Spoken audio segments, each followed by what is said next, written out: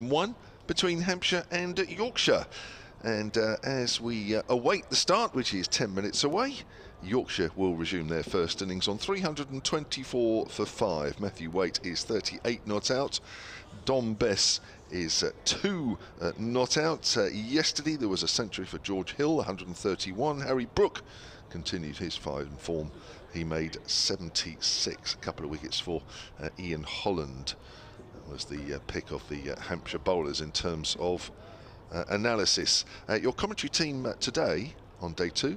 A little later you'll hear from former Hampshire women's player Gemma Green, but to take you up to the top of the hour and for the first period of the morning session is myself, Kevin James, and next to me from BBC Radio Leeds and all the Yorkshire stations, our very bestest friend is Jonathan Doidge. You're a charmer. You are definitely a charmer, JMO. But good morning. Yep, great to be back. It's been a long, arduous trek from my room on the first floor. And looking forward to another good day. Speaking to a few of the Yorkshire batsmen or batters from yesterday, Adam Lyth said it was hard work, he thought, in that first hour and a half when he and George Hill put on the 50 partnership before Lyth himself got out. And interestingly as well, when I spoke to George Hill for his post-day interview, different feel as well to what he was saying from maybe what we detected from up here. We thought it was doing a little bit in the first session, but I don't think we had it quite pegged that it was doing still doing things as the day unfolded. And we were talking about the overhead conditions being good, pitch looking good, etc. But George said he never really felt completely in. Yesterday he got 131. He was out there for the vast majority of the day. I think he was only out 25 to 6. But so that probably the Yorkshire bowlers are going to be happy enough with that, if you know what I'm saying, given the fact that there's already 320 odd on the board, 5 wickets remaining, and they might fancy the chances of getting in and among when they get their opportunity. So maybe, yeah, just from the distance perspective and all of that, it wasn't that obvious that the ball was nipping so much later in the day, but still was, according to what they were saying. Well, first of all, fantastic knock then to score 131 and never feel as though you're happy at the crease and never feel in. I mean, what a knock that is. I mean, I knew it was a good knock, but I didn't realise it was that good. You're right. I mean, listen, compared to one or two other surfaces at times that has been evident this season, and I'm certainly thinking of the first session against Lancashire here. that was pretty placid, to be honest. But you're right, Jonathan. I think if the batters are saying that, then fine. I spoke to Ian Holland last night, who said yes, it was doing a little bit, but he thought it was the best wicket they've played on here this season. I think you'd just describe it as a good cricket pitch, wouldn't you? Yeah, definitely. Bit of something for the bowlers, but not obviously doing all sorts, and certainly, definitely not up and down. Played nice and true and even bounce, and I think that's all you can ask for from all perspectives. So a decent position here for Yorkshire, second versus third this game, coming into this round of fixtures, and by the end of this game and this round this week we will be halfway through the stages of Division 1 and of course Division 2 as well. So a couple of wickets for Ian Holland yesterday. I mentioned the medium pacer, 2 for 46 from his 18. The other wicket takers yesterday, 1 for 58 from 19, Kyle Abbott. James Fuller, 1 for 62 from 13. There was a total of 7 bowlers used yesterday by Hampshire, but Yorkshire, I think Yorkshire there's a bit about them in the batting compared to one or two other sides that have come here this year. I mean, Hampshire found it a lot harder. No doubt about it. Didn't help the fact, of course, there's no Mohammed Abbas currently, and probably won't be for the Warwickshire game either, although he will be back later. But I think collectively, the Yorkshire batters, you can see why Yorkshire this season have generally posted very, very good first innings totals. There is a steeliness about that batting out there. Yeah, I think in the face of some pretty stiff criticism of what they were producing first innings wise, in particular in matches over the last few seasons, maybe you are right, but it's still I suppose you've got to say, when you've got a man in now as he is, Matthew Waite, 38 not out, his highest first-class score is 42, and he's batting at number 5 in just his 10th first-class match. So you're looking at that thinking you've got to be a little bit light if that's who you're sending in at number 5, and that's no disrespect to Matthew Waite. As I said to you yesterday, I think he can play. I think he showed us that with the way he's set about this innings. He's just been limited in terms of opportunities previously, but he's not your obvious choice as the next cab off the rank batting at number 5 with the players that Yorkshire usually have at their disposal, and obviously there are a few of those missing for various reasons, injuries, international call-ups at the moment. Yeah, so we await the umpires to come down the steps. It is a cooler feel to today than yesterday, although of course we are still only in a late morning. I think the sun is scheduled to come out a little bit later. It got quite warm here yesterday. It was warm for most of the day. Scheduled to come out, I like that. You control that as well here. Well, apparently it does, yeah. We've got a rotor here. And JMO also controls when the sun shines. It was only what my missus told me this morning when we woke up. She said, oh, it'll be a lovely warm day later on today. I thought, oh, great, okay. And she's generally very rarely wrong. If Mrs. JMO says it, I mean, that's, yeah, they're never wrong, surely, not very rarely wrong. Well, I know she's not listening, so I can get away with it. Or she may be. She does from time to time, very rarely. So yes, a few white fluffy clouds, a few more white fluffy clouds than we had at this stage yesterday, but there are still pockets of blue. We will be okay, we'll be okay for the whole of the week in terms of getting the whole game in. And I think this game certainly deserves it. It was a little bit disappointing here early in the season when Lancashire were here. That was a hard-fought game as well, and unfortunately the whole of day 4, I wouldn't say it was a washout because I mean, it was only light rain, but it was that sort of light rain that was just hanging around, and it was difficult to get out there. But I think when you're playing, when you've got teams, you know, they're all sort of vying, and we are talking about the top half of Division 1. We're talking of the Yorkshires, the Hampshires, the Surreys, of course, the Lancashires, teams that are expected to be there or thereabouts. I think you want the whole 4 days. You don't want bits taken out and then you think, oh, what if? I mean, you know, what if come the end of day 4 if there's a draw, but at the end of the day at least you've got the whole 4 days in, and we will get that in for this week. So the umpires are making their way out. It's Richard Kettleborough, isn't it? And Michael Burns. Saw them last night briefly. I don't really know Richard Kettleborough too well. Burnsy I know a little bit. Simon Hinks, who's the match manager, I certainly know, and bumped into him in the hotel last night. Do you know what? I didn't recognise him. He walked straight past me at reception, and he had his dark glasses on and his cap, and I just didn't work it. And he said, oh, JMO. And I looked and I thought, oh gosh, it's Simon Hinks, former Kent left-hander. So he does a lot of that match managing stuff, like a few former players. He's the one for this game. Yeah, Will Smith's on the rounds, isn't he? Stuart Cummins, of course, does that. Rugby league referee as he was. Oh, right. We often get Stuart up north. Yeah. So yes, it's just a time to get yourself in, isn't it? Again, day 2. Don Bess mentioned yesterday he's got a first-class ton to his name. Matthew Waite, well, just 4 shy of his best first-class score so far, but he'll be wanting to extend that somewhere beyond that 42 if he gets the opportunity this morning. And he didn't give a chance, did he, yesterday? He was, I think you'd describe him as very solid and played some very nice shots. He does like to get his hands through the ball, but I don't think he was chasing things that he shouldn't have done yesterday. And from Yorkshire's point of view, they'll be hoping that he can get himself back in here and they can kick on. Next box to tick, I guess, is the next batting point, 350. That's right, yeah. We've got 14 overs, haven't we, in which bonus points can be played for. Yorkshire have 3 currently, Hampshire have 1. Hampshire are 1 wicket away from another point, and as Jonathan says, Yorkshire 26 away from another one. Here's Barker to get day 2 underway. Round the wicket to Waite, who's pushing forward, out on the offside, and there's no run. Barker, going into day 2, is so far wicketless, and that in this season especially is very unusual, because I'm looking down my list. Well, the Lancashire game we only sort of got going on the end of 3rd night, so we only bowled 3 overs in that second innings of Lancashire's.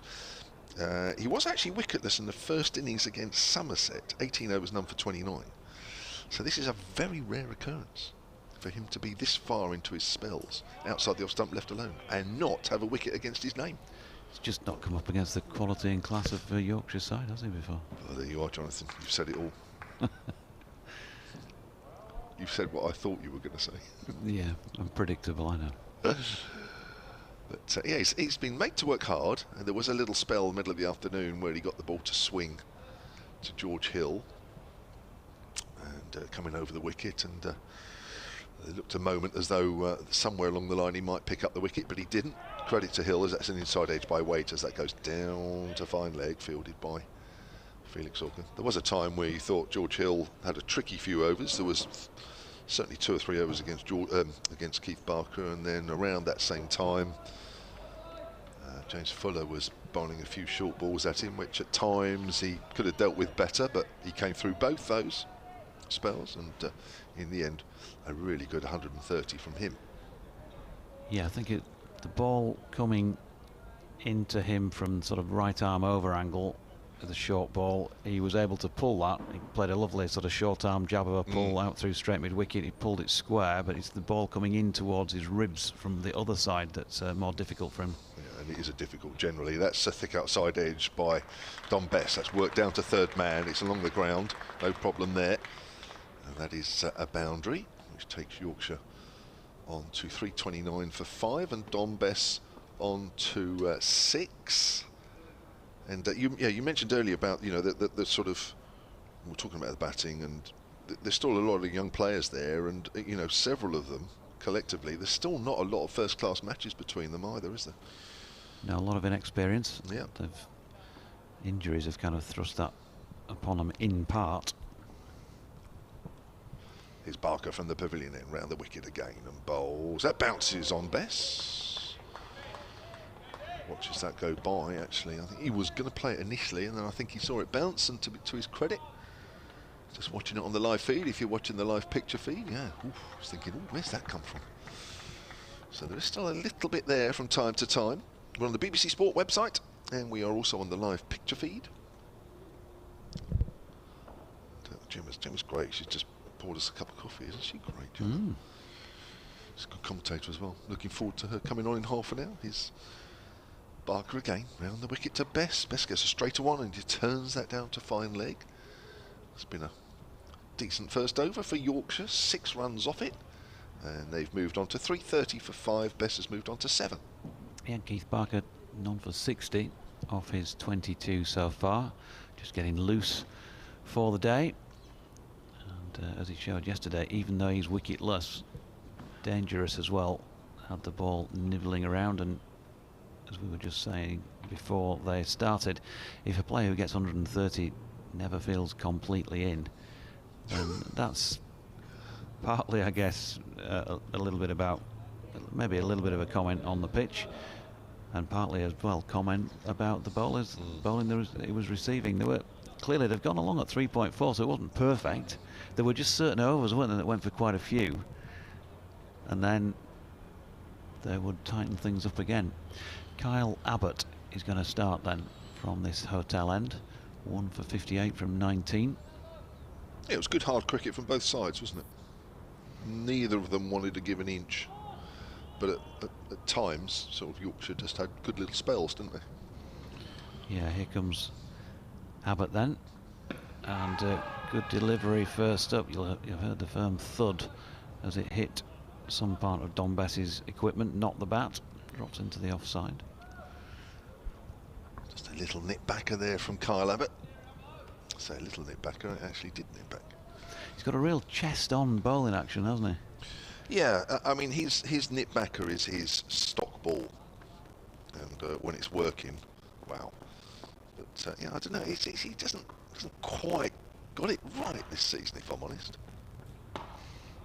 It really is chest on as he bowls again, and Bess plays into the offside. Of course, I've referred to him before when I've been down here with you, but I'm happy to talk about him as long as you like. Really, the ultimate chest on bowler, MD Marshall. Yeah. Just the way that he used to. Yeah, he was. Yeah, he was. Yeah, he certainly wasn't classically side on. I think the best exponent of the chest on is Hannon Dalby at Warwickshire. That really is chest on. Here's Abbott again, and Best pushes to mid-on, and there's no run. Certainly. He bowled. Checking back on figures now, because obviously Yorkshire just played Warwickshire recently. Bowled. Okay, 2 for 94 off 32. I mean, some are more chest on than others. I mean, you're right about Malcolm. He wasn't classically side on. No, for me, that I always felt like he was more chest on when you watched him on the telly, at least. Yes. That was the impression you always got. Bess playing just a little nibble at that one and missing. One that leaves him slightly. But it was just what he could do. His command of the ball in hand, wasn't it? Oh, sensational. At that speed, to be able to swing the ball away and in, it basically was, for a lot of batters, it was, thank you very much, good night.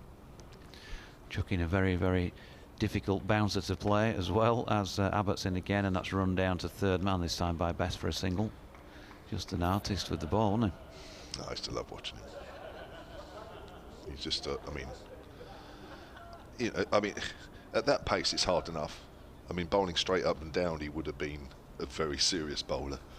But at that pace, to be able to swing it both ways, I mean, it was just ridiculous.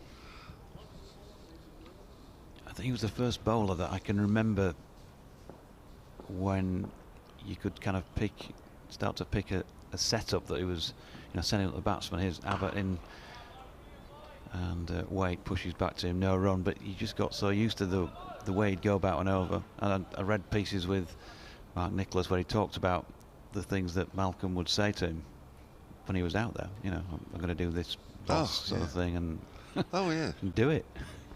Oh yeah. And you'd kind of go to your captain, well, you know, I dream about doing this. It's never going to happen. But he seemed to be able to do it to order a lot of the time, which is just a great testimony to his skills. He was a seriously nice guy as well. That was what was nice about it. Just a really nice, easy-going guy. Unless you were facing the other end and he had the ball in his hand, and then he was a different kettle of fish. But without it, and to his teammates, he was just like, he came to my wedding, which I was really proud of. I mean, I couldn't believe it. You know, we are talking. Here's Sir Barker. Bowls. Edge. Oh, it's dropped. Second slip, Liam Dawson. Don't often say that in the same phrase. Comfortable edge there from Bess, which was just to Dawson's left. He got both hands to it. He didn't even have to go too much to his left. Went straight to ground. He does not drop many. So Bess is dropped on 8. Yeah, not the most difficult chance as far as slip catches go. No, it wasn't. And somewhere along in the game, you'll see him take an absolute blinder. So, yeah, I think he's dropped one other this season off the top of my head. That's turned away off the pad on the leg side, and there is no run. Yeah, we are talking sort of mid to late 80s, and he was like, you know, at that point, the world's top bowler. You're not old enough to have got married in the mid to late 80s, Gemma. I know. It's quite scary, isn't it? So yeah, and you know, I still every now and then look at the photo and he's in it, and I think, wow, he was there. Fantastic. I didn't think, you know, I didn't think he would come actually. You know, it's like, oh, you know, he's given him the invite, and I thought he'll never come. That's a lovely drive up to mid-off by Dom Bess, and yeah, he was there. Was the speech about him then? No. It was, well, of course, it's all about. It's not about me, but it's about, you know, your bride. We can't get up and then speak about Malcolm Marshall and go through his facts and figures. Delighted to be here. You look beautiful, Mrs. J-Mo. Yeah. But fantastic to see Malcolm Marshall in the audience today. What a player he's been. Absolutely fantastic. Do a two-way with Malcolm on the top on the wedding table. Outside the off stump, and that's left alone by Bess. Yeah. We'll just put the wedding to a side, but Malcolm, come up and we'll have a chat for 20 minutes about your career.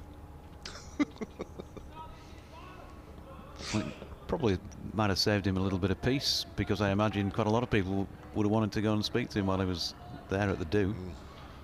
Definitely. Well, of course, you know, the people there were very respectful that it was his day off. Of course. But, yeah, of course. I think I probably spoke to him as much as anybody. 3:31 for 5 here at the Ageas Bowl as Barker round the wicket comes to Bess, and Bess gets, I think, outside edge, but he just opens the face of the bat as well as it goes down towards third man, quietly down to Anarwin Donald. 332 for 5. Bess is on 9. I'll be back in a moment, my darling. I'm just going to have a quick word with Mako. See you in about an hour. We're just going to have a chat about the season just gone. Can I just reintroduce you to my parents? They'll look after you for an hour or so. Here's Barker again then. Last ball of this over. And that's pushed forward by Waite up towards cover. And there is no run. Well, chance went there and gone. And Yorkshire, who started this morning on 3:24 for 5, 3:32 for 5 now. And that round of applause, I think, out of sympathy for Keith Barker. Yeah, because he remains wicketless, and that's clearly an unusual thing for Keith Barker. So he doesn't look to have taken it too badly, does he? Nah, he just gets on with it. Nobody means to drop him. Kyle Abbott then going to continue bowling here to Dom Bess. 332 for 5. George Hill, the feature so far. 131 bowled by Kyle Abbott. Good delivery, said George, but I suppose you would.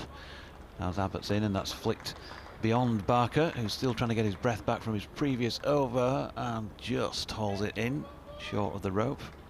Wideish, long on, they've got back for 3.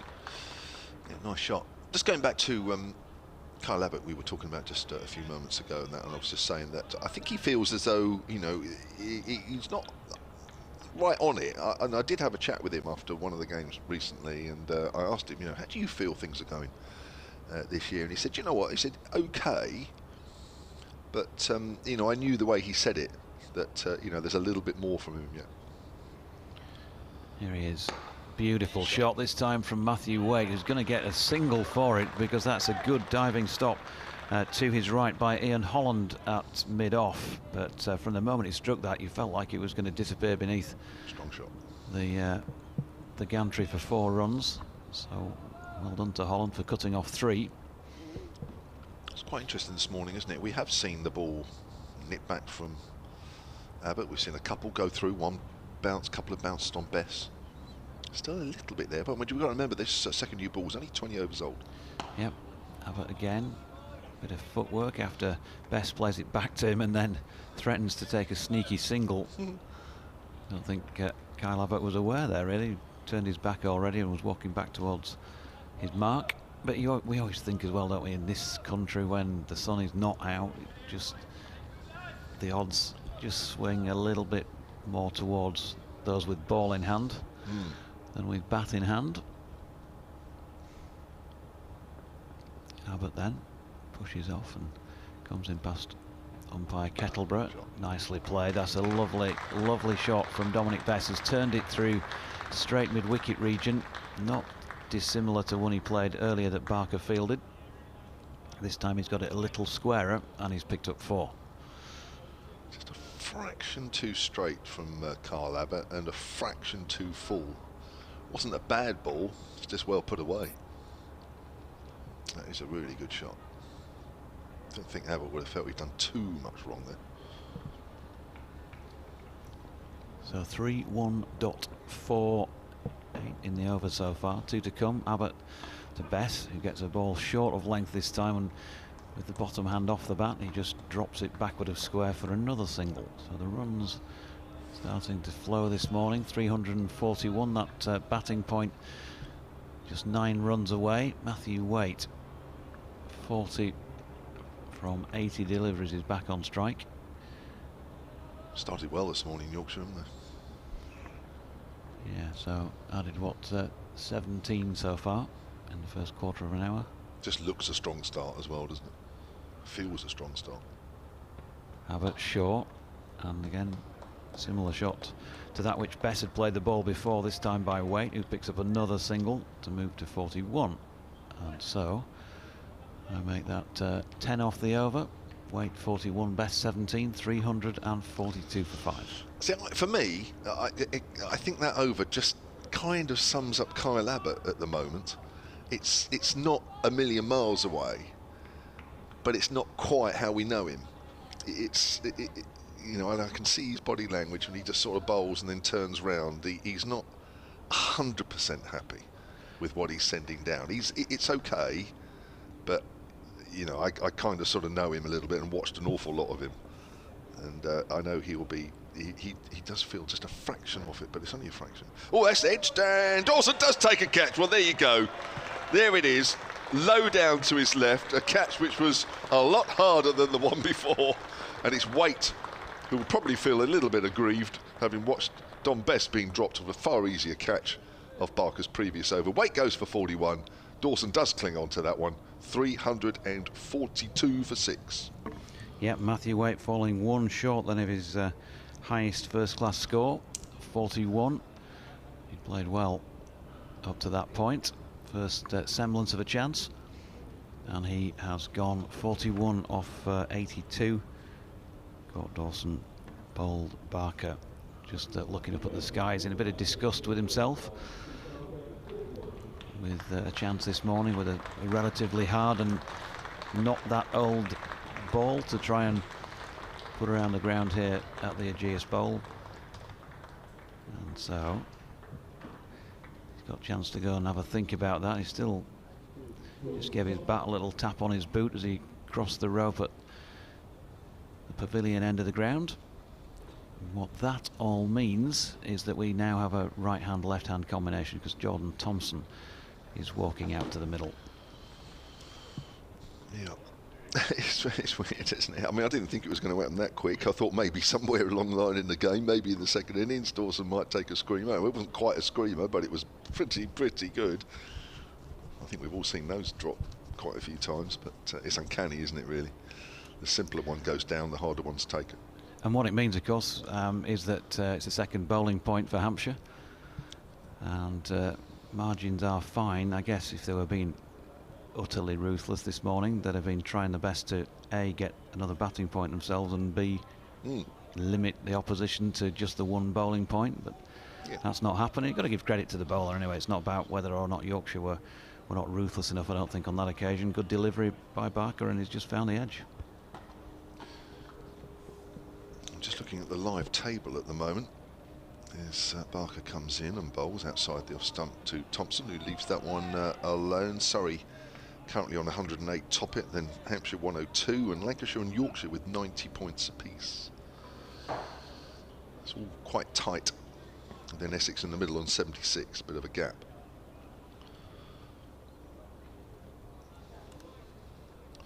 So Barker's over the wicket to the left-hander. Jordan Thompson, who's 25 years old, comes in and bowls Barker, left alone outside the off stump. Another Yorkshire-born player. So many of them in this side.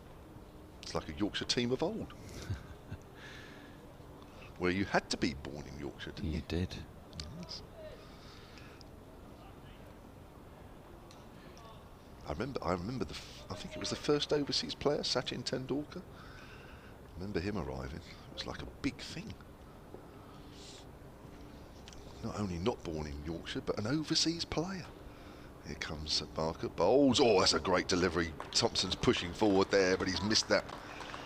Not because of his technique. That ball has just shaped away quite late. Super delivery, Keith Barker.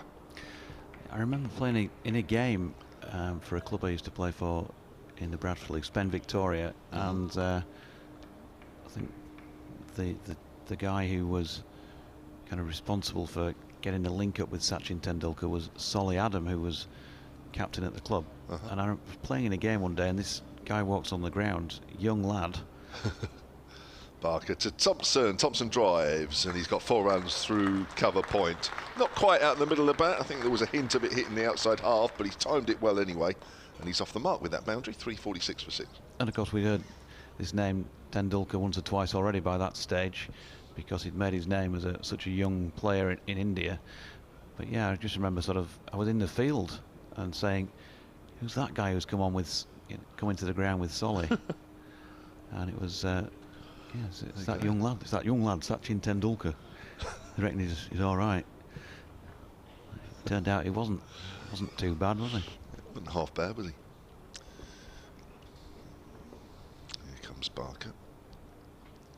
right-hander Thompson outside the off stump, and Thompson leaves that one alone. 1 for 65 from 24 now, where Keith Parker. That round of applause isn't sympathetic. It's a little bit more energetic because he's finally picked up a wicket in his 24th. 346 for 6 Yorkshire. Yep, if Jordan Thompson sticks around for a while, the runs are likely to flow. He's that sort of a player. And you could see, if they stick around for an hour or so together, this pair, something like that, it might be pretty fluent. Don Bess will just keep nudging and nurdling and then hitting boundaries, as we've seen already this morning when he gets the opportunity. Kyle Abbott, 346 for 6 coming in from this hotel end. Good delivery to Bess. That nip backer, I think, that J-Mo talked about. He was trying to flick it to leg, but it's ballooned up out towards point, and there's no run. Yeah, if you're watching the live feed, you can see that nip back, but it's just bounced a little bit, and it's just doing a little too much, really. No umpire's giving that. Well, they shouldn't do anyway. I could probably think of some at differing levels that might, but no decent umpire would. Here comes Abbott again then. Past Kettlewood, goes short this time, and Bess well underneath that one. He just feels, just since that wicket was taken a few moments ago, that it's just got a little bit brighter. Yep.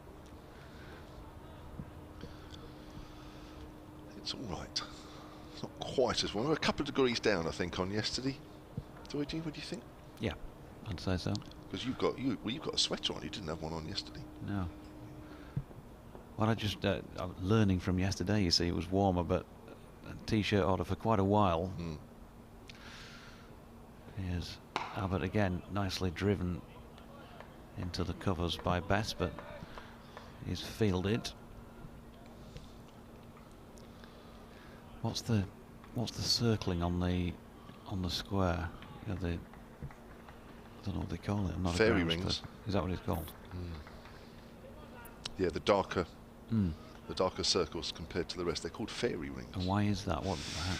It's a type of fungus, I think, underneath. Okay. Yeah. Abbott, short of length, nicely played by Bess. It's one of his strengths out there through point. Opened the face and cracked it away and picks up 4. Yeah, I think they start to become more prominent as the soil dries out.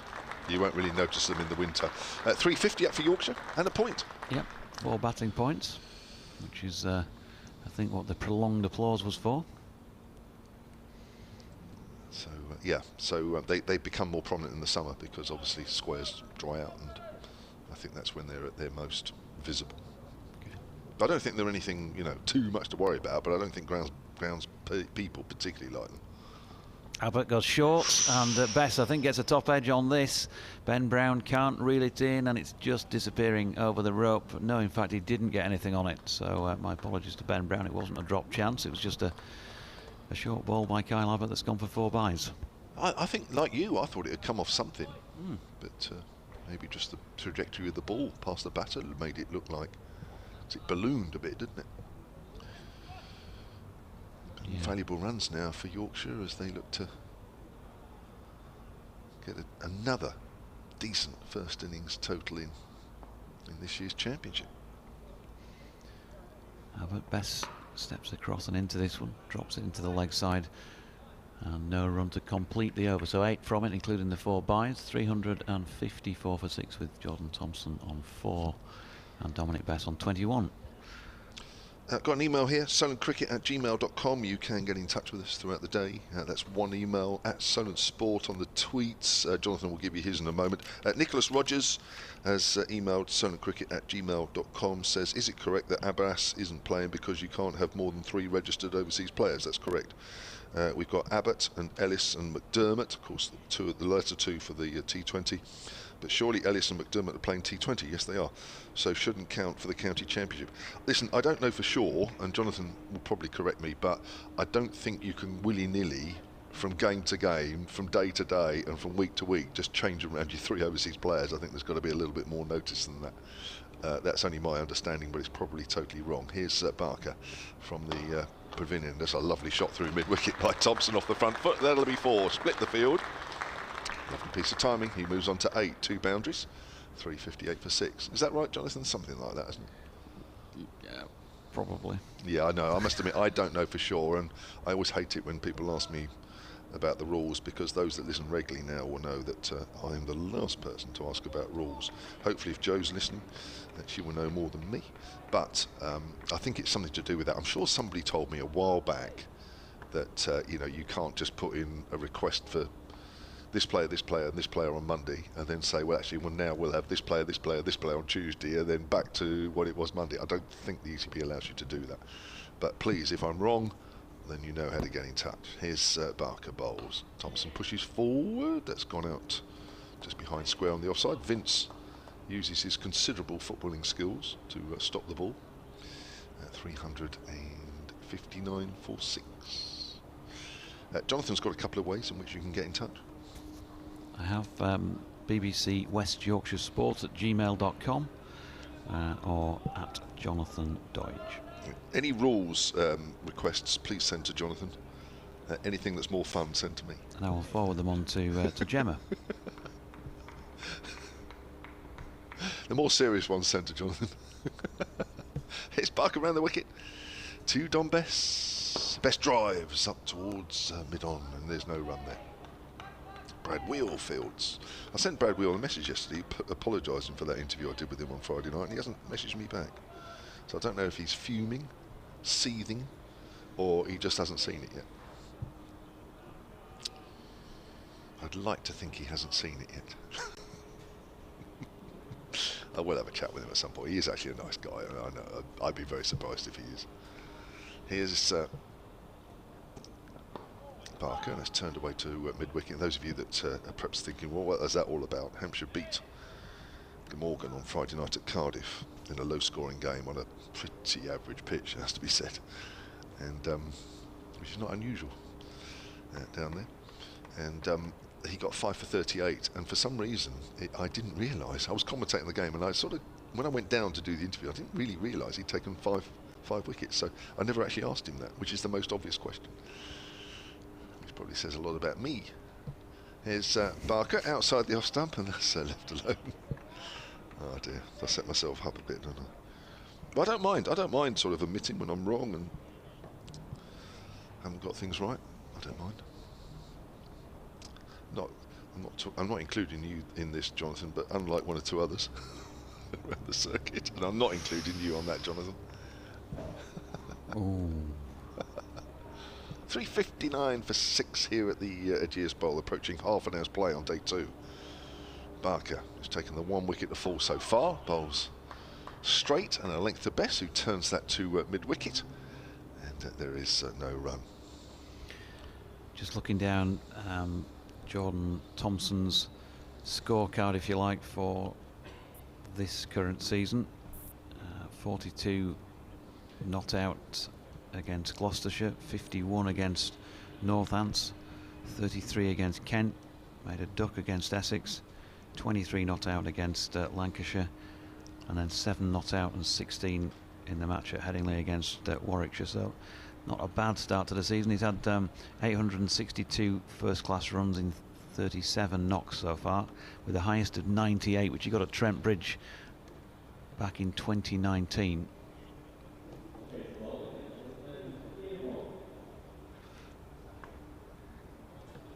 Change of bowling.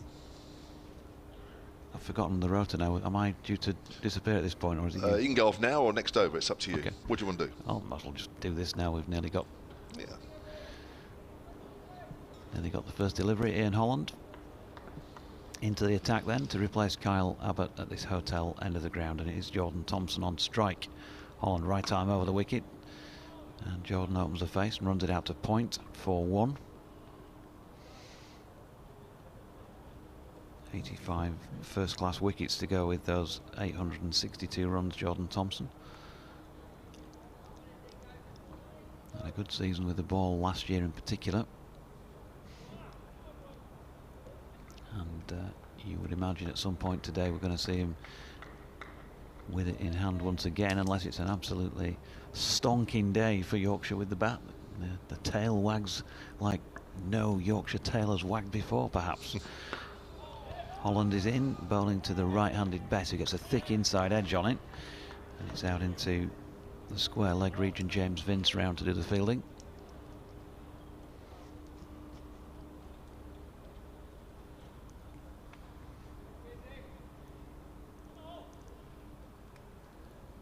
(21 off 38 for Dom Bess).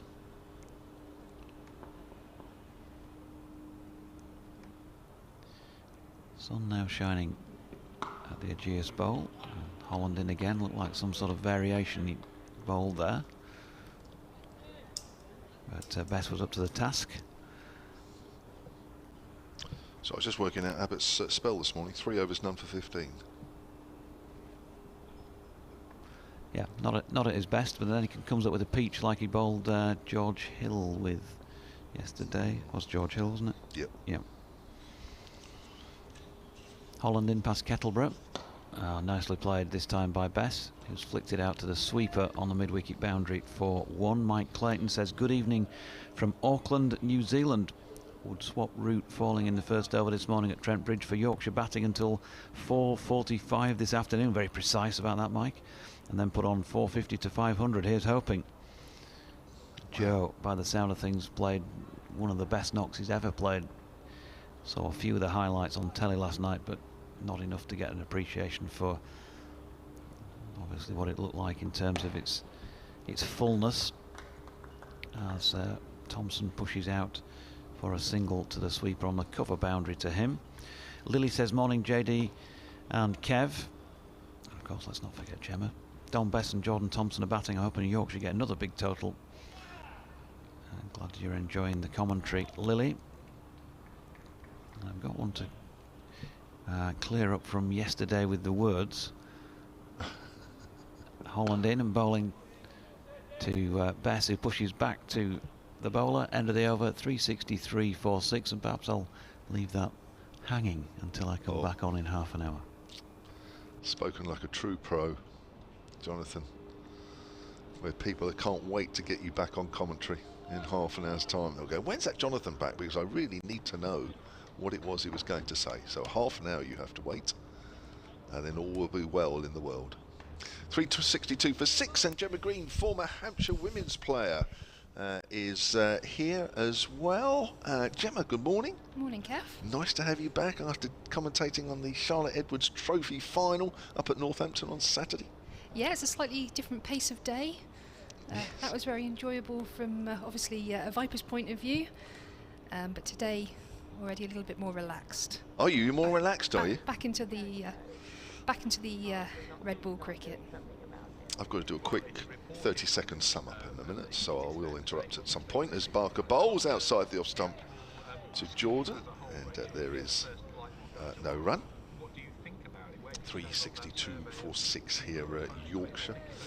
So yeah, you've been in T20 mode, now you're back to championship mode. Yeah, it's not just the players that have to adjust, is it? No, that's right. Some would say, listening to me, well, I can't say include Jonathan in that, but I haven't adjusted yet to championship. Jonathan has, of course, because he's the consummate pro. 362 for 6. Here's Barker. That's cut away by Thompson, but there is a man at deep point. That's Scenario Donald, way to our left. 362 for 6. Field changes round for the right-hander. There we go. Half an hour's play this morning on day 2, 362 for 6. Then Yorkshire, having started the day 324 for 5. That means 1 wicket has fallen. That was after 15 minutes of play, where Matthew Waite was caught at second slip by Liam Dawson. Good catch from him, low down, off the bowling of Keith Barker. And actually, Liam Dawson had put down in Barker's previous over a much simpler catch at second slip, but that was Dom Bess that had a life there, and he's still there on 22. Thompson has 11. Yorkshire 362 for 6. Outside the off stump, the last ball from Keith Barker. And And we're into over 105, so there are still 5 more overs after this where bonus points can be collected. That's a nice shot through mid-wicket there by Don Bess. And that is going through all the way for 4 runs, nicely timed. It's got Thompson on the screen, which of course is wrong on the scoreboard. He's a left-hander. Somebody working the scoreboard hasn't worked out that he's a left-hander. And Don Bess is right. Not for us to pass judgment. I already have. So 367 for 6. The wicket doing a little bit here, Gemma. Yeah, I wasn't here yesterday, but I did have an eye on the game. Obviously, listening and watching on the stream. As Barker bowls, that's a length ball to Bess, who's inside that one. Pushes out to mid-on. And I think it looked a decent wicket for cricket. I thought a bit for both. Yep. By no means looked an easy wicket to bat on, but also a little bit there as well. Quite a bit of lateral movement, I thought, but not too much that it kills the game. So a good cricket wicket. Yeah, I think you're right. Here's Barker again then. Around the wicket, bowls to Bess. Bess is playing a missing outside the off stump. Good delivery there from Barker again. Just watching that on the replay. It's just straightened on him a fraction as it bounced just outside off stump. He had to play at it. Goes through to wicket-keeper Ben Brown. 367 for 6 then Yorkshire. Thompson has 12, and Don Bess, who overnight was 2 not out, is now 26 not out, having had that life on 8 when he was dropped by Dawson. So we've got Holland to continue from the hotel end. Pick of the bowlers yesterday, very tight, gave away nothing to Yorkshire after they had a decent start. He really sort of put the tighteners on as he comes in and bowls, and that's just left alone outside off stump, and a couple of bounces through to the keeper. I think that was about his worst ball. I mean, that was very, very wide. Yeah, his first spell yesterday up to lunch, 7 over 6 maidens, 1 for 1. The wicket of Adam Lyth caught in the gully. Yeah, it just looked that nagging line and length, didn't it? It's just nothing there on offer for the batters. So we have the left-handed Thompson on strike as Holland comes in, and that's almost a similar ball that does carry through to the keeper, left alone outside the off stump, but again very wide, a lot of width there, but Thompson happy to leave it alone at this stage. That's very Ian Holland like, very wide. Don't know whether he's bowling to plan. He has got a deep cover, but I'm not sure the plan is that. I know Thompson does like to play a few shots and he's quite positive, but wow. See what he does with his third ball as he up to the crease and bowls, and that's straighter, and that time Thompson does play and gets that just behind square on the offside for a boundary. So that wasn't quite as wide, just wide enough to tempt him to play at that one. Still width though, isn't it? Yeah. But yeah, not as much width. Not as much. So he's obviously happy to leave the wider ones alone, so Holland brought it in a little bit to tempt him, but he won that battle with the boundary. I think that's 3 boundaries in his 16 so far. Holland to Thompson, straighter ball left alone just outside the off stump. Good carry, that one. That did, yeah, the first one was a couple of bobbles, wasn't it? Weird. But I think it was so wide it might have just hit the bowler's follow-through marks, so there was no pace on it. But that one kicked through nicely. Sun out, beautiful.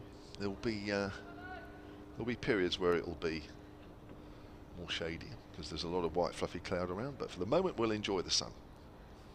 Holland in, bowls again outside off stump and left alone by Thompson again for the 5th ball of the over. 1 to come, just the boundary so far off this over. Score is 371 for 6. You've done 1 or 2 of these days for Hampshire now, haven't you? I think earlier in the season. I did about 50 minutes because I was down to do day 3 of the Somerset game, the first one of the season. Oh yes. And I was driving home about 2 o'clock. Oh yes. Holland in, and that is straighter, and that is a play and miss through to the keeper. That's a much better ball from Holland as he finishes the over. Yorkshire 371 for 6. Yeah, that's the line he bowls. He's actually shaping it away from the left-hander as well, so it's the natural angle and then some, and that was a much better line. All right, so yeah, I forgot about that. Yeah. that was all over quite quick. A bit like the return fixture down in Taunton actually as well. That was over a bit quicker than everybody thought as well. Yeah, I was up in Durham then doing the Vipers game on that day, yes. and that sounded crazy. It was a crazy afternoon on day 3 where the Somerset batting was just one of those afternoons where, every ball that looked like taking a wicket took one. Barker 6 for, wasn't it? Yeah, it was incredible. Wicket did a bit though, but not spin. It was just great for the seamers. As Barker bowls, there's a drive from Bess, and that's up to mid-off. And there is no run. So 371 for 6. The situation in the Test match, England 523 for 6. So they trail New Zealand by 30. Big hundreds there for Pope and Root, 145 and 176 respectively. And Ben Folkes is 56 not out currently. Up there at Trent Bridge. And the Division 1 scores, I'll keep you up to date with those as Barker comes in and bowls. Bess again drives pleasantly up to mid-off. And there is no run. Gloucestershire 416 for 8 against Kent. So they've lost a wicket this morning, having resumed on 388 for 7. Surrey are 105 for 1, trailing Somerset by just 75. So Surrey haven't lost a wicket this morning. Amler is he's unwell this morning, so. Oh, is he? He's retired, not out at the minute. Oh right. Oh, thank you for adding that. As Barker bowls, length ball to Bess, who pushes that back. Yeah, there's a bit of injury and illness in that game, because we've had two, Craig Overton and Josh Davey have both gone and have concussion replacements now for Somerset. That happened yesterday, and then Amler, who was batting overnight, has obviously fallen ill overnight. So well, dangerous game that one for lots of reasons. Yeah, I saw a picture this morning of Craig Overton lying flat out when his brother Jamie had hit him on the helmet. No love lost between those two there as Barker bowls, and that's a drive on Bess, and he's found the gap through the covers. Gubbins gives that one up, and that is 4 runs. A bit of width there from Keith Barker, and slightly over pitched as well. Lovely shot there from Bess, just lended to that beautifully, didn't try and hit it too hard. 375 for 6 now, Yorkshire. And yeah, Surrey 112 for 1, having resumed this morning, 56 for 1, but as Gemma says, Amler not batting so far. And Lancashire 27 for 1, replying to the Warwickshire all-out total last night of 292. Those games, plus the ones in Division 2, are available as Bess hits that into the ground. It goes out square on the offside. All available to listen on the BBC Cricket website and the BBC Sport app. Various commentary teams up and down the country there. TMS, of course, covering the Test match. And for this game, we're on the live cricket feed, live picture feed, supplied by Hampshire, which you can also, if you so wish, download the free Hampshire Cricket App, which also has the live feed on that, amongst other things, and those pictures going back to the Yorkshire Cricket website as well. Here's Barker, bowls, and Bess drives, it's in the air, all past a diving Fuller, who just couldn't quite get there in time, throws his cap when he lies on the ground, and he just jumped up, threw his right hand there, and it was always just agonisingly a few inches away. 4 runs to end that over. Bess moves on to 34. Useful innings from him, 379 for 6.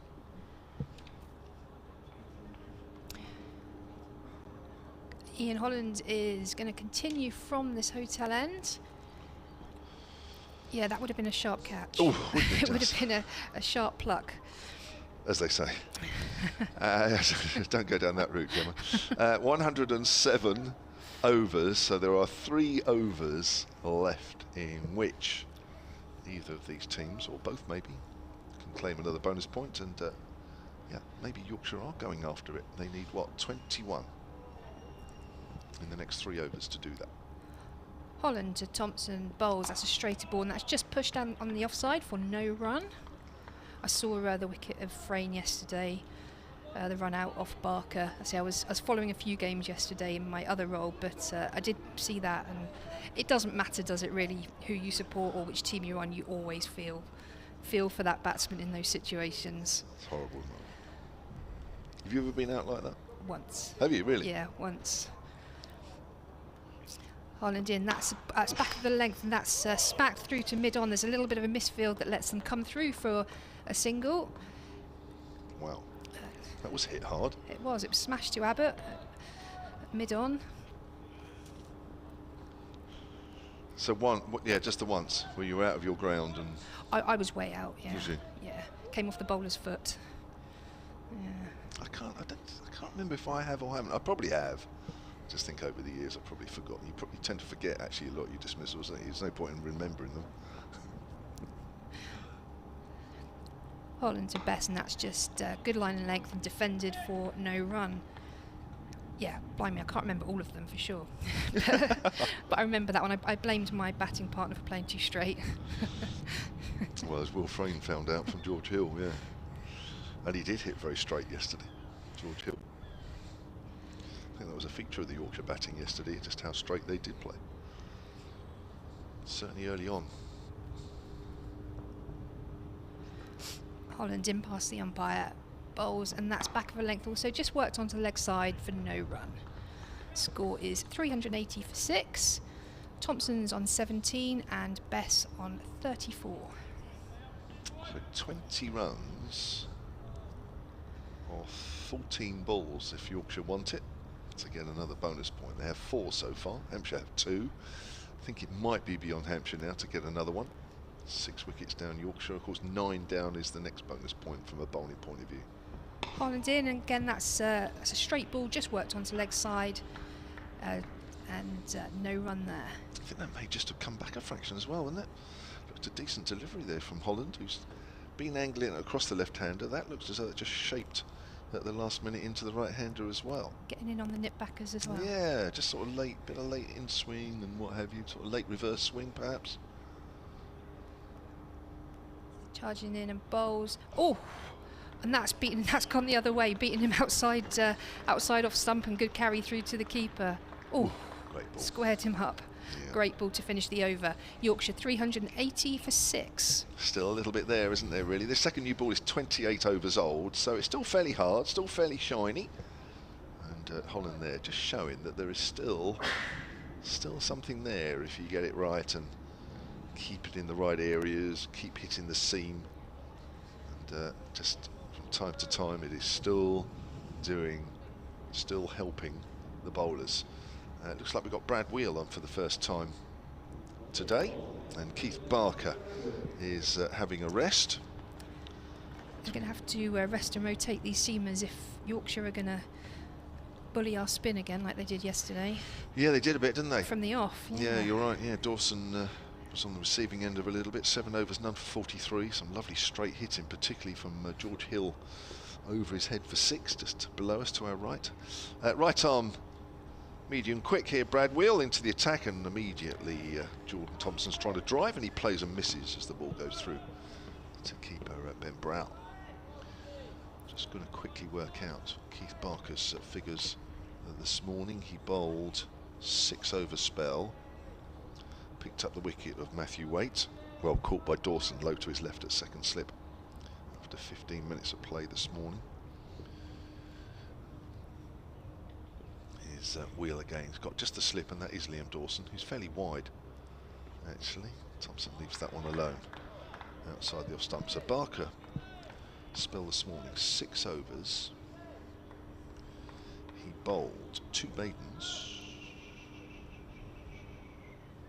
No, he didn't bowl any maidens actually. I'm going to work it out in a moment. I'll work it out later on in this over. 380 for 6 then Yorkshire. We are into over number 109. Still the 20 runs needed if Yorkshire want it for another bonus point. Sure, Thompson will look to do it somewhere along the line. Oh, he gets wrapped on the pad. That looks close, not out, says the umpire. That may just have picked outside leg stump. If you're watching the live picture feed, have a look. We're looking at it now. Ah, it's pitched outside leg stump, isn't it? It hasn't come back enough. We're not quite in line as we look at the action. We are about 4 pitches to the left. This pitch cut towards the west side of the ground, so we're not quite in line. So we can only slightly guess when we see it in real time. Wheel comes in again, right arm over and bowls to Thompson, who leaves that alone. Quite wide of off stump, that one. Looking at the crowd around, maybe not quite as many as yesterday. A few hundred in yesterday. Just a few less this morning. A few back at work today. Yes, of course. Nice sunny Sunday yesterday. It was a beautiful day. Did you play yesterday? No, our game was cancelled. Was it? Hursley Ladies? Yeah, our opposition pulled out, so had a rare Sunday off playing. There's Wheel. There's a nice drive there from Thompson as it goes out to square point in the deep. That'll be Anarin Donald out there on his own.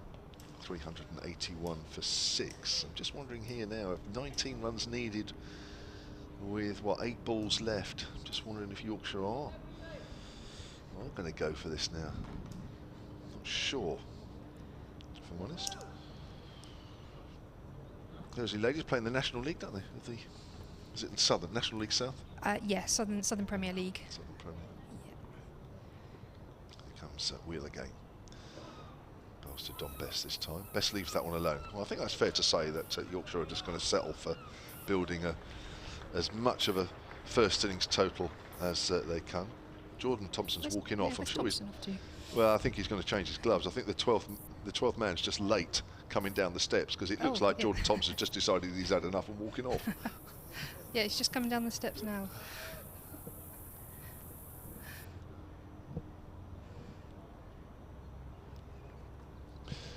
Well, the 12th man's made it onto the field finally. Maybe a late call from Thompson to get a glove change. He hasn't been out there that long. And it's not exactly warm out there. I mean, it's not cold, but it's not exactly sweltering heat and the sun shining, beaming down.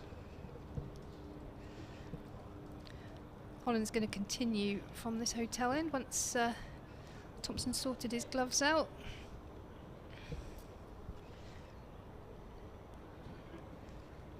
Got 4 fielders on the rope now, 2 on each side of the wicket.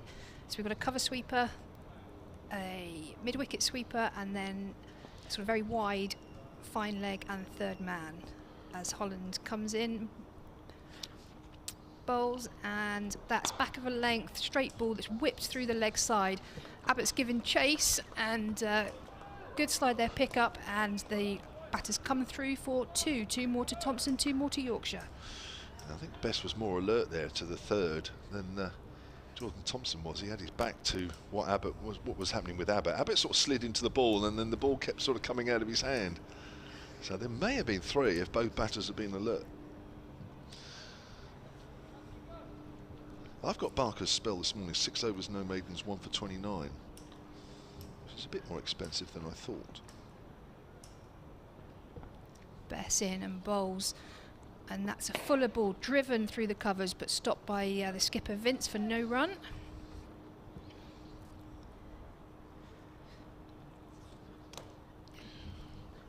It's quite a spread field for bowlers that bowler that is doing a bit.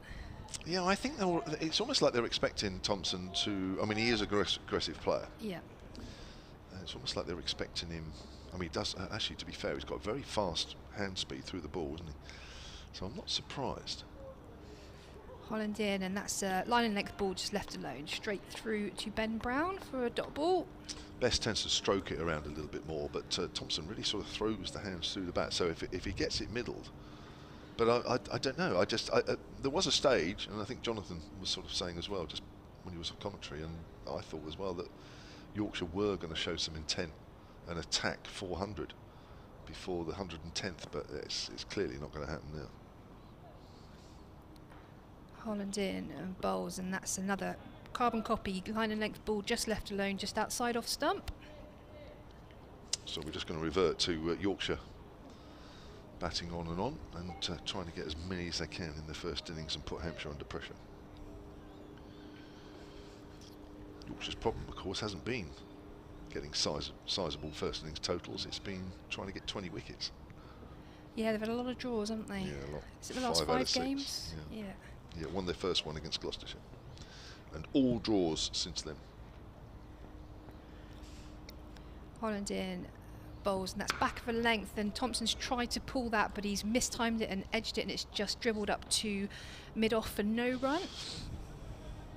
He certainly looks to hit it if it's there in the right areas. I think he's mindful with Holland just angling it across him.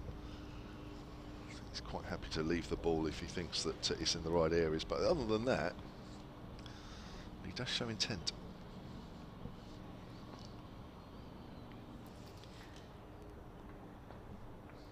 last ball of the over as Holland approaches the crease and bowls, and that's a straighter ball.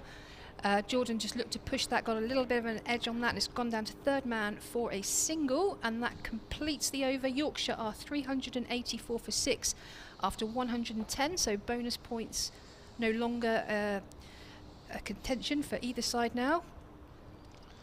Yorkshire finished with 4, Hampshire with 2.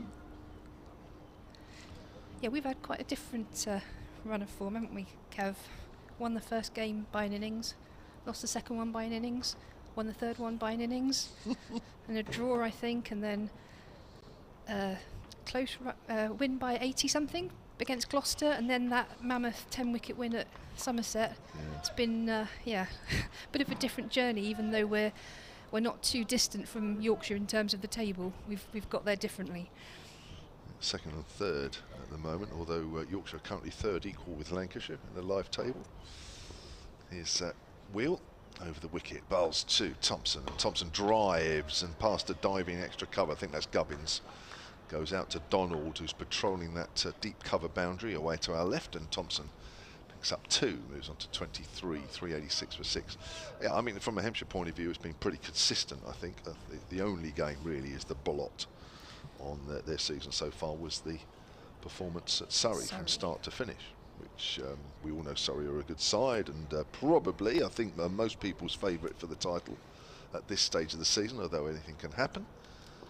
But Hampshire's performance up there was below par. Oh my word, that's nearly bowled him. It's kept low and come back.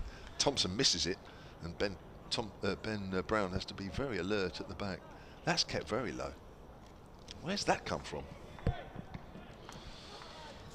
I think Don Best just comes down, and we'll have a look at that mark on the pitch, probably work out for himself. Why did that keep low? We haven't really seen that today. Yes, there was a wider ball from Holland earlier a few overs ago, but that was very wide and probably pitched in the rough. But that was very much on the play line of the wicket, and that just kept rather more than a little low. Here's Wheel, bowls, and edged, and that's a good catch. James Vince diving to his right. Super catch. Always difficult when you've got the keeper there. Do you go for it or don't you? But Vince went for it, and Ben Brown, to his credit, didn't sort of move towards it, which would have put Vince off. And Thompson goes for 23, and 386 for 7 now. Wheel's first wicket. Yeah, that's a great catch, Kev, because like you say, he's been throwing his hands at that ball. That wasn't just edged, you know, from a push or a forward defensive. He threw his hands at that, so he added pace to that ball, and it flew to Vince's right-hand side. And it was really, really well taken, really comfortable height for him, but really well taken, moving fast. So 23 runs for Jordan Thompson, 386 for 7, the second wicket that has fallen this morning. Thompson makes his way off to the top end of the ground. Don Bess remains out there in the middle on 34 not out, having been given a life when on 8, when Liam Dawson dropped a fairly simple chance, and certainly by his standards, at second slip off the bowling of Barker. And the new batter for Yorkshire, it looks like Stephen Patterson to me, making his way out. The tall figure of the Yorkshire captain. It's not, it's Matthew Revis, thank you very much, sorry, but he's quite tall as well, so that's how I'm getting out of that. At 20 years old, Matthew Revis has actually had quite a good season with the bat. I was reading something on the Yorkshire website saying that he perhaps should be coming in a little higher in the order. Well, obviously that's going to be delayed, that decision. And he's 20 years old, another Yorkshire-born player. I think, obviously Jonathan will correct me, but I think other than Drakes and Best, they all are. Yes, it is. Yes, you're right. Yeah, so 9 out of the 11. Yeah, that's right. 9 out of the 10 English-born players. It's impressive, isn't it? It is. I know it's not. It was not that recent that the rule changed in terms of cricket tradition times, but I still think it's great to see so many locally born players in one team. Yeah, it's a throwback to the Yorkshire of old. Yeah. Matthew Revis, who so far this season has got 181 runs and he's averaging 90. So this guy can obviously play, even though he's coming in a low down. And that's a length ball. which confidently plays up towards mid-on, where it's fielded by Keith Barker. Yeah, 9 out of the 11, that's good. And you're right, with Dominic Drakes will be coming in a little later, being Bayesian. Just the 2 Dominics not born in Yorkshire then. Yes. Don Besser made the move from Somerset. There's Wheel, 2 slips in there. It's Vince and Holland in there. Wheel bowls, just pulls inside the line there, I think. Revis. Certainly a new name for us down south. It's just his 7th first-class match. I did something this season, Kev, I've not done before. I watched a Hampshire game. I watched Gubbins actually raise his bat for his century in that Lancashire game when he got to 30,000 feet up in the air. I was. You watched it from up there? I did. I was across the Atlantic at the time. Wow. As Revis pushes that up to mid-on, end of the over, 386 for 7. Did the innings look even better from 30,000 feet up than it did from about 100 feet up where we are? Well, there was a bit of buffering, I'm not going to lie, and so it looked a bit fragmented, but yeah, everyone was on the plane watching their movies and whatnot, okay. And I was watching Hampshire live. Lovely. So, yeah, it was a new experience. Gemma's going to come into my place, and then coming in alongside Gemma will be Jonathan Doidge. So, Gemma, I'm just going to unhook you there. And, I'm going to make way. 386 for 7 then. Bess has 34 not out. Revis yet to get off the mark, having faced 3. And from BBC Radio Leeds and all the Yorkshire stations, it's Jonathan Doidge. With a bit of a cup of tea that's flapping about in front of me, and Holland's first ball of the over down the leg side. Bess watches it go by. Yeah, just listening to what you were saying about Matthew Revis there. Oh dear. Matthew Revis made his debut back in September of 2019 as a very young player at the top of the order. Holland is in, and thick edge this time from Bess down to 3rd man, who is in place, and so therefore will cut off a boundary and keep them to 1. So he made his debut against Kent in that well-recorded match in which Darren Stevens and Sam Billings went ballistic and scored something like 200 in about a session. And Rev made 9-0 in that match, and it was probably just a bit too soon, so they gave him an opportunity, and didn't play first-class cricket again for pretty much bang on 2 years, until the last match of last season at Trent Bridge. As Holland's in again, this one nipping back in on Revis, who pulls his bat out of the way and leaves. He made 0 and 34 across the 2 innings at Trent Bridge, and then he's been given a chance this year, but has now been playing as a bowling all-rounder. So what happened was he went away, and there was a kind of a suggestion in the winter before last. You're tall, athletic, can obviously been bowling a little bit in the nets and getting the ball through as he plays this square on the offside and there's no run, and let's give it a go type of thing. And so he played in the RL 50 last year, both batting and bowling, and had success doing both. We knew he could bat, but I think it was a bit of a revelation really that suddenly we discovered a tall back of a length hit the pitch seam bowler, and he's had a chance to play doing that in first-class cricket and in white ball cricket so far this year. He's just flicked a nice shot off his legs out to mid-wicket for a single, and so bowling aside, and we'll talk about that when he gets his opportunity in this match, but batting wise this year, 31 not out against Northamptonshire, 50, his first-class 50 against Kent at Headingley back end of April, 47 in the 1 innings he played against Essex at Chelmsford, 53 not out, which is now his highest first-class score in the match at Headingley against Warwickshire, and has been batting at 9. Here's Bess, meanwhile, back on strike and turning that to Vince at straight mid-wicket, and there's no run to complete the over. 388 for 7. So I think in terms of his ability, 9 is too low, without question in the order. How are they going to use him in the longer term? Well, I guess we'll see in the fullness of time, but the other side of the coin is that when you've got a player of that ability coming in at 9, it makes your tail look pretty, pretty strong. I think that we've seen enough of him already to suggest that you're going to be seeing a lot of him over the years. He's still only young. His bowling's still got, development in it, I'm sure. They can do things these days, can't they? Like work on an extra bit of pace, but they reckon he sort of bowls a heavy ball. Top 70s, around about the 80 mark he can get it up to. Might be able to get a bit more out of him in that respect in the future. Wheels coming in from the pavilion end, and that's just pushed backward on the backward square on the offside for a single. Where does he bat in the 50 over cricket then? Good question. I think middle order he was playing last year, but he's a very, very capable batsman. There's no doubt about that.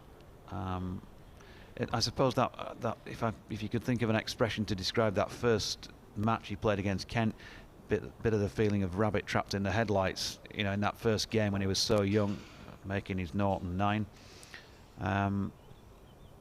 It just felt like it was a bit soon for him, but he's certainly worked on his game. He's another. Wheel over the wicket to Best, just defended into the onside for no run. Another who's seen some time at Sedbergh School and worked with Martin Spate, Will Frayne doing that, Harry Brook as well, and George Hill. And so, big ticks in the Martin Spate box in that respect. I listened all day yesterday, Jonathan, to you and the team, and I was keen to meet you today as Wheel comes in and bowls, and Best just pushes that out into the offside for no run. Just that's the first time anyone's ever said that to me on air. So just repeat that, just so that I can keep a recording of this. No, stop it there and repeat. I was going to tweet in, but I thought I knew I was seeing you today, so I'd bring it up personally. The Ginnell chat yesterday. You can leave now. I know people were tweeting in from all over their different regions and what they call it as Wheel comes in and bowls, and that's a full ball driven but really well stopped in the covers. Best gave that everything, but Holland was down quickly on that in the covers and saved a boundary, and there was no run. Yeah, I know everyone was coming in with all their different versions. My family are actually, they're from Derbyshire, but it's near Chesterfield, so it's Yorkshire way, and they call it a jitty. A jitty? A jitty. Mm.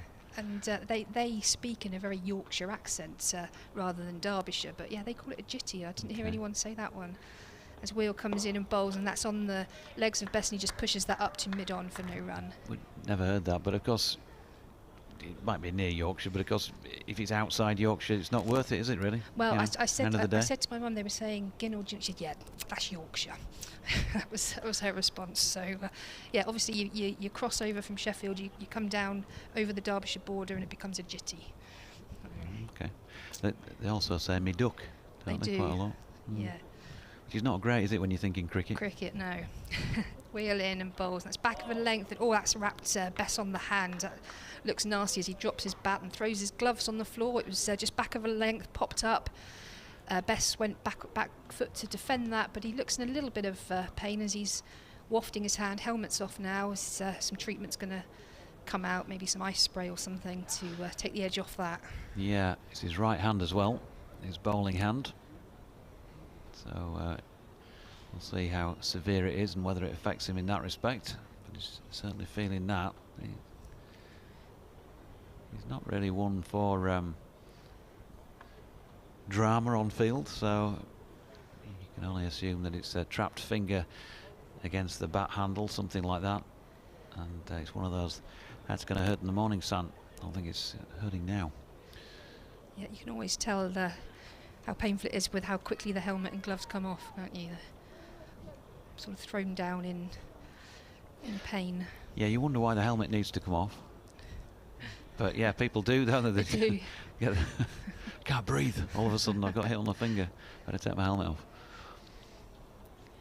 So going back to what we were saying about all the Yorkshire-born players, when it was a rule that you had to be, back in the day, Are all the stories true about all those sort of 9-month pregnant women crossing the border if they were outside Yorkshire to make sure? Absolutely. They got in there so their future sons could represent. Yeah, I think there was more planning, for where you were going to be for the birth of your child than there was for holidays or trips of a lifetime, whatever. I mean, that would be a trip of a lifetime, wouldn't it, to go to Yorkshire anyway,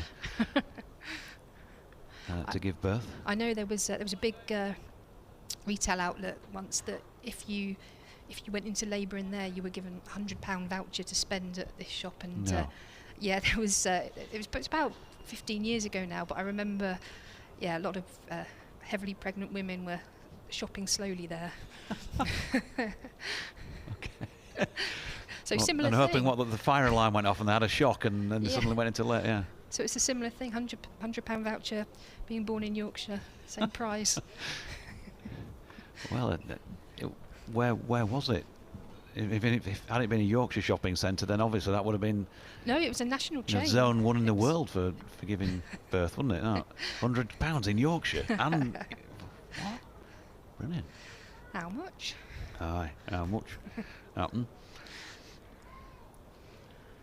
Still receiving treatment out there, Dom Bess. Matthew Revis hasn't resorted to taking off the helmet. He's, in terms of how he plays, you'll see if he bats for a while.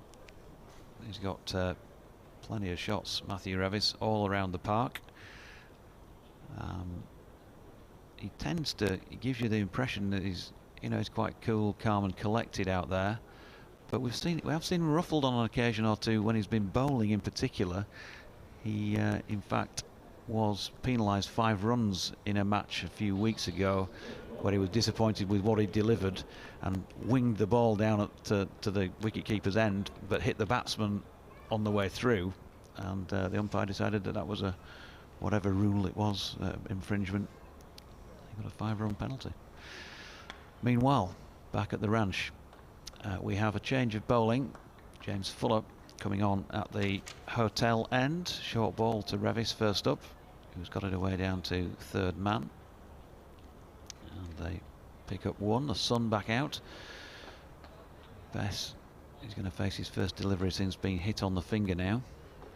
He's definitely looking at his right hand though, so that might be an issue in the next innings. Yeah, won't have loads of time, will he, with 7 down already to get it properly iced up, but we'll see how things go as Fuller goes short and wide down the leg side. There's a sweeper out just in front of square leg on the west side of the ground, as well as another sweeper out at point. They've spotted that Dom Bess is strong square on both sides of the wicket. 2 men on the drives, mid on, mid off. Extra cover, as well as both the third man and a long leg, plus a leg slip to go with the orthodox slip. Latest delivery from Fuller sees Bess shouldering arms. He's still just not quite wringing his hand, but flexing it. Up at Trent Bridge, England are all out for 539, so they trail New Zealand by just 14 runs as they are between innings at the moment. Here's Fuller, 26 on his back, leaving us behind. A little bit of shape on the ball. Started probably middle stump and shaping away, but Bess has still managed to play it through. Square leg.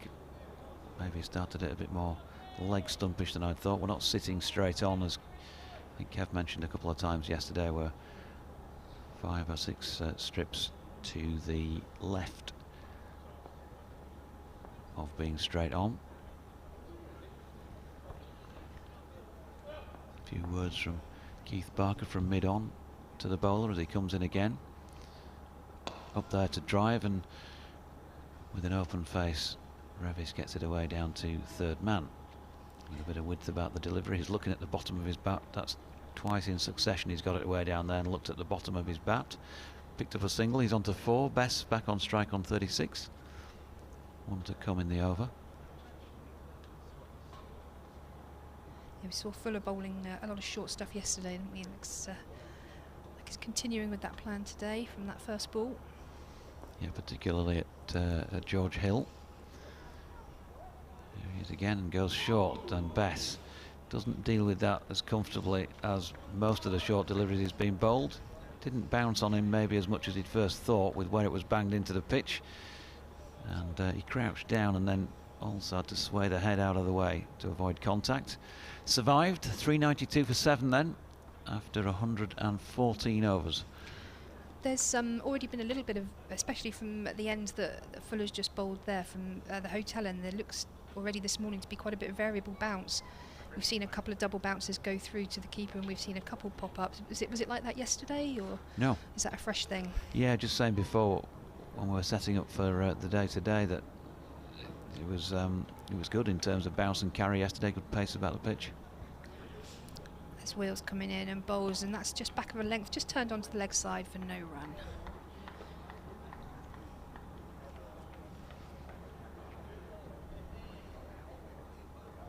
Got the cricket hum from the Speckies, who are just out of view through the mesh on the fence in front of us up here on the 3rd floor gantry. But there's quite a few Yorkshire travelling supporters I noticed down there, as well as I'm sure plenty more from the home support. Wheel in, and that's just left alone outside the off stump. Yorkshire have quite a good travelling following in cricket terms, don't they? Yeah, pretty good. You quite often see a lot of the Yorkshire shirts and a few flags sometimes at these games. We're everywhere.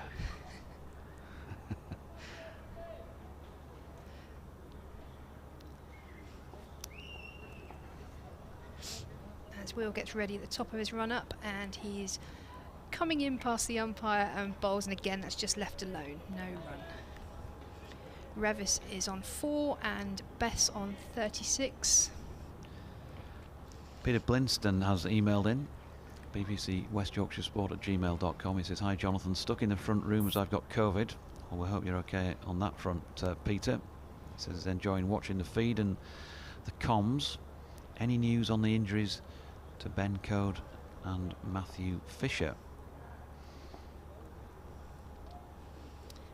Wheel charging in, bowls, and that's a straight ball just pushed up to mid off for again no run. That's 5 dot balls in this over. Okay, well, on the Ben Code and Matthew Fisher front, Ben Code, I believe, bowled 5 overs for Townville in the Bradford League last week, but I don't think he was considered fit enough to be able to take his chance in this match. Wheel to Revis, and that's just back of the length, just tickled down to 3rd man for a single. Sorry, that was 4 dot balls. I added one on. I thought I was ahead of the scoreboard, but Alan Mills in the scorebox obviously beat me to that. So that's the 5th ball. 1 ball to come in this over. Don't worry about it. We do it. JMO and I do it all the time. What just happened that ball before? Can't remember now.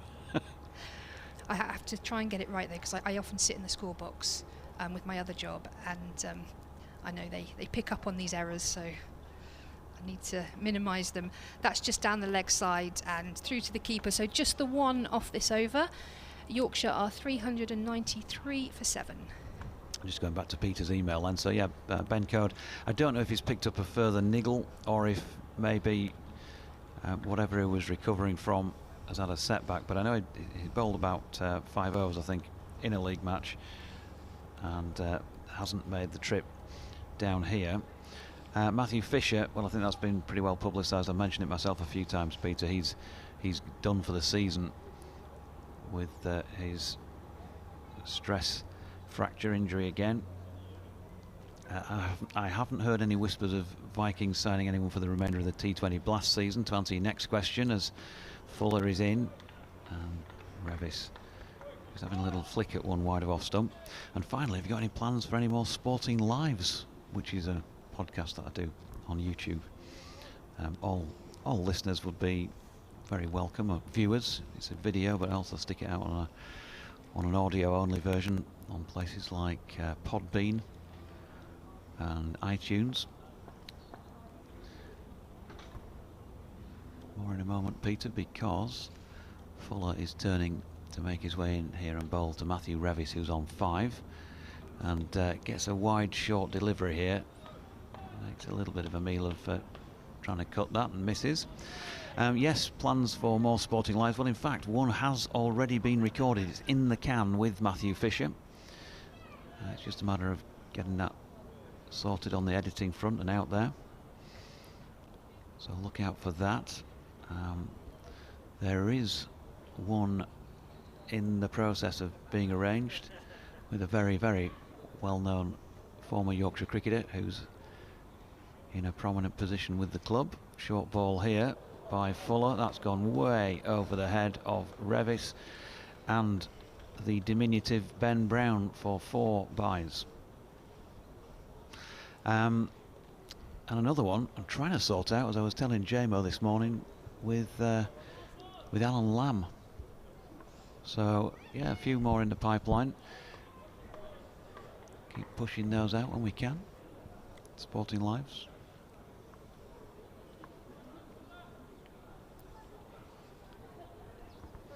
399 for 7. Sorry, Gemma. I was to say we've had a couple of examples in this over of that invariable bounce. That one was short, but the one before popped up. Yeah, another ball short of length. Beautiful shot this time from Revis. He's got that one right. He punched it square on the offside. There is a man at point, but he might have even got a hand on that, but couldn't reel it in. And Yorkshire have achieved the 400-run mark. They're 5.5 overs behind what would have got them an extra bonus point, but I think, as Kev was saying in the build-up to that, and I was just speculating because there were 2 or 3 boundaries in quick succession, and you wonder if they were sort of making a particular effort for it, but I think they were probably just hitting boundaries naturally because they were boundary balls. No point in risking getting yourselves all out more quickly when you've got the game to win. We've discussed this a few times on air this season already. Fuller in and Revis pulls his bat out of the way and there's no run. So that sort of principle, there's often a clamour for let's go for this extra batting point. It's going to be massively significant. But if you do that, lose a few quickies, you might be in a worse position in terms of setting up the game for a win than you would be if you forget that and try and bat that bit longer. Maybe get 450 plus on the board. Yeah, I wonder I mean, we're sort of midway through the season now in this 7th game. Follow to Revis, who's behind that, opening the face and punches it out into the offside. And good support from Best gets them through for 1. And I guess for the first half of the season, or certainly the start of the season, teams are just looking to not lose, pick up the draws, hopefully the wins. The bonus points probably come more into their mind come the back end of the season when you know where you are in the table, you know what everyone else has got, and it becomes a bit more of a bum fight for those bonus points. But yeah, it's got to play on their mind, and it's often tail enders that are in those situations and may not have the such natural ability to be aggressive and get those things. But yeah, you always wonder, are they interested in it at that point? How many runs will tempt them to go for it? And like you say, it's always in the first innings for each batting team, so it's always in a time when they are setting up the game, and so they've got lots to think about. That's the beauty of first class cricket. Final ball of the over. There was a no ball, by the way. That was the bouncer that disappeared for 4 byes. I missed it at that point, but he had signalled no ball, Richard Kettleborough. So, including that, 11 off the over. Expensive over by Fuller. 1 for 72 for him. Yorkshire 404 for 7. Revis now into double figures, 10 off 20, and Best 36 off his 70. On the reverse side of bonus points is actually losing points for slow over rates, which I know many teams have, but Hampshire have certainly struggled with that before. They may not have been penalised as many times because they often try and make it up, obviously, at the end. But that was really impressive yesterday, I thought, how quickly, given that Liam Dawson only bowled 7 overs and a lot of those were ball-fetching overs as well, ball-fetching deliveries, Hampshire actually got through their overs really quickly, which was a good sign. as Wheel comes in and bowls, and that's a full ball just pushed straight back to him for no run. Jeff Greenwood has been in touch with regard to injuries, saying, I know David Milan is wasting his time in Holland, but do you know if there's any chance of Gary Balance ever playing for the county again? And is TKC missing again despite playing in the T20 the other night in Birmingham? Still a concussion problem. Come back to you on that in a moment. 2 slips in then for Revis as Wheel comes in and bowls, and that's good line and length, just pushed for no run. The honest answer on the TKC front is I don't know whether or not he was considered fit enough to play in the short form of the game, but maybe 4 days of cricket might be more of a risk or an issue, or whether he's just been left out. These are questions that, of course, we put into the coach after this game's done. Wheel in and bowls, and again just a dot ball, just pushed onto the offside. I'm off to Holland next week to watch 2 of the ODIs. Ah, yeah. Yeah. Is it the first time there's been an ODI series in the middle of a test series? I think so. So Can't remember one. 2 completely different squads, obviously. Going to go and see England in their new kit. Play in international cricket in Europe for first time. So. Wheel comes in. Oh, and there's a big. Oh, it's given. There's a great shout. There's some big shout. It was one of those ones that kept low. It was full and straight, and Revis tried to whip that onto the leg side, but just wrapped the pads. I think that was pretty plumb, and umpire gave that quite quickly. So Revis goes for 10 of 24 deliveries LBW to Brad Wheel. Yeah, good delivery. It looked as though, and we're looking from behind the batsman, so not easy to tell what the ball did because it's sort of blocked in its flight by him. But the way he played it looked as though it nipped back on him and he was falling over, wasn't he? Classic sort of LBW, slightly off balance to the offside as the ball hit him, and it was full enough. There was no problem lengthwise, you didn't feel either, so it looked a good shout. And Matthew Revis has to go 404 for 8. And we're going to see, by the looks of things, Dominic Drake's playing his first class knock for Yorkshire.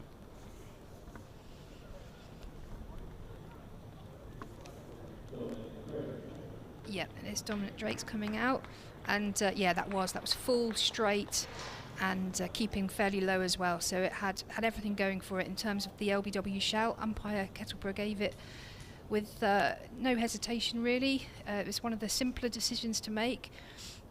And Drake's is making his way out now to join Dom Bess, who is still out there on 36 off 70 deliveries.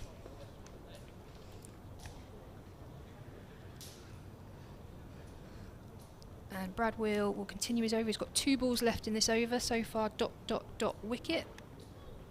And he'll be bowling at the new batter, Dominic Drakes.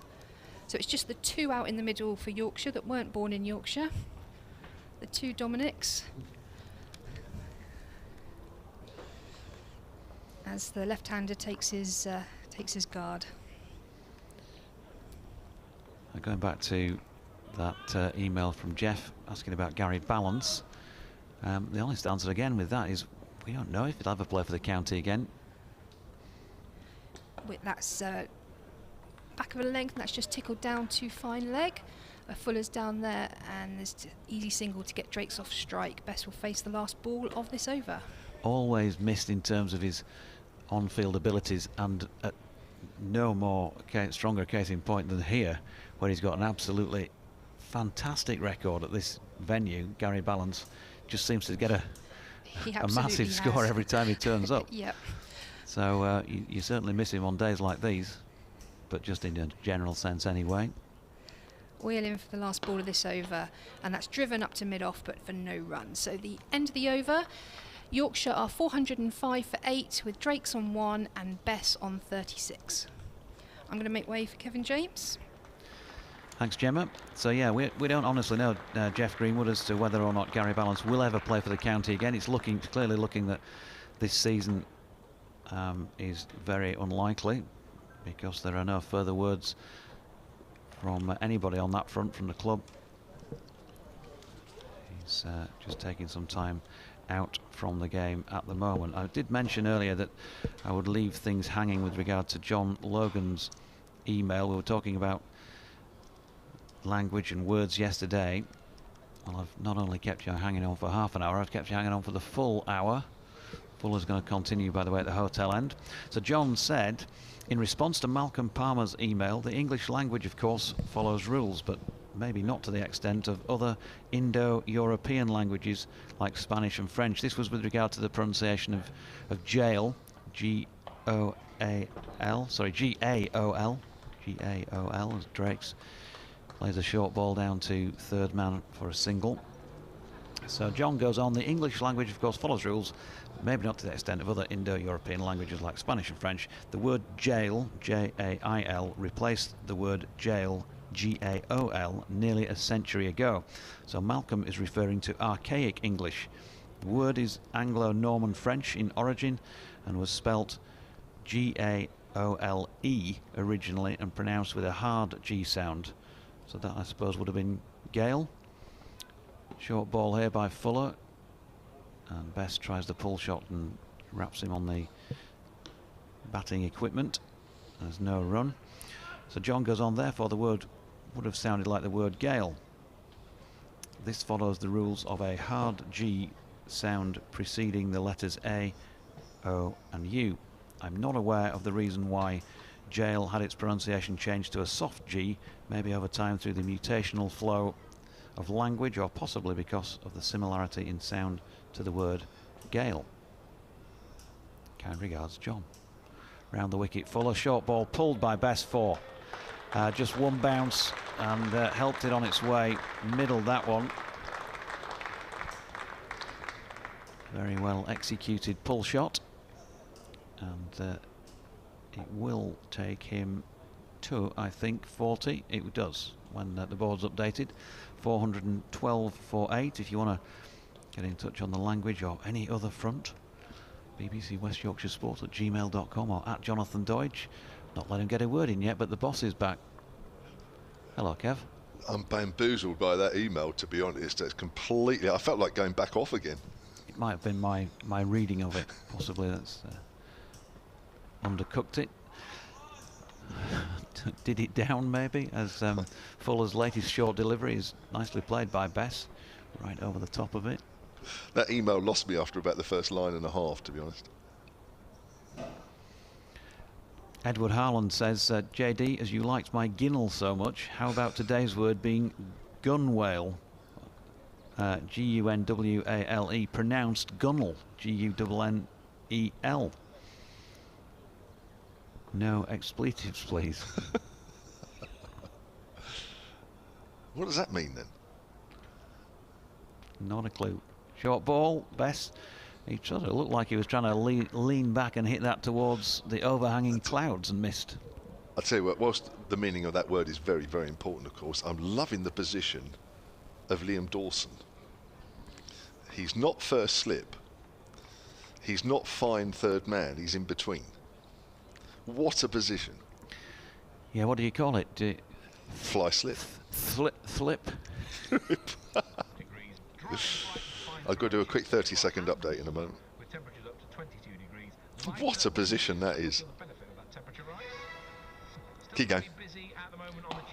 Fuller into Bess, who pushes back to the bowler, no run. Yeah, fly slip.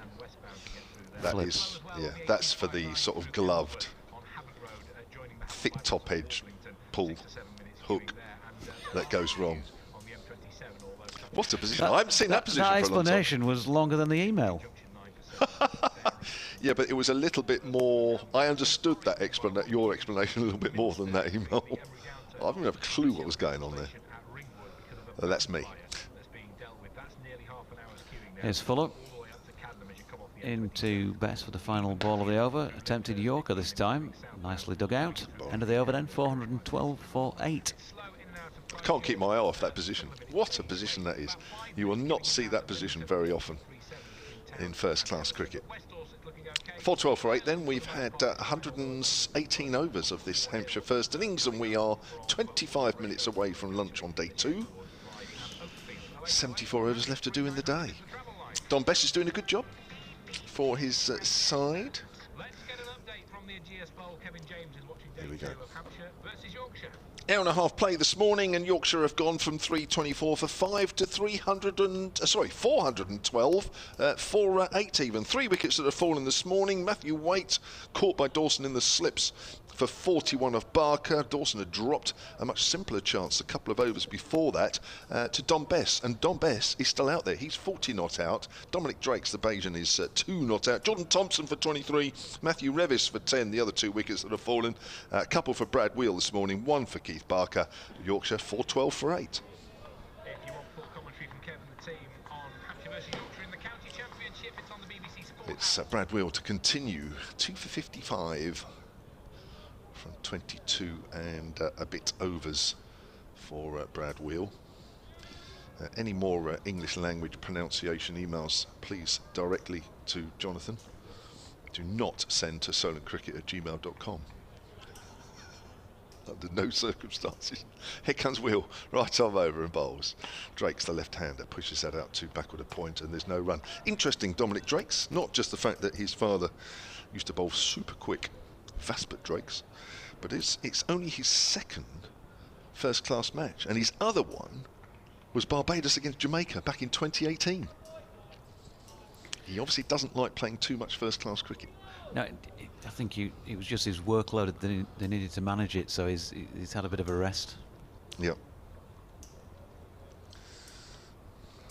Was playing, well, he wasn't playing for the IPL, in the IPL, was he? Although he was signed, as that's pushed back to the bowler. And there's no run, part of the Gujarat side, the new team that won the IPL, isn't it? Yeah, part of the squad, but non-playing member. Matthew Baines has tweeted, "Am I the only one who hears the theme tune to the Michael McIntyre game show when Brad Wheel is mentioned?" Oh, right. Probably, Matthew. What's that show called? It's called, yeah.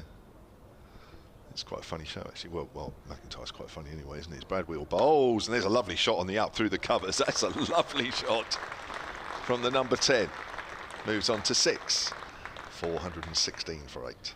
Yeah, a bit of width and just play with lovely control and timing, wasn't it? The wheel, yeah. The wheel. And Ken Parsons on what Gemma was talking about when she was on with me says, "My son was due on the 24th of December 1985. Dire Straits were playing in Wales. She had to miss it." What, the birth of the... Presumably Mrs. P, or Ken's other half, had to miss the Dire Straits concert in Wales because of the birth needing to be in Yorkshire. Round the wicket Wheel, and that's pushed back to him by Drakes, who's well on the front foot there. And I say to that, it's only right and proper. Yeah. Cool, you don't want to miss a Dire Straits concert, or you didn't. I saw them in New Zealand, Dire Straits. Yeah. Excellent. Anybody who's under 55 years old will probably not know what we're talking about. That famous German guitarist. Mark Knopfler. Had a friend who thought he was German. Really? What nationality was he then? That's pushed out square on the offside by Drakes. No run. End of the Wheels over. 416 for 8. Geordie, isn't he? Was he? I don't From know. somewhere up the northeast anyway. Not specifically, it may not be an actual Geordie. Before you all start to send in your messages. Saw the news this morning, by the way, from another sport that Phil Bennett had passed, a famous Welsh rugby union player.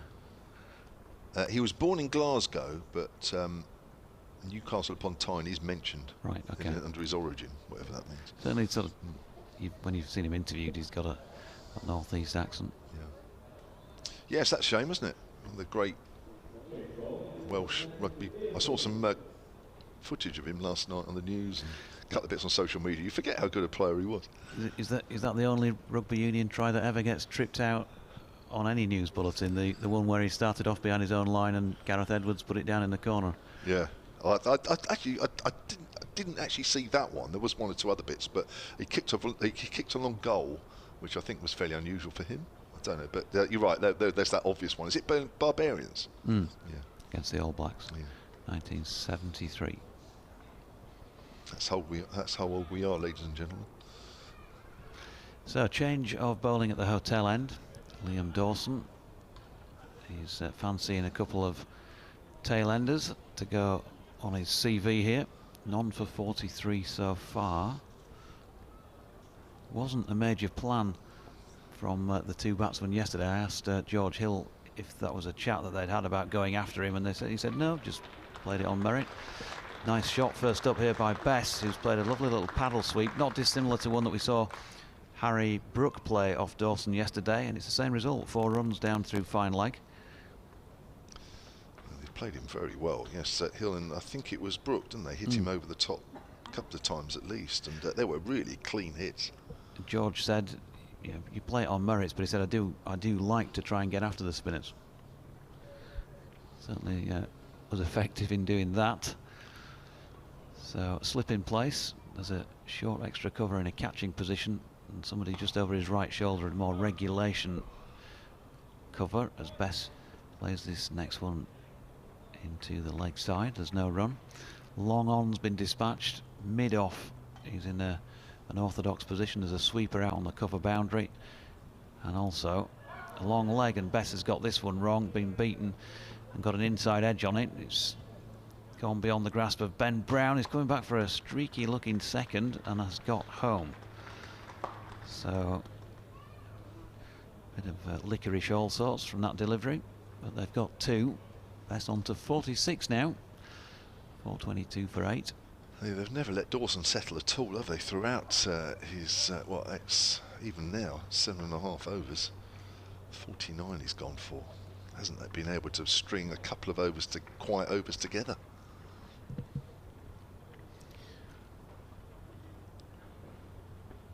What's he got up his sleeve here? Left arm round the wicket, and he straightens things up, and Bess treats that with respect. No spin at all out there for him, though, is there really? Day 1 pitch, day 1 of the bit now. There's nothing there for him. Here he comes again, just walks in, a couple of little skips and bowls, and Bess plays a lovely shot here.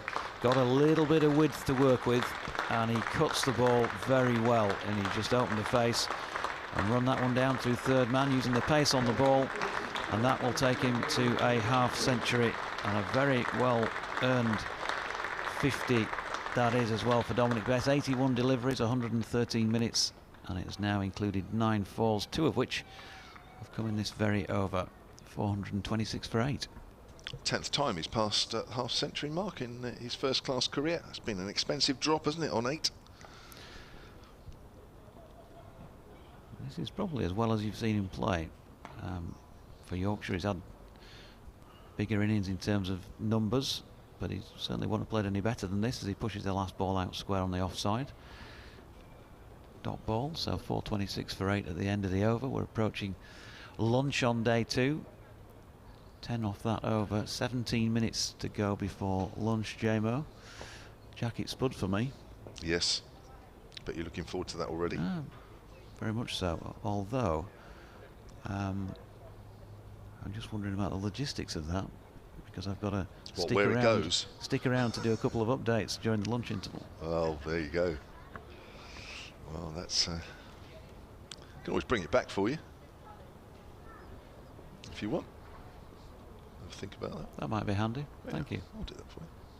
Might be freezing by the time I get brought back, but it's something. It's a gesture. Round the wicket wheel, plays and misses. Does Dominic Drake's trying to force that away on the up, on the offside. Played a lovely shot like that in the previous over, but that just bounced a little bit more. So 426 for 8. Yorkshire resuming this morning on 324 for 5. Matthew Waite for 41. Jordan Thompson for 23. Matthew Revis for 10. The 3 players out in this morning session so far, which still has another 15 minutes to go as the sunshine comes out. I haven't seen too much sunshine this morning. It's a pleasant enough day though, as Wheel comes in, that's straighter, and Drakes pushes forward out on the offside, and there's no run. Yeah, Bess has made an 89 this year. That's his highest score of the season at Headingley against Kent. But as I say, this is, in terms of how he's been playing, just as good a knock. Hasn't quite got the numbers on the board, and as you say, was dropped on 8. Simple catch at second slip. Unusual for Liam Dawson to put those down, but made up for it 2 overs later off the same bowler Barker. Low down catch as Drakes tries to work their way on the onside, just gets wrapped on the top of the pad, which the catch got rid of Matthew Waite, who would have felt a bit unlucky having seen that simpler catch 2 overs before being put down. He edged low down to Dawson's left, and he dived low down, got 2 hands, grabbed the ball inches off the turf. 50 to Bess, 6 to Drakes. We are in over number 121 of this Yorkshire first innings. This is where now, as a fielding side, it starts to get a little difficult, especially with bowlers that are well into their spells as well, as Drakes pushes forward. Plays nice and straight enough, Drakes. He does, doesn't he? Yeah, does that. Not seen him bat before he walked in at Headingley against Lancs in the Roses match last week and tried to hit several out of the park and couldn't make a connection, and then of course finally did off the last ball and was caught on the boundary edge. Tall left-hander. Be interesting. Enjoy, I think, watching him bowl. Left arm, medium quick. Oh, that's short. He's trying to hook that one. Great take, Ben Brown, and there's a big shout for Wheel, and Drakes doesn't want to go, but he's been given out, and he just about now makes his way off, trudges off. He's obviously disappointed with that, but what a catch. Ben Brown leapt high in the air, took it one-handed, and Drakes goes for 6. Yes. Wheel picks up his 3rd. Super catch from Ben Brown, banged in short, and he took it on. I'm not sure whether he thinks he didn't get a nick on it or he's just disappointed that he's got out. He seems to be enjoying himself out there for a little spell at the crease. 6 off 14. 4.26 for 9. The end is coming for Yorkshire, but they've got a very substantial first innings score on the board, and it will just speed the game up that little bit again. They're scoring at 3.5 and over, so they've done that themselves in a way. Brad Wheel, 3 for 59 from almost 24 overs. One wicket between Hampshire and their chance to bat, and that will either be the wicket of Dominic Bess, who's out there 50 not out, or of the Yorkshire captain, because he is finally walking out, Stephen Patterson. Saw him last night down in the foyer out by Beefy's restaurant just beneath us. 2 or 3 of the lads sitting round. Didn't linger for long, just said, all right, Pato, yeah, good day? Great day. I said, okay, great day. He said, any day I don't have to bowl's a great day. Just get a few overs, doesn't he? Metronomic, and I'm sure we'll say that a few times when he's bowling at some point this afternoon. If you're watching on the live picture feed, I hope you enjoyed that catch of Ben Brown's. That was an absolutely super catch. If you're just listening to us, I say just listening, of course if you're listening to us via the BBC online sport website, there is a way that you can see the pictures of that dismissal. Just go on the ECB website, just type in county cricket videos, and it'll come up with the matches, and then if you just sort of click through a couple of times, you'll find the match videos, and that sequence of Wheel running in, Drake's hooking, and the ball going through to Ben Brown will be on there, and it will be well worth the watch. It was a great catch. 4.26 for 9 then. Here's Wheel, and he's slightly outside the line there, Patterson. I'm not sure how much he was in behind that as that went through to Ben Brown, but he's playing a missing anyway. A round of applause for Brad Wheel, who's picked up 3 wickets this morning. Thompson, Revis and Drake's the last 3 wickets to have fallen. He's not the tallest of men, Ben Brown, and I think if that ball had been another inch or 2 higher, I'm not sure he would have reached it. He was right max. He was maxed out, was Ben Brown, in terms of jumping and how high his left hand was to catch it. Yeah, Stephen Patterson. And of course, a bit of the non-striking end now, but as you say, don't think he was getting particularly close to being in line with that one. No. Like most tail-enders, he likes a little bit of room to get his hands through the ball. If they bowl it wide of off stump at him, he'll have a lash. He's got a highest first-class score of 63, 2,631 first-class runs to his name, averaging just shy of 16. But it's Bess on strike and will push a 1 back past Dawson, who was trying to field that off his own bowling and had a bit of a hash of it. Do you think Patterson will have a go at Dawson here, or will he just play for Bess? I suspect he might just run 1 or 2 around and try and give Dom the strike. But as I say, he's reasonably capable at the tail, Pato. It's when the ball starts, when they decide to start to pepper him with the short stuff, that you see the difference between a batter and a tail ender. Well, that's why I'm wondering if, I mean, that 1 ball from Brad Wheel, he didn't fancy it too much. It does fairly often come in and crack a useful 20. Here's Dawson round the wicket. Patterson pushing forward. They've brought in a leg slip between deliveries there. There's a sweeper out on the square leg boundary. Everybody else in the ring now in a variety of let's get the tail ender out fielding positions. In comes Dawson, and Patterson just pushing to short extra cover. Not been quite as nice a day today as it was yesterday in terms of sunshine. We've had some patches of that during the morning session, but in shade at the moment is the Ageas Bowl as Patterson plays that to the man who's at straight mid-wicket, Ian Holland. 2 left in the over. Dawson in again. Patterson decides he's going to drive this more firmly, but can't get it past Felix Organ, I think it is, at mid-off.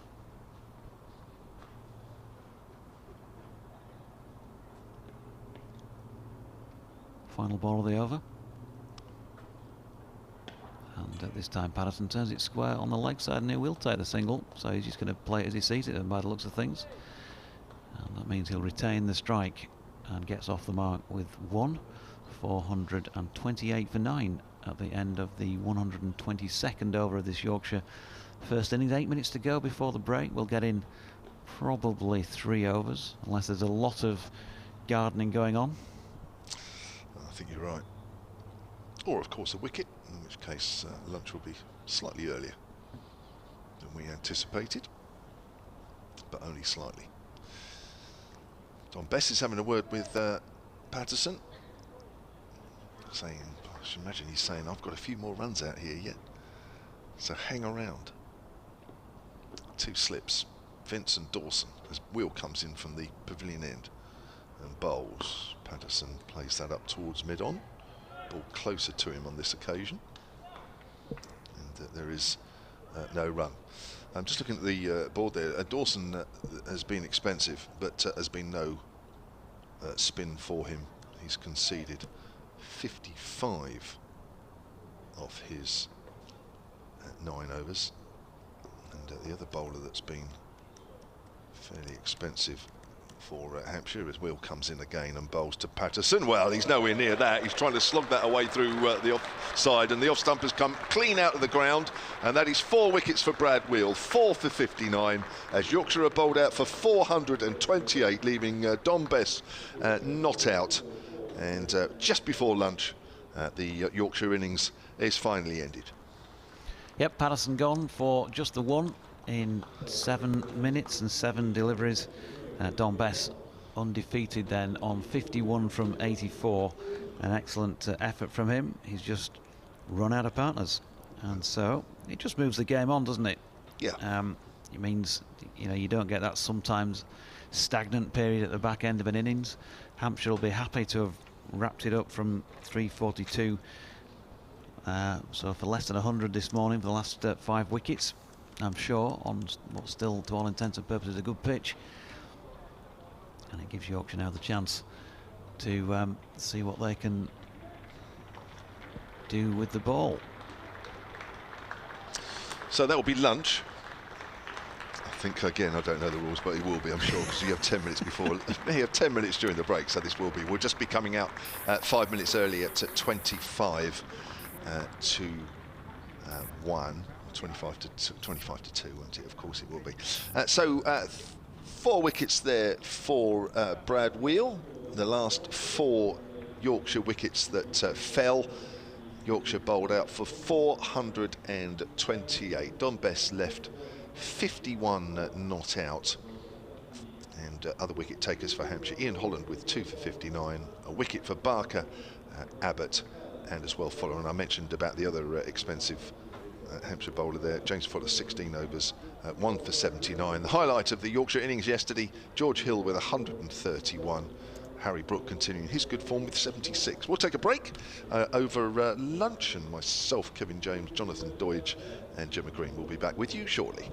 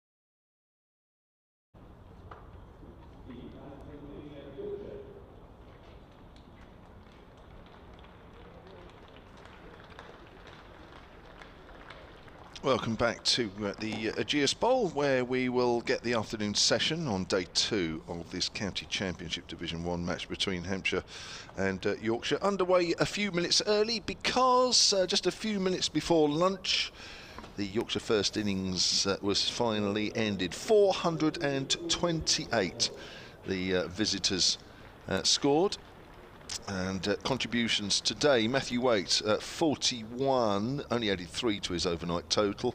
John Thompson 23, but Don Bess, who finished 51 not out, got Yorkshire to a more than respectable first innings. And it's been a feature of Yorkshire in the Championship this year that their first innings totals have been pretty decent, and 1 or 2 of them pretty sizable. Brad Wheel finished with 4 wickets. He took 4 of the 5 to fall this morning. Keith Barker picked up weight, and then Wheel ended the innings of Jordan Thompson, Matthew Revis, Dominic Drakes and Stephen Patterson, the last to go for 1. So 428 then Yorkshire, your commentary team this afternoon. A little later you'll hear from former Hampshire women's player Gemma Green, but I'm Kevin James, and next to me from BBC Radio Leeds and all the Yorkshire stations is Jonathan Doidge. And Jonathan, you'll have got accustomed to pretty decent Yorkshire first innings totals. Yeah, it's been a pleasant change in 2022.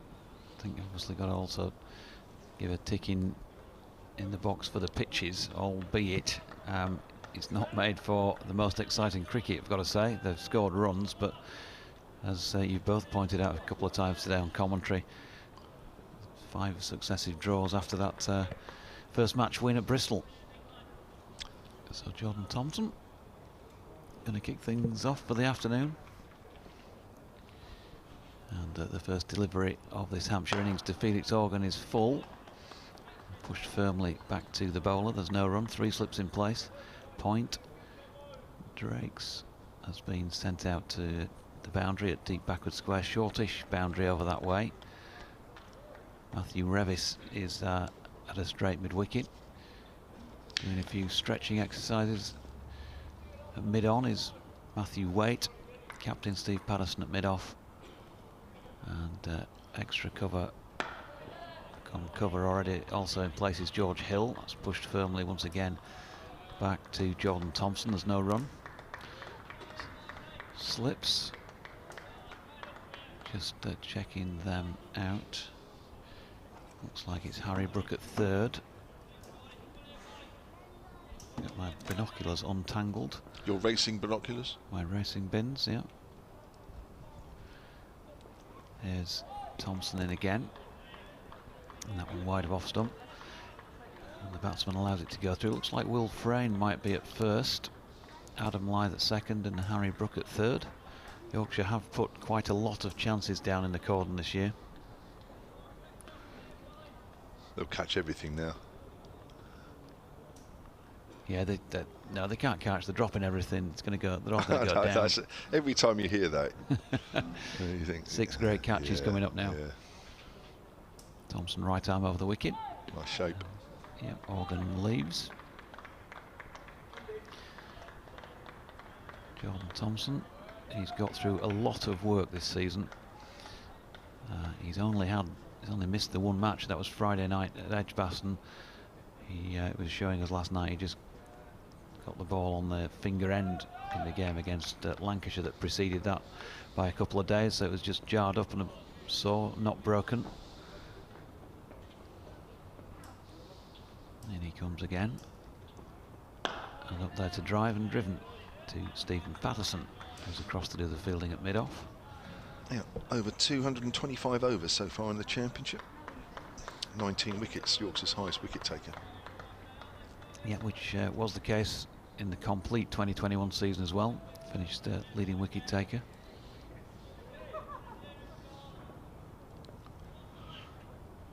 And in he turns again. Passed on by Kettleborough, a little bit more shape on it. Driven through the offside. George Hill unusually has missed that. Diving to his right. They're going to come back for 2 here. Be a sore point with Jordan Thompson, because by rights it probably should have been stopped, but they've got off the mark, or Organ's got off the mark with 2 at the end of the first over. So Felix Organ coming into this game off the back of 10 innings, 253 runs, averaging 31. The one century he's hit this year came in the previous home game here against Gloucestershire when he hit 107 in Hampshire's first innings, total of 342. And Ian Holland, who had a little bit of a barren spell opening up, got 49 in the first innings against Somerset. Now that doesn't sound a lot, but the wicket was really helping the seam bowlers there, and that 49 was worth a lot more than that. And when you're out of form, 49 in that situation, which Hampshire won inside 3 days, as I say, was probably worth about 70 or 80. So will have felt better for that.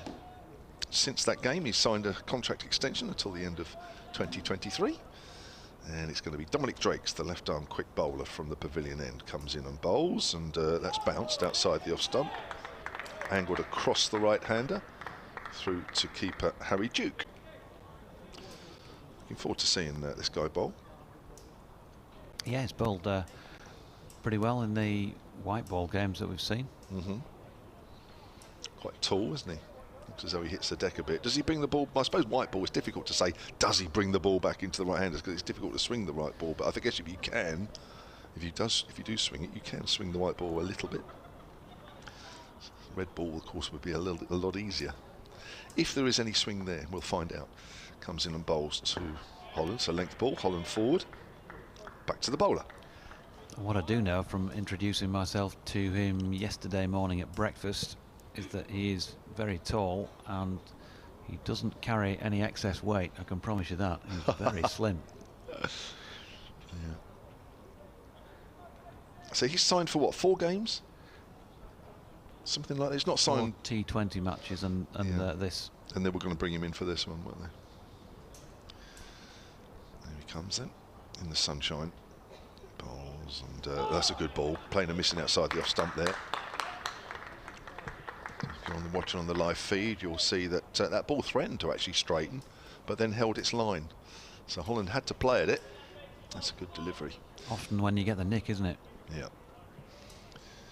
Yeah. Sometimes with the left arm overs, you don't always want to be playing because, of course, the ball is always angled across. But if you think, or if you know that the bowler brings it in, then it's difficult to know what to play on or around off stump and what not to. That'll be the challenge for Ian Holland here in these early stages. In comes Drakes. That's outside the off stump. That's shaped a bit more as it went past Holland than anything, but it's straightened. Obviously got a good seam position, good wrist position with that left hand. Malcolm Palmer has messaged in with regard to jail. Oh yes. He says, I guess I'll stick to birds and cricket and spend most of my life speaking Spanish. It's easier. Good knock by Don Bess. Thanks for the comms. Jail spout. G-A-O-L. Yeah. Here comes Drakes again and bowls. Holland's forward. Pushes that out into the covers. And looks like Gary has messaged in, no name at the bottom of the message. Hello from Romania. Love the comms, JD, Kev and Gemma. Linked with the stream. Great take from Brown, but clearly off the arm of Drakes. Clearly. Something will happen when he bowls, but remains to be seen what.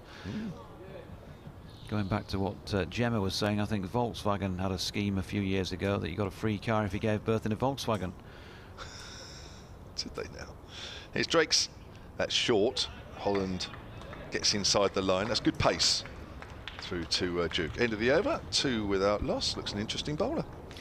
Yep, he finishes off by saying, not been to Scarbados since 2019, but looking forward to the Hampshire game. B&B booked. We'll see you there. Which Hampshire game, though? There's 2. I would imagine the red ball game.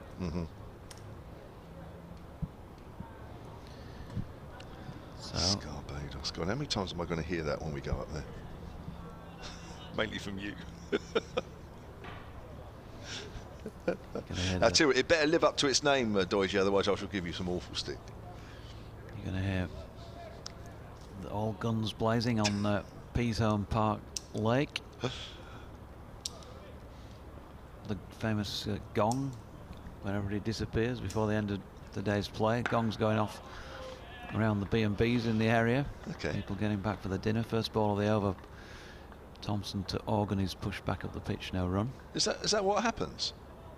You tend to get an exodus at whatever it is, 6 o'clock. Yeah, very strict round there, you know. Are they? Yeah. Sausage and mushy peas for dinner? That's not having the dinner if that's not back on time. Thompson in, and that's pushed out into the offside. And George Hill does the fielding, no run. Of course, that is not a Scarborough accent in any way, shape or form. 25th of July, start of that 4-day game on the Monday. Not that you're looking forward to it at all. It's marked with a very bright highlighter pen in my diary. I think we've got DT alongside in the comm box. Okay. There's Thompson in, that's swinging away from the right-hander who didn't play that with a lot of confidence. Jordan Thompson puts his hands to his head. He's going to concede 4 here. Just the ball outrunning Harry Brook, who'd run out from slip. But he'll feel a little aggrieved to have conceded runs from a delivery where he got the better of the batsman. Just shaping it nicely, isn't he? Away to the right-hander, straightening it. And then one that just goes a little bit more. Tricky few overs here.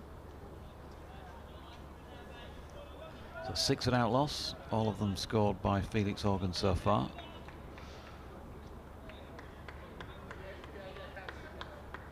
Plenty of early encouragement, as you can hear.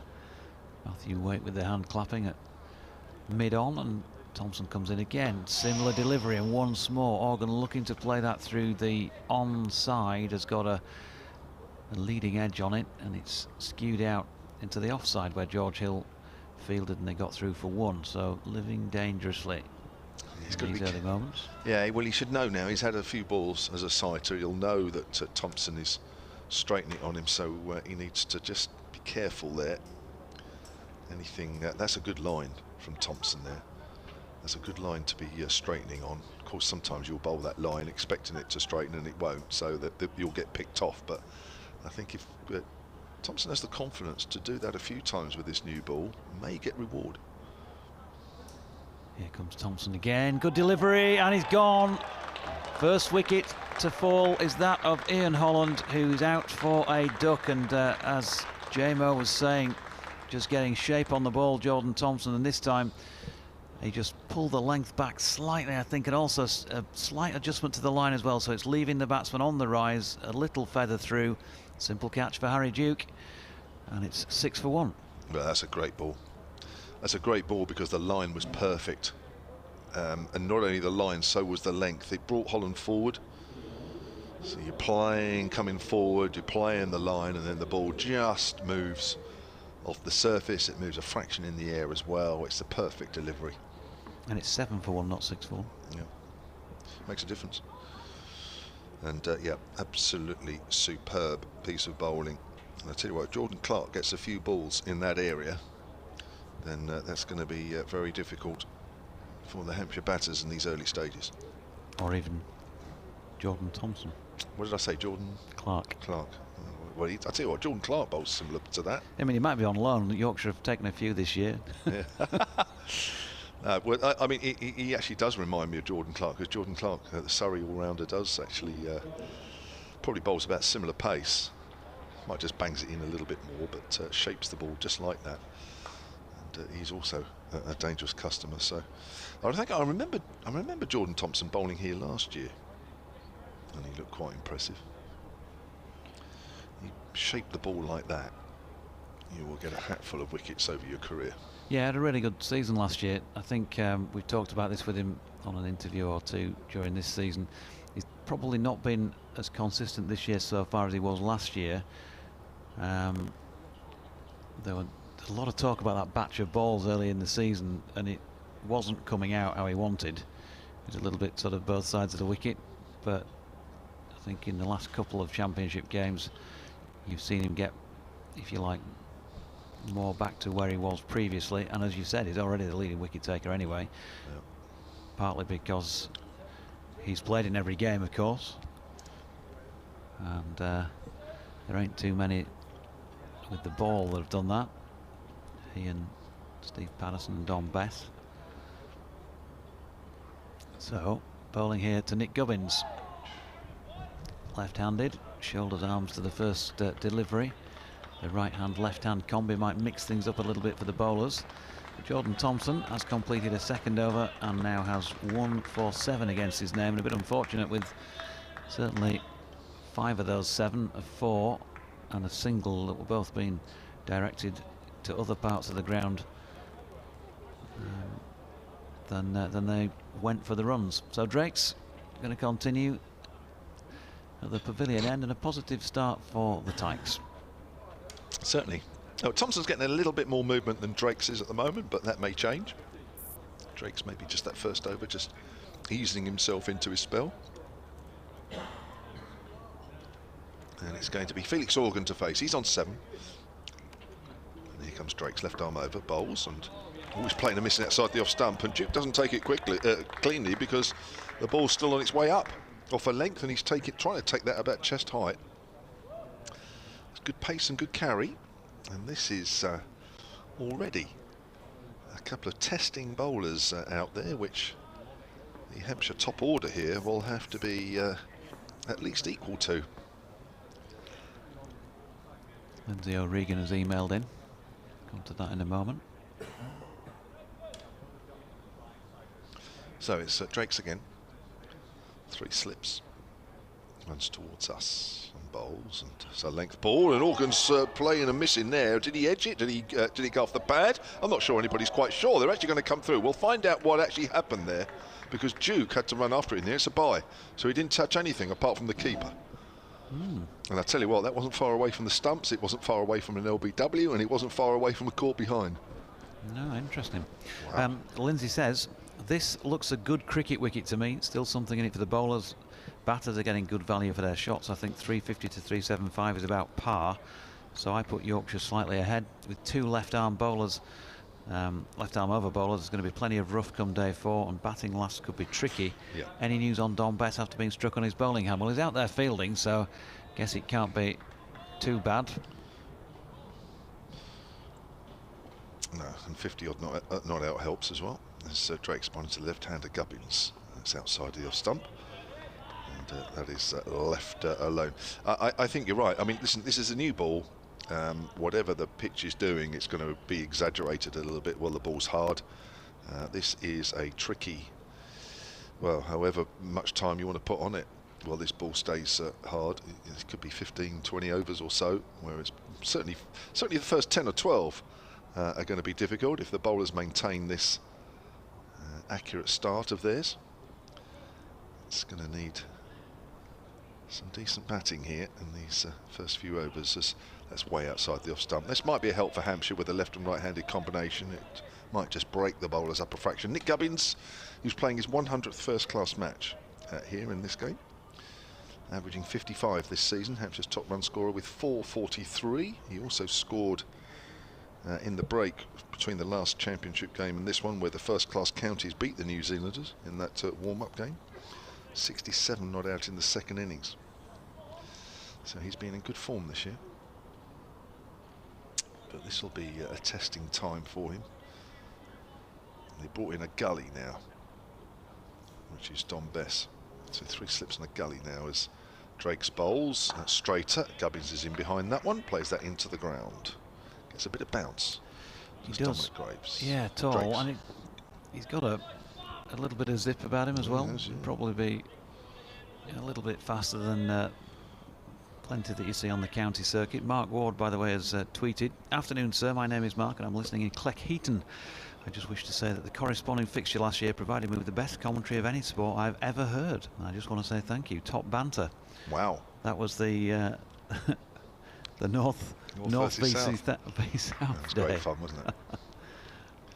Great fun, yeah. A lot of people got involved in on that, and it was good fun. Here's Drake's bowls to Gubbins. That's wide of off stump as well. So a left-hander there. He hasn't quite got the same line. Hasn't got the line quite as tight as he had to the right-handers. Maiden over though. 2 overs, 2 maidens. I think it exposed our respective lack of knowledge of each other's area and sort of culture, but it also probably exposed our own knowledge of our own lack of knowledge of our own area and culture as well at times, because there were things that I hadn't not realised about Is that right? Yorkshire or the north that we were talking about, and I think it was the same. Dave was on, wasn't he, that day, and Melissa. Yeah. I Yes. think they were the same. So Yes, 8 for 1. Didn't realise there was such a divide between the two. Good fun. Very good fun. Felix Organ on 7, but living a charmed life at the moment. Here is Jordan Thompson to bowl 2, another one that shapes away. Duke takes it. It's back into the hands, flicked around the slipcord, and Will Frayne has it in his possession. Happy birthday, young man. Will Frayne, birthday today for him.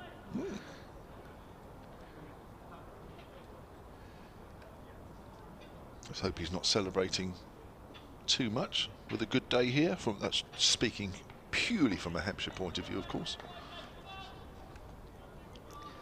Taken out by his dad for a Nando's last night, I think, while he was down here. He's had to return back up north.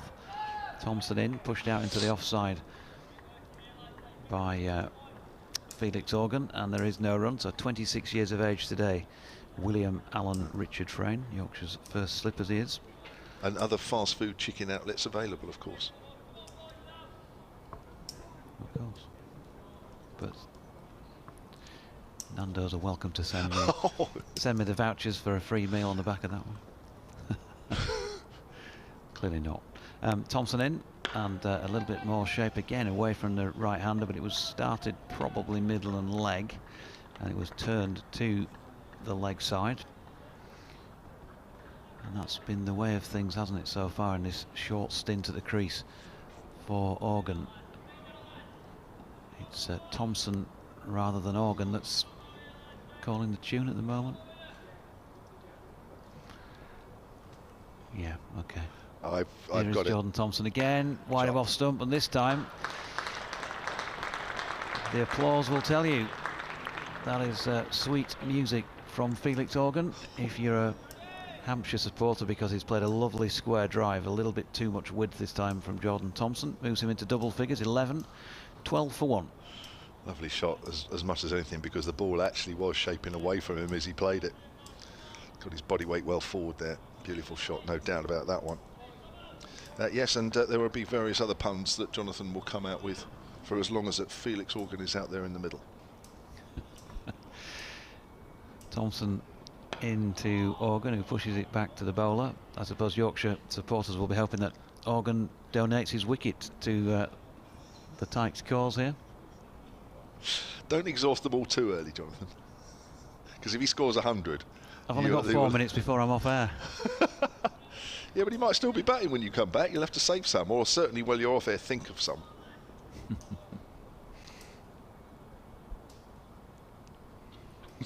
Here's Jordan Thompson then, running away from our commentary position. Good delivery, big shout here, gone.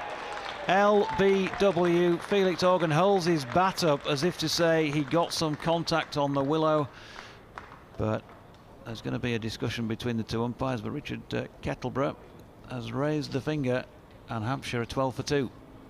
Well, whether he got an edge on it or not, if he didn't, it's certainly out. It didn't swing as much as Organ thought, and he just fell over the line of the ball somewhat and just played slightly across it. That's well bowled. I mentioned earlier about Jordan Thompson pitching the ball up and, you know, keeping it up. Maybe risk getting driven at times, but it's dangerous at the moment. Well, this ball is not so much swinging but shaping for him, and Organ there has just played down the wrong line. And Thompson hitting all the right notes on the organ, because he's on his way back to the Hampshire dressing room. 2 for 11 for Jordan Thompson from 3 complete overs, and after 5 overs of their response to Yorkshire's first innings 428, the home side 12 for 2. Yeah, they're in trouble as well here at the moment. And the ball's still new, still shaping, and both openers out for 0 and 11 respectively, Ian Holland and Felix Organ. James Vince will be the new man, the captain, coming in, and I'm sure Jordan Thompson will be eyeing the captain up. Knows, of course, everybody knows on the circuit that James Vince loves a cover drive, and when the ball's shaping away like that, then of course the bowlers will always feel that they're in with a chance. So this will be quite an interesting period of play as well. Jonathan Doidge is going to take a break. Phil Webb at Solent Sports says he's joining the session via the live stream, and says that if any of you fancy a game, he's too short for a game tomorrow night at West Hill Park. I personally will pass on that. I can't speak for the others. Don't fancy a game tomorrow night, do you, Gemma? 2 players short, or is he vertically challenged as well, like Charlotte Taylor yesterday? Which too short is it? Oh no, too short for a game. 2 players. Oh yeah, God, not that short. Not short in stature, height. No, he's too short for players, and he's asking if anybody fancies a game. Well, he's also tagged in Emily Windsor and Charlotte and Melissa in on that as well. But maybe I wasn't mentioned. Maybe I'm just thinking I was. Right, here we go with Dominic Drakes then from the pavilion end. And he's bowling to Nick Gubbins, the left-hander. Drakes comes in, length ball to Gubbins, who pushes that up to mid-on. Tough start here. Good start by Yorkshire, tough for Hampshire. Yeah, I didn't get to watch or listen quite as attentively as I'd like to have yesterday. But from what I've seen this morning, I thought Yorkshire's 400 looked a very decent total. The pitch has certainly been doing a little bit, and that's shown first up here. Yeah. It does look tough out there. It does, yeah. I mean, it's the new ball, so it's bound to do a little bit more than later on, but you've got to make the most of it, and Yorkshire are so far. Here comes Drakes and bowls, and Gubbins drives. That's a nice shot through extra cover. Just a push drive, of which Jordan Thompson is running after that. Picks that up about 5 or 6 yards inside the boundary, and they've run 2. And Gubbins is off the mark with his 7th delivery faced. 14 for 2, Hampshire. But you're right. I think you're right. I think somebody earlier just said they thought that 420 was slightly above par. I mean, when you watch this at the moment, you would say yes, it is. But you know, things may change once the ball gets a little softer. But of course, what you won't want to do is lose too many wickets at your top of the order. No, so that you can take advantage. Certainly nothing to suggest it's a sort of 400 place, 400 dead certain pitch. 3 slips and a gully weight as Drake's left arm over comes in and bowls to Gubbins. That's wide of off stump. Gubbins doesn't have to play it that way. Hampshire have got, unlike, we don't have a Brook that's had an absolute flyer, scoring just short of 1,000 runs by this point in mid-June, but we do have a lot of different players that have all chipped in over the season. I think we had 6 Centurions, and Fuller and Barker both adding 250 runs as middle lower order. So we've got a lot of people that have found some form this season, so hopefully 1 or 2 of those will come through today. Yeah, hopefully not too early. So Drakes bowls. Gubbins leaves that one alone, slightly closer to off stump, but still a little too wide from Drakes, who's not quite making Gubbins play as often as perhaps he should. But you're right, yeah, I mean, Hampshire do bat low down. I mean, you say watching this at the moment, you think, well, thank goodness they do, but quite often you see the new ball being most difficult to negotiate, although Lyth and Hill did pretty well yesterday, for sure. An hour and a half they were together before Lyth was prized out by Ian Holland. Here comes Drakes again, runs towards us and bowl short. So Gubbins cuts and misses. Bit of extra bounce there as it goes through to Duke at about head height. It is phenomenal from Brook, though. I know you spoke about him yesterday, obviously, when he was batting, but I was looking through his scores, and I think he failed, and I say that with the inverted commas that you can't see as a radio listener, but yeah, he failed in one game when he only got 40 something. Yeah. that's the kind of season he's having. Yeah, it's a great game when things are going like that. Easy game. I think Hampshire are finding it too easy here at the moment as Drakes comes in and bowls. That's short and wide of off stump. And that was ill-directed to end that over. Drakes has bowled 3 overs, none for 2. 2 maidens in that. And Hampshire are 14 for 2. 414 runs behind on the first innings.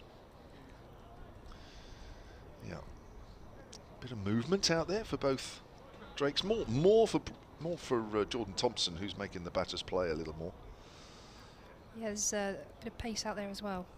Bit of pace and bounce. No, he isn't there. Yeah, it doesn't look easy at all.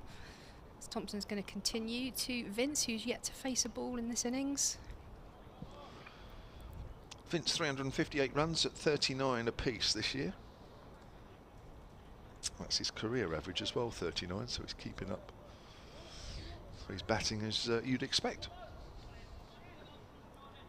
I have to rely on you, Phil, all those stats. Kev, I've left my laptop at the back. Dear I didn't bring it with me on my, for my shift. Thompson's coming in, bowls. That's full and straight and driven to mid-on for no run. You can always go and get it if you want. Yeah, I'll carry it for a few balls. I will. I feel a bit lost. Is that right? Yeah, of course. Yeah, of course. I'm sure I can hold it for 2 or 3 balls before Gemma will plug the laptop in. Thompson with 3 slips and a gully, as Drake's has as well from that far end. Yorkshire on top here at the moment. There you go. How quick was that? And he comes. That's full and straight, and that's driven past mid-off. And there's coming back for a couple. There'll probably be 3 there as the fielder gives chase to the boundary. And that's an easy 3 for Hampshire to get Vince off the mark. Yeah, Revis diving there, and just got a little bit of a hand on that, which just took a bit of the pace off. Otherwise, that would have been 4. 17 for 2 here. 2 balls gone, brings the left-hander Nick Gubbins on. Of course, Jordan Thompson will be swinging the ball back into the left-hander.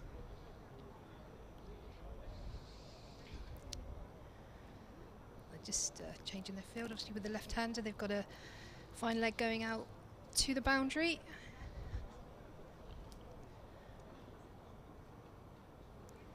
And he's coming in up to the crease, bowls, and that's a fuller, slightly slower ball that's just pushed into the offside. Point picks that up, and there's no run. Came back at him a bit as well, didn't it? That's the swing that Jordan Thompson's getting on the ball, away from Vince and into Nick Gubbins.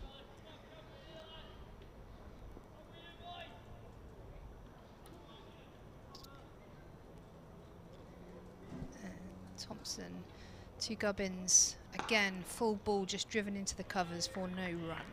Yeah, I don't think Thompson will mind that. Bring Gubbins forward. I think he'll give the ball a chance to swing by pitching it up. I think that's the right thing to do at the moment. It's not bad conditions for swing. It's a bit cloudier than yesterday, bit cooler. It's not normally a big swinging ground here either, No. is it? You don't sort of turn up saying, "Oh yeah, the ball always swings here." It's not that kind of ground, but. No, because when you see that spell like Abbas against Middlesex last season, it sort of sticks in your memory. Yeah, well, there was a bit of both there, seam and swing, wasn't there? It comes in bowls again, full and straight, driven to mid-off for no run. Yeah, there was a bit of both there from Abbas, but he tends to be sort of more seam, but he got a bit of both. That's why he took so many wickets. But I like this field from Yorkshire. Extra cover, mid-off, mid-wicket and mid-on. So they're covering the areas where. If Thompson does pitch it up like he's doing, then he's got those sort of areas more or less covered. So he will allow Gubbins to drive, but hopefully he'll hope that Gubbins doesn't find the gap. Thompson to Gubbins, pitched up and driven, and that has beaten the infield and will go for 4 through the covers. 4 runs to Gubbins. He moves on to 6. Well, it was a little wider, wasn't it? So Gubbins was able to hit that little squarer past extra covers right hand. I think Thompson sort of bowled it out there, hoping the ball would come back, and it actually stayed out there a bit, didn't it? So Gubbins was able to find the angle. That completes the over. Hampshire 21 for the loss of 2. Gubbins on 6, and the captain James Vince on 3. Lily's on the email, southerncricket@gmail.com. 428's a good score. It certainly is, yeah. It certainly is at the moment. It's worth a few more. Mr. Reliable, Stephen Patterson will bowl well on this.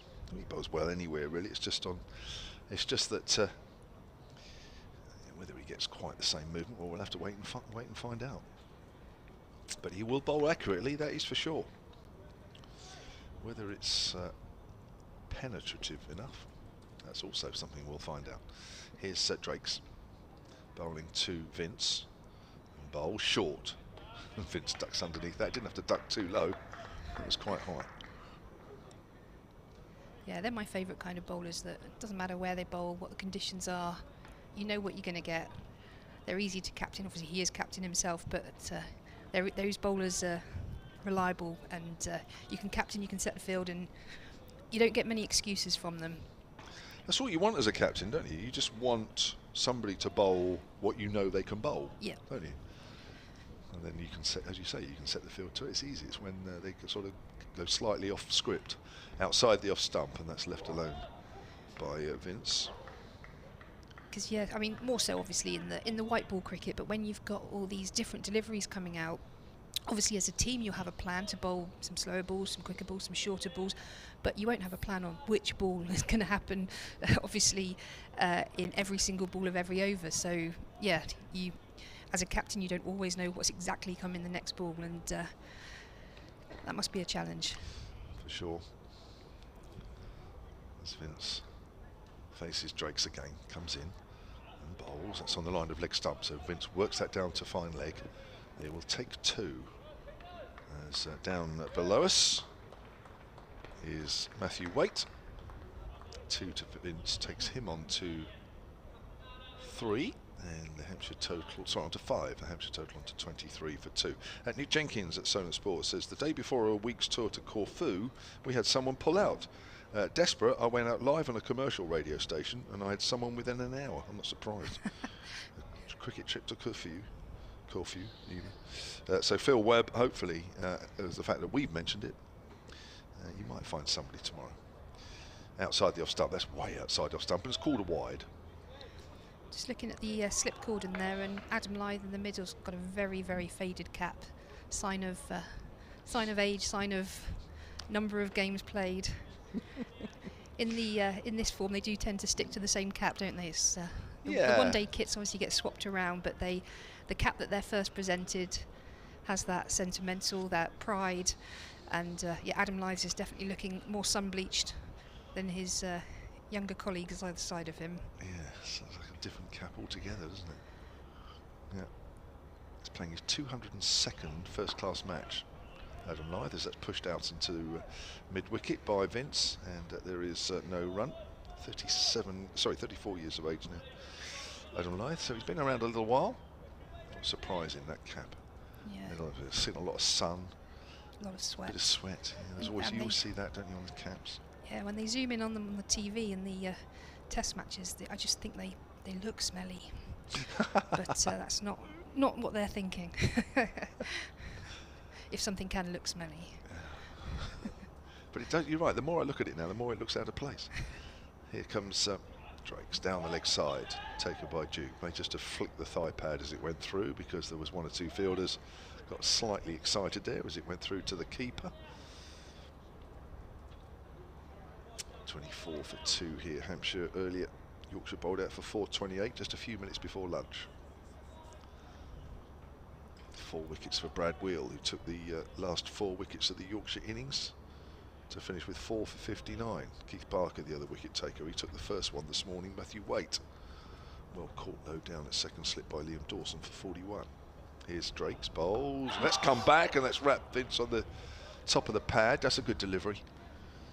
Just angled across him and then coming back in at him, and Vince forward. But a bit of bounce there from a good length as well. 24 for 2. Kevin James and Gemma Green with you. We're on the BBC Sport website. Listen to this game. Of course, other games going on up and down the country, including the Test match. They're all on the BBC Sport website as well. And this game on the live picture feed as well, so you'll get our commentary over the pictures. It's going out on the Hampshire Cricket website, and also going out to Yorkshire Cricket website, and Hampshire, if you feel the need, you can download the free app and you can get the game live on there as well. We've got Jordan Thompson to continue from this hotel end. Away to our right, as we say, the strip is towards the Shane Warne stand as we're looking at it, and he comes round the wicket to Gubbins, and that's no shot played through to the keeper. Interesting, he's coming round the wicket here, Gemma. Is that because of that width he gave him in the last over? I think it is. Yeah, I think it just might be. Coming across him, gave him that width, yeah. and so decided to change the angle and come in at him. I'm just for the sake of one ball and one shot. Now coming round the wicket, I think he's probably lost that sort of over the wicket and the surprise angle of it coming in, and a good chance of an LBW. Again, coming round the wicket, and that's full and driven, but straight to cover for no run.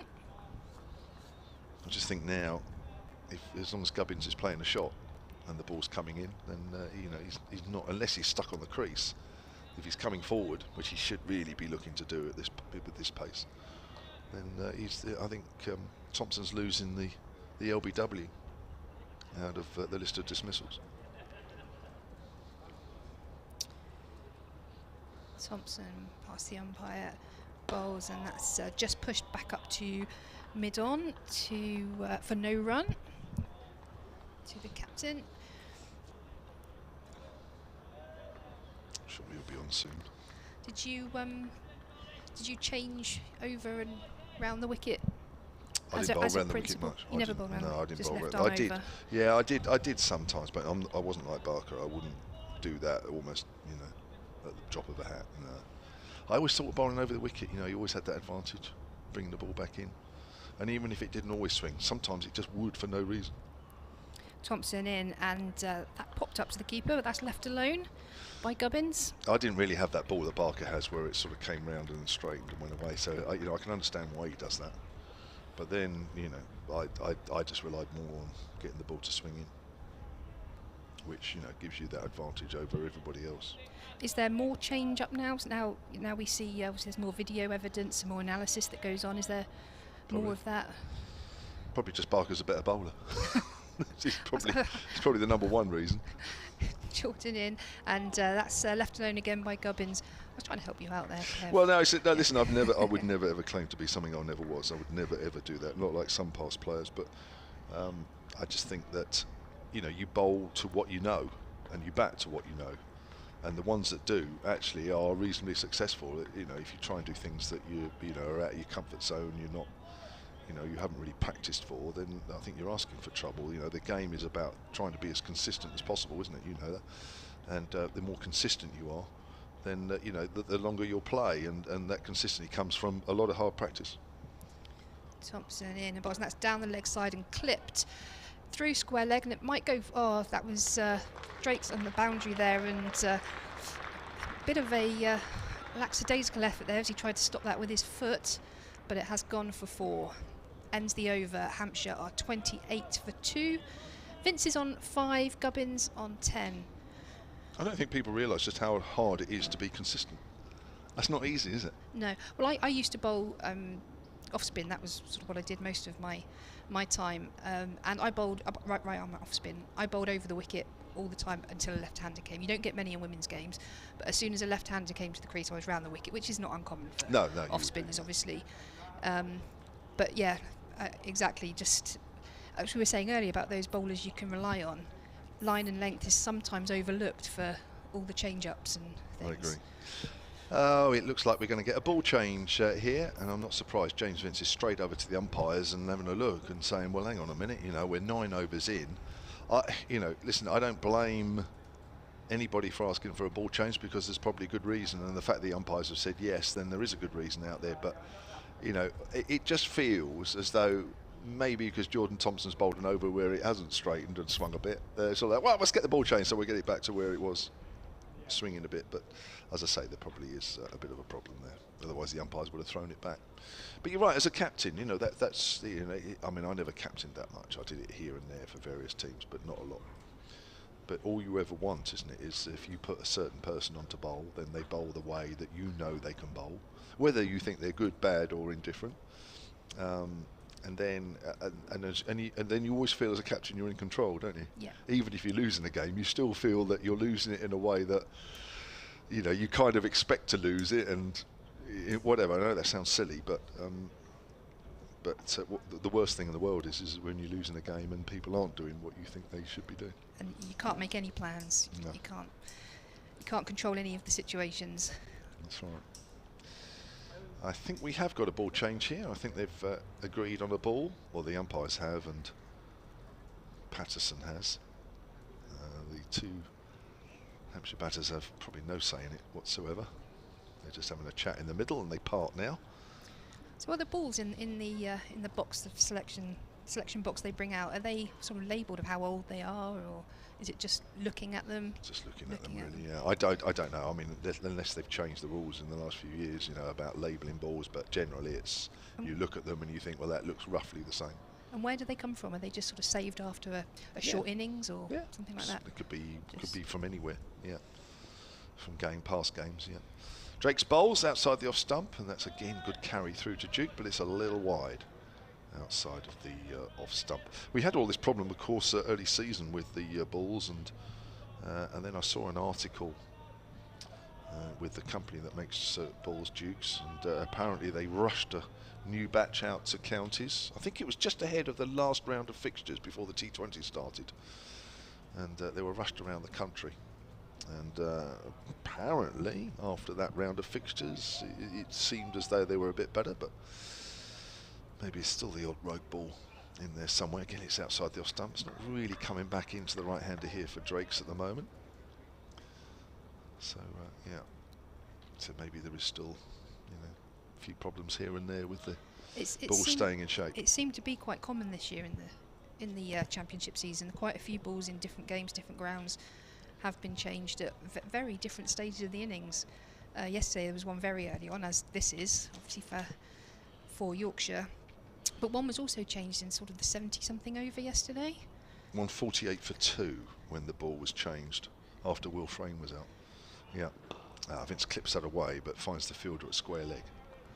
And you're so close to the new ball anyway. Well, I'm just trying to work out. So when that second wicket fell at 148 for 2, that would have been. Let's have a look. That would have been. I'll get there in a minute. So Will Frame. He was out when it was 81 for 2. So this was during the Hill and Brook partnership. There's a thick outside edged drive which has gone along the ground and fielded in the gully by George Hill. So yeah, I would say it was changed at 148 for 2, which at T 186 for 2, so it wouldn't be too long before T. So yeah, we'd have been looking. Brook was out in the 70th over, so we're probably around 60 overs, yeah, somewhere around there, yeah, when the ball was changed. Which you think? Can't expect it to look brilliant. Here comes Drakes on the line of leg stump and clipped away towards mid wicket and fielded this time by Matthew Revis.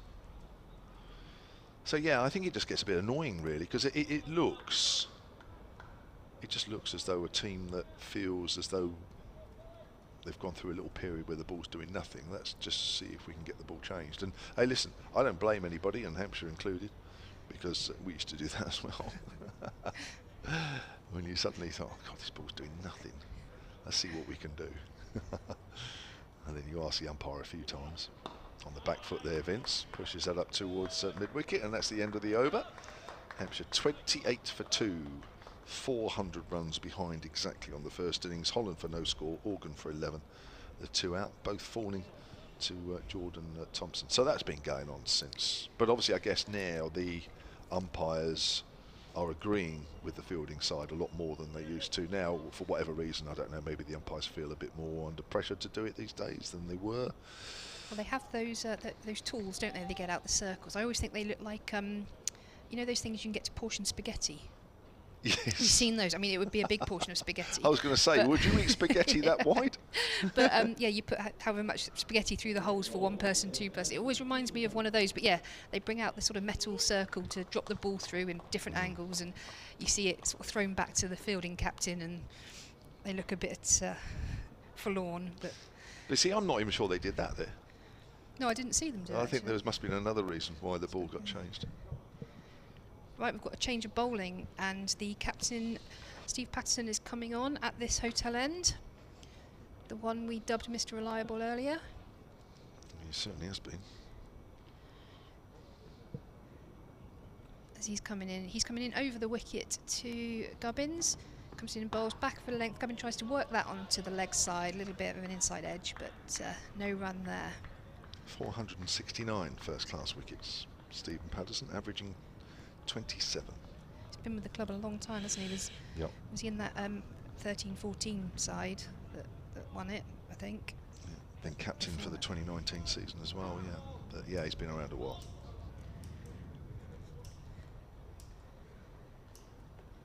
He's in up to the crease and bowls and full and straight and just defended by Gubbins. I mean, it's no pace. It really is it. I mean, it's absolutely no pace, but what he is good at is he just happy to bowl line and length, and he'll do it all day. And you know, it frustrates batters. I'm not sure it will frustrate Hampshire at the moment, because when you've lost 2 early wickets like this and they're working hard to establish a base, I don't think they'll mind too much, but it is a problem when you are looking to get on with the game a little bit. Patterson to Gubbins again, just floated down there on leg stump, and that's just pushed onto the leg side for no run. It's unusual to have an out-and-out bowler as captain as well. There's not too many of those. Obviously, Australia have just done it on the international circuit since Pat Cummins took over, but you don't see too many. It's usually a batter or sometimes a keeper. All-rounder. Or an all-rounder, but yeah, not usually an out-and-out bowler. As he comes in over the wicket, bowls. That's left alone just outside off stump. Accurate already. And he will get a little, he'll get a little wobble here, no doubt about it. But he's tall enough, and he just to get a little bit of bounce. But as I say, it's very medium pace. It's an Ian Holland pace, isn't it? Really? Yeah. Well, I think I'd say slower than that. Really? Yeah. I thought Holland looked a bit sharper this morning than that. Yeah, that's fair enough. I'd say this is sort of floating down there, and that's full and straight and just defended by Gubbins. So, as we said, a steady start from Patterson, no runs yet, 5 balls gone. Yeah, that's typical him, isn't it, really? It's the sort of pace that you would face week in and week out at club level, isn't it? But of course he's better than that, as his record suggests.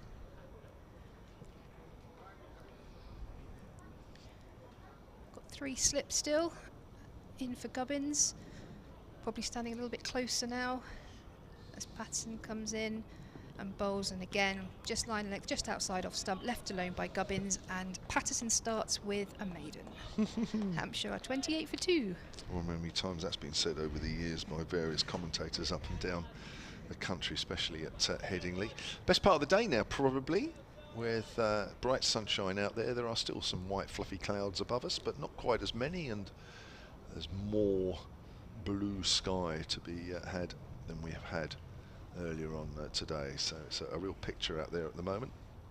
We're high up in the hotel here at the Ageas Bowl at the northern end of the ground. We look back towards the pavilion, and behind that the trees of telegraph wood.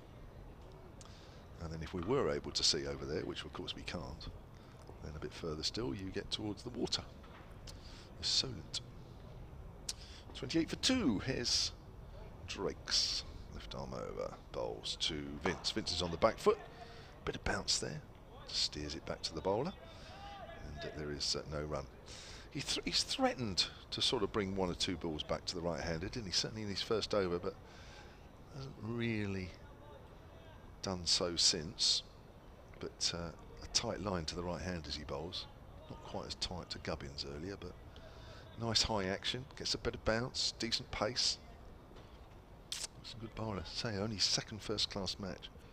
This one for Barbados previously. Bowls. Vince drives. That's through mid-off. That's a lovely shot. That's 4. It might. It's going to tease the fielder, and it does make it in the end. Jordan Thompson running after that one, but a little fuller this time from Drake's, and Vince just leant into that nicely, and mid-off is quite wide. So if you didn't know Drake's was from the Caribbean, that bit of fielding on the boundary earlier would have given you a heads up. No disrespect to, there's obviously some very good, very fine West Indian fielders, but that was sort of casual Caribbean effort down there. He's got a nice action, hasn't he? Left arm bowls. Oh, and Vince is flailing at that one off the back foot. It bounces, it goes past the outside edge. Good carry there through to Harry Duke. Does get bounce. Drake's. He's certainly got it there. Vince was looking to force that away through the covers. Lucky not to get a touch. You always run the risk there with the left arm over, don't you? Trying to force it off the back foot through the cover. You're coming slightly across the ball. And the bit of extra bounce will always get you in trouble. As Drake's comes in again. Sunshine's still out. Bowls. That's left alone, and that's just died a bit on Duke. He does well actually, as the ball just bounced in front of him for a second time, taking that in front of first slip. Did, yeah, that just that went nowhere. So yeah, Vince has got 3 slips and a gully and a point. So there's a lot of protection for that edge that Drake's is trying to get coming across Vince. Yeah, he's got to be very careful, James Vince, isn't he? If he's going to be driving on the front foot, play it straight, which he did already early on in this over. If he's on the back foot, he's got to look to try and play it straight if he can. Here comes Drake's bowls, unless of course it's wide. That is a little wide, and that's well left by James Vince. Keeping up to date on the test, New Zealand 52 for 1 in the second innings. They lead England by 66. Of course, they're in day 4 there. That probably will be a draw. And in the other Division 1 games going on, which are also in the second day, Kent 67 for 1, replied to Gloucestershire's 438 all out. Surrey 187 for 4, replying to Somerset's 180 all out, and Lancashire 110 for 3, replying to Warwickshire's 292 all out. There's Drake's bowls, that's straight, and Vince quietly pushes that up to mid-off, and that's the end of the over. Drake's has bowled 6 overs now, none for 9. Hampshire 32 for 2. That was actually a really clever bit of captaincy, I thought, there, because the field's moved now. But as I say, Vince had those 3 slips, a gully, a point, and then there was no one in that cover region. There was an extra cover, and it really inviting Vince to drive through there, knowing full well that obviously he can play a beautiful cover drive, probably one of the best ever, but also it's his weakness. Really inviting him to hit through that sort of favoured area of his, but with the threat of all the catches behind. So yeah, nice little battle there. Exactly right, because to be hitting it through there, you're going slightly across the line. Of course, if it bounces, as we saw in that over, you're leaving yourself a little bit open there. So yeah, good point. So Patterson into his second over, comes up, bowls to Gubbins. Oh, that was a play and miss. Gubbins just pushes forward there. The ball bounced a little bit more than he was expecting and just went past the top of his glove through to the keeper. Just nipping away, wasn't it? Just off the seam there, which he'll get from time to time. Do a quick 30-second update in a moment.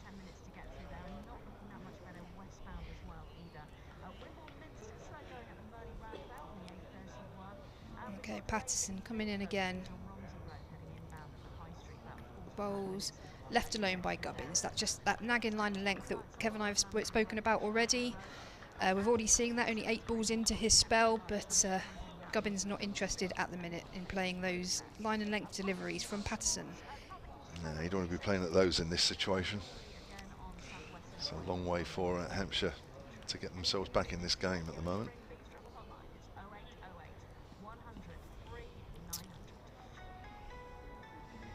Okay, Hampshire on 32 for 2. Stringing up these dot balls at the minute. Yorkshire putting the pressure on as Patterson comes in, and Gubbins does drive that, and he does beat the infield, and that will be 4 through extra cover. Quick update then coming up.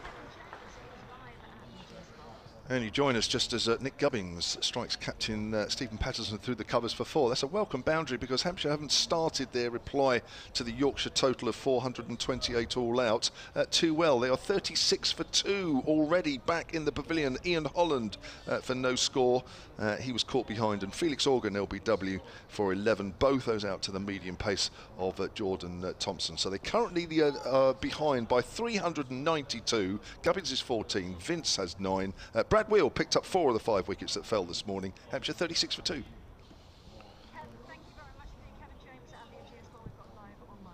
Inside the off stump, that one to Gubbins. Yeah, another dot ball there to Gubbins. 2 balls left in Patterson's over. And the sun is shining nice and brightly now on the middle as he's coming in and bowls, and it's full and straight, and that's driven down the ground, but it nearly was cut off, but there was a fingertip to it, but it might just dribble to the boundary, and it does. So 2 fours put up in that over. Gubbins was a little bit lucky there as I think they've got a subfielder. Yeah, that threw me. Dominic Leach. Dominic Leach. As Dominic Leach had a diving effort there at mid-off, but just got a fingertip to it, and it was timed well enough to go over the ropes. 40 for 2. Nice shot from Nick Gubbins, who was saying earlier he's been in good form this season. Who moved here on loan last year from Middlesex. Made the move permanent. Coming round the wicket now to Gubbins, and that's just tucked him up, and he's just fended that into the offside. 4-no run to finish the over. Right, Gemma's staying on, and she'll come in alongside Jonathan Doidge. BBC Radio Leeds and all the Yorkshire stations. Never get tired of saying that. There are a few stations up that way who all love their cricket, and they all love listening to Jonathan Doidge. 40 for 2. Welcome back, Jonathan. Thank you very much, Kevin, for that wonderful reintroduction. All of it untrue. Well, no, actually, the BBC Radio Leeds and all the Yorkshire stations bit was. 40 for 2, Vince on 9, Gubbins on 18. Stephen Patterson, very expensive by his standards, at 4 and over.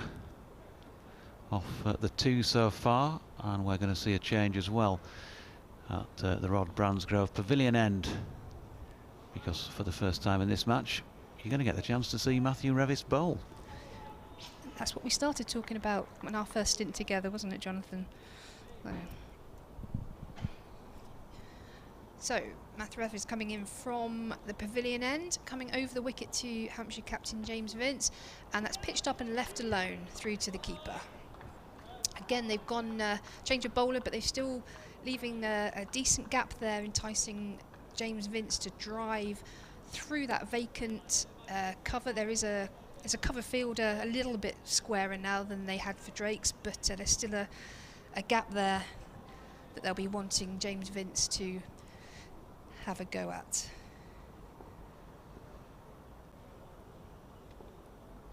So 3 slips a point as Revis comes in and bowls, and that's a shorter ball, back of a length, just fended on the back foot by James Vince for no run.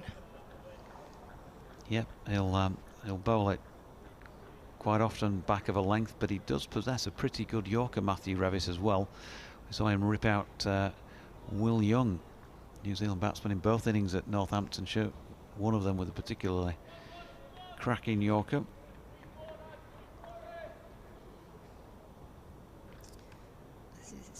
Into Vince, and again it's a length ball just pushed onto the leg side, just slightly on leg stump, but just pushed for another dot ball. We had the 2 boundaries in the last over, but around that it's been a plethora of dot balls from Yorkshire. Yeah, Sam Goose thinks I should resign immediately for saying Thompson hitting all the right notes on the organ. That aside, keep up the great commentary. I thought. Into Vince, and again left alone outside the off stump. Hampshire just playing a period of consolidation here after the relatively early 2 wickets they lost of Organ and Holland.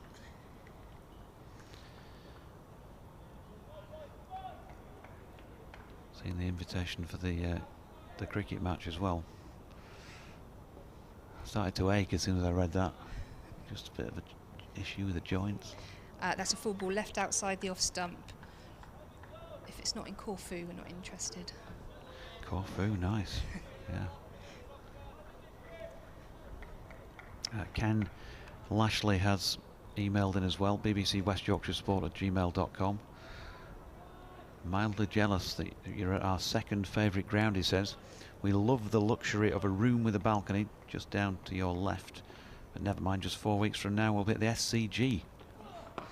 Revis to Vince, and he just fends that into the offside for no run. Yeah. And that completes another maiden. Hampshire are 40 for 2. The SCG, of course, Scarborough Cricket Ground. Ken says, just before 1 o'clock you were suggesting that there were probably 3 overs before lunch. Surely with 9 wickets down they would have taken a late lunch. Maybe. Conjecture now though, is it not, Ken? Watched lots of runs yesterday, and now with Yorkshire and England bowling I'm hoping for lots of wickets today. The test match on TV in the lounge and on the radio in the kitchen, live stream, and you on the laptop, which can move around with me. Blokes can multitask. Stephen Patterson going to continue at the hotel end. They can multitask when it comes to streaming various sports.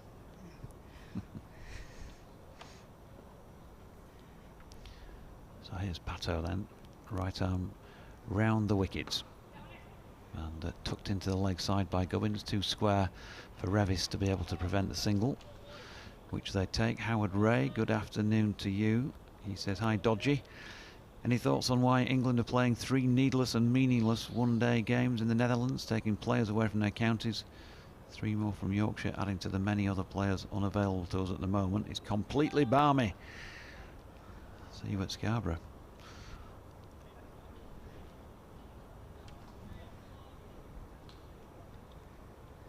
Patterson just switching to bowl over the wicket.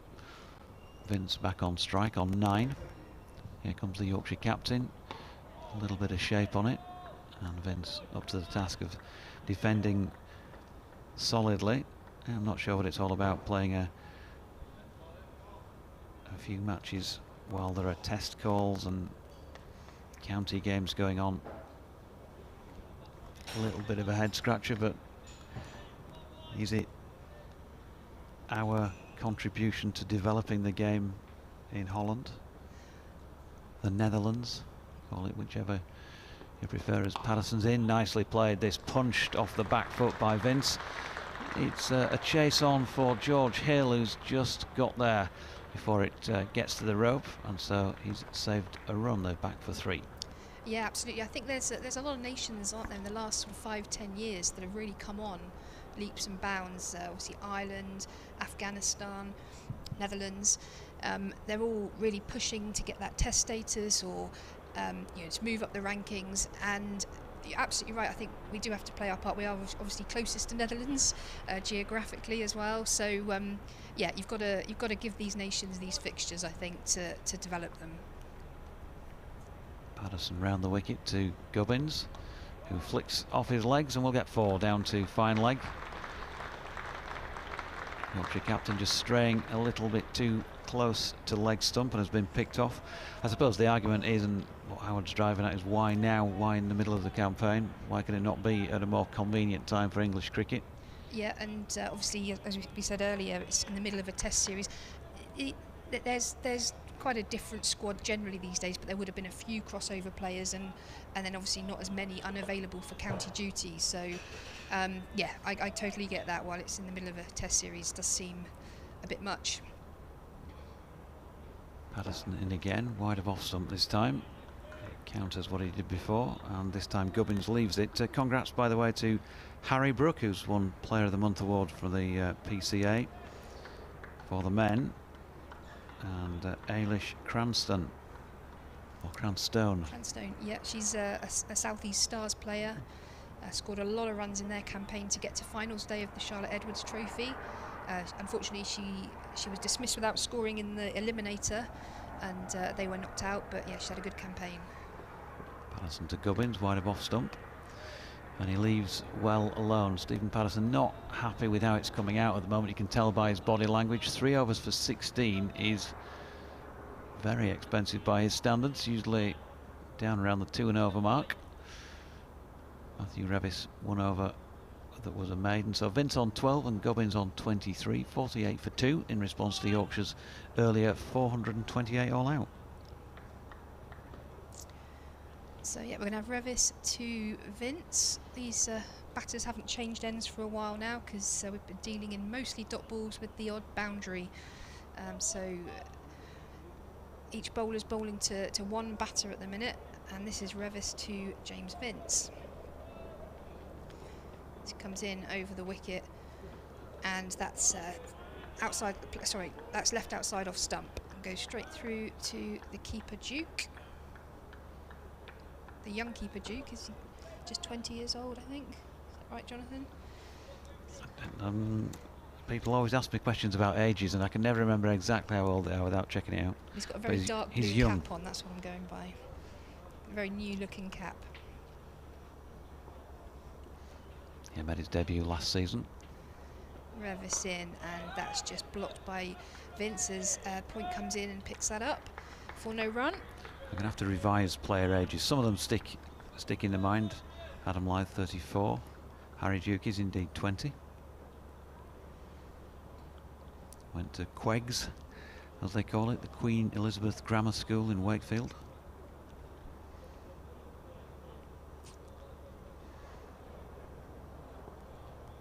Yeah, when I was looking up where the players were born earlier, like I said, I saw that 9 of them were born in Yorkshire.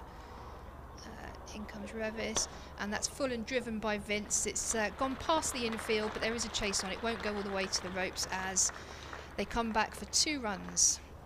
I can't remember who it was, but where it says on the website pages and that where they're born, his just gave a name of a hospital. So I had to look that up, and it was indeed in Yorkshire. Pinderfields.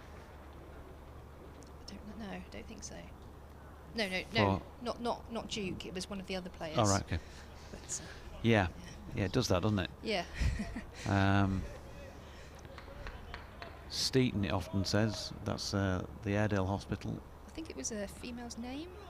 Oh, that's gone through James Vince. There was a bit of a hoof from the slip, but I don't think that caught anything on the way through, but it was a great delivery.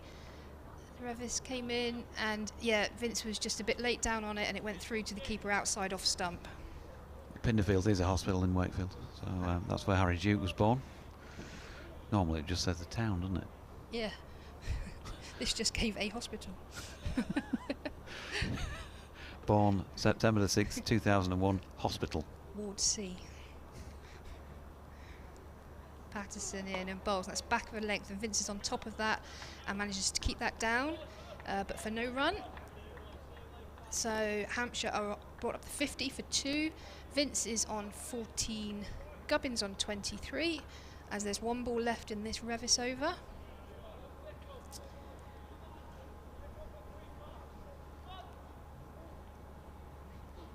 Plenty of encouragement, as usual, from Adam Lyth at second slip.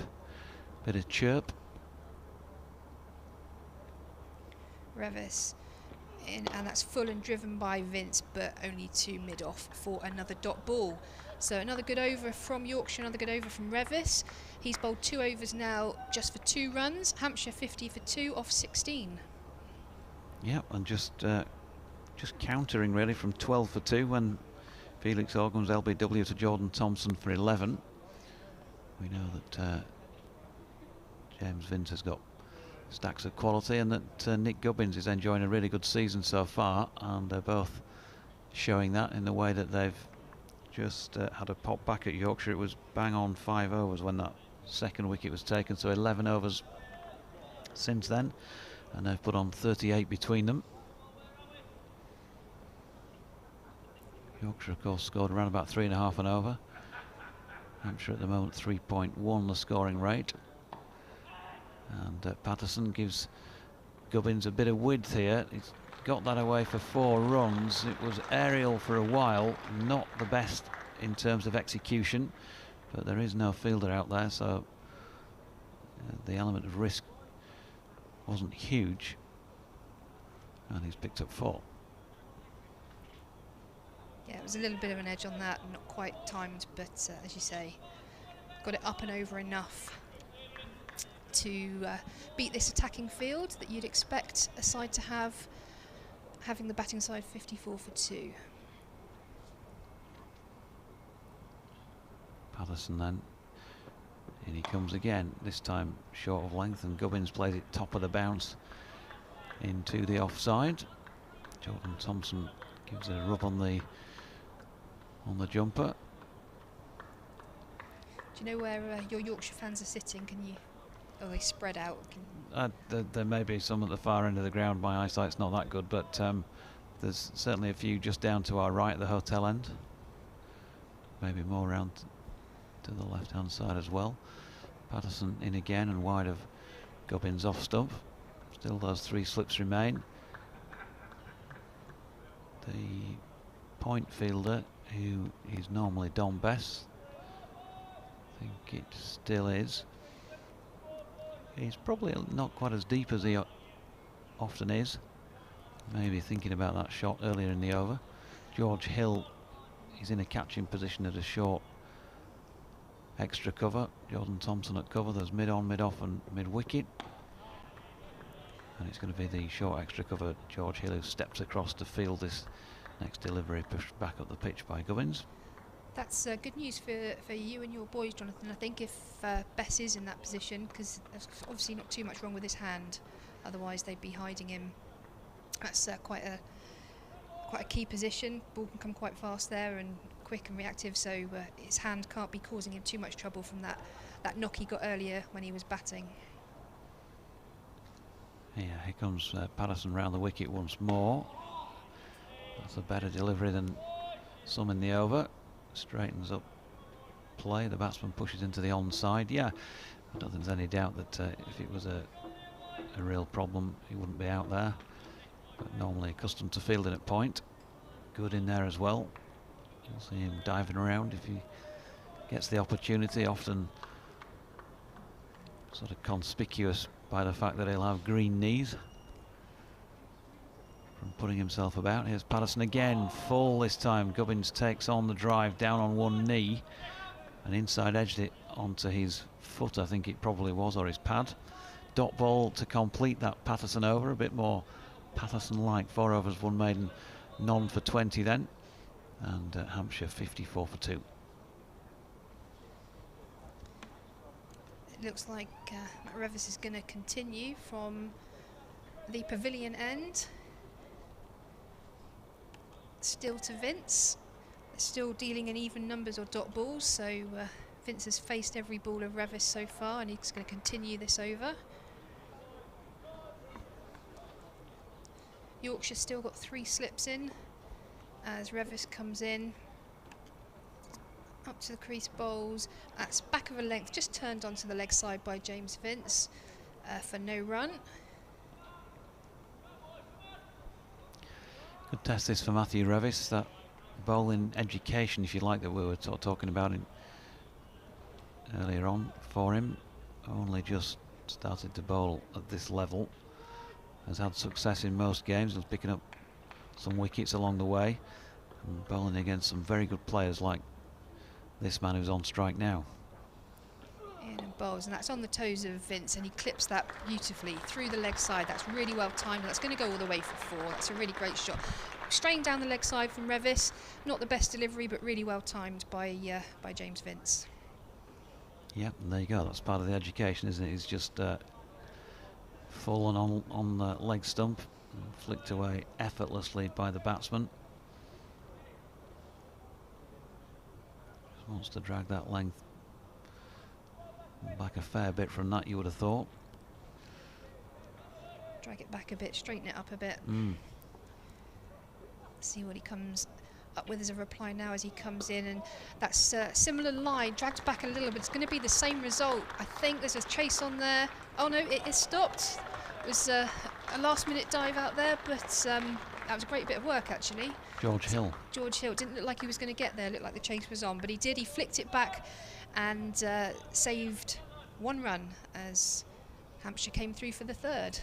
So that was, we said he needed to change his line and his length. He changed the length a little bit there, but the line was still on leg stump, enabling Vince to play that through the leg side with little risk. Yeah, good stroke. And great piece of fielding by George Hill. Full length to flick it back and save the run. Revis to Gubbins for the first time, comes in and bowls, and that's a better line to the left-hander, just on his off stump, and that's just pushed up to 2 Drakes at mid-off for no run. Vince moved on to 21 with those runs, and Gubbins is currently on 27 off 43 deliveries and is on strike now as Hampshire is 61 for 2 in this 18th over. Revis coming in, bowls, and that's beautifully driven through extra cover by Gubbins. That's going to go all the way for 4. Split the mid-off and the extra cover fielder, really well timed, over-pitched by Revis, so his line and length's been a little bit chaotic in this over. And so far it's gone 4-11 runs. Yeah, just searching for it a little bit. 53 on the board as a partnership between his pair in 77 balls and 56 minutes. And it's just changing the game a little bit from that 12 for 2, especially at the rate that they're now beginning to score them. Revis coming in for the final ball, and that is better. That's good line and length, pushed out by Gubbins, squirted down to a short third man, or backward point really, for no run. So Hampshire are 65 for 2, 11 off that over after 18 overs. Vince on 21, Gubbins on 31. Yeah, and they're going at 3.6 and over now, so that has been upped, and Yorkshire at this moment in time are just feeding him a few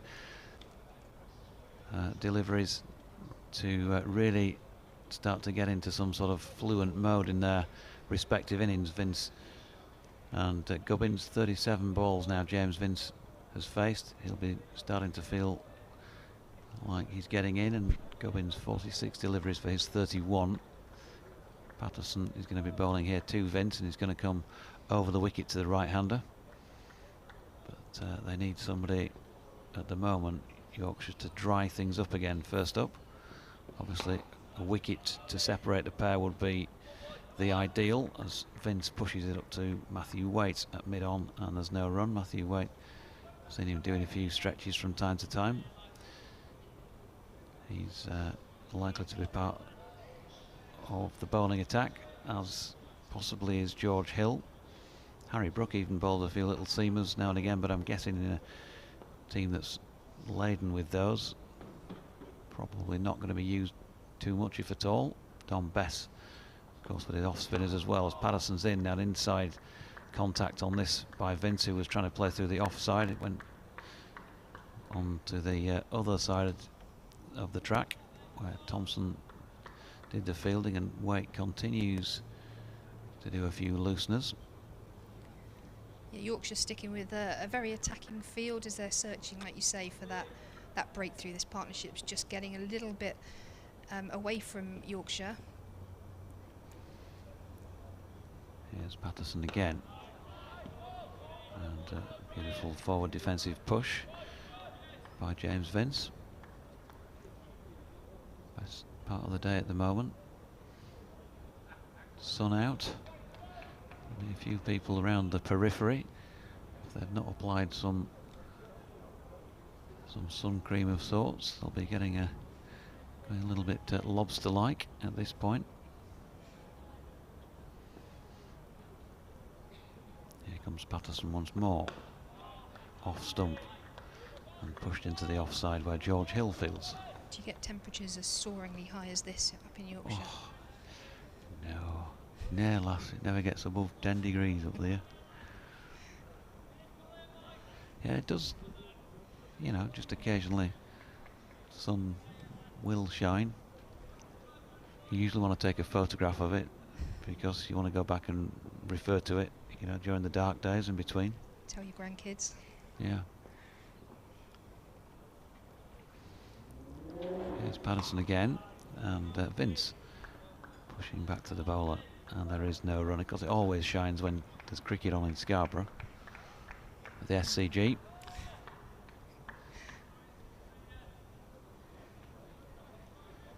It's just booked for then. I've not been to Scarborough, not the cricket ground. Anyway, I would fancy a visit up there. Great place to watch cricket. Here comes Patterson, and with an angled bat that's run wide of Harry Brook, who's at third slip, by James Vince, who's going to pick up a couple of runs for him. Nicely played. And that completes Patterson's over then. None for 22 now from 5 by him. taken the score off the board. No, I was during the when we were just coming out of lockdown, and no one knew what the rules were on travel. I was looking to go to Scotland for a break, but because they had different rules, decided to stay in England and had it all booked to go to Yorkshire to have sort of a week there around the beautiful county. But then it went into whatever tier 4, whatever they called it at the time, and put the blockers on that break. So I didn't get to go up there, but it's. I have been to various parts of Yorkshire, but I've not really seen the beautiful side of it.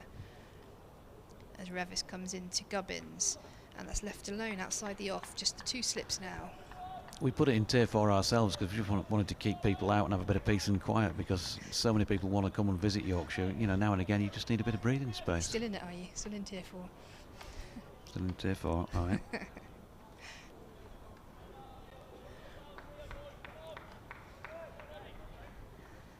So yeah, 2 slips, a little bit more protection now in the covers as Revis comes into Gubbins. That is outside off stump and just pushed to one of those, the extra fielder in the covers for no run. Lily says she really enjoys watching Matthew Revis bowl. Looking forward to seeing Matthew Waite bowl as well. Do I think there'll be any spin for Dom Bess? I think he'll turn prodigiously by the time Bessie gets his hands on the ball. And she goes, silly fact for you, Steve Patterson's the only Yorkshire player to be born in East Yorkshire. She's enjoying listening to you as well. Oh yeah, you have East Yorkshire, don't you? You regionalise it. As he comes in, and Gubbins just pushes that to backward point for no run. Yeah, Yorkshire is a representative side. Drawn together from various regions. Is there any rivalry there with the East Yorkshire riding type thing? You just got to create a bit when you're playing against each other, but ultimately it's all Yorkshire together. Revis into Gubbins. That looked like an effort ball that was pitched up but just pushed back to the bowler. There was a big grunt after he released that. Hampshire 67 for 2. John Logan says, enjoying a county championship match between 2 very well matched teams. If I may say, your colleague Gemma is very knowledgeable and, in my opinion, has a perfect voice for comms. More, please. Oh, thank you very much. You're going to ahead, John. In comes Revis bowls, and that's left alone outside off stump. What was his name, Jonathan? I'll send you a copy of this. Yeah. You can put that on your CV. Well, thank you very much. That's very kind of you. I understand your focus is on matters at the Ageas Bowl, but I wonder if you're aware of things that have happened at Taunton. We haven't given scores from elsewhere for a little while. There's more to come on that after this Revis delivery. Revis into Gubbins. That was back of a length, slashed out by Gubbins, and it was popped up in the air. Second slip had a go and then palmed it up, and then I think Lythe had a go, and Lythe palmed it up. Is that right, Jonathan? Yeah, Adam Lythe palmed it up, and Will Frayne had a second go at it, outstretched arm dive, and couldn't reel it in. Yeah, 2 bites of the cherry there. Good ball. It was slashed out a bit by Gubbins, but he survived, and Revis bowls another maiden over. Big chance there. Yeah. It was coming fast, not dissimilar to the slip catch that Vince took earlier. It was higher than the one Vince took, but it was coming equally as quick.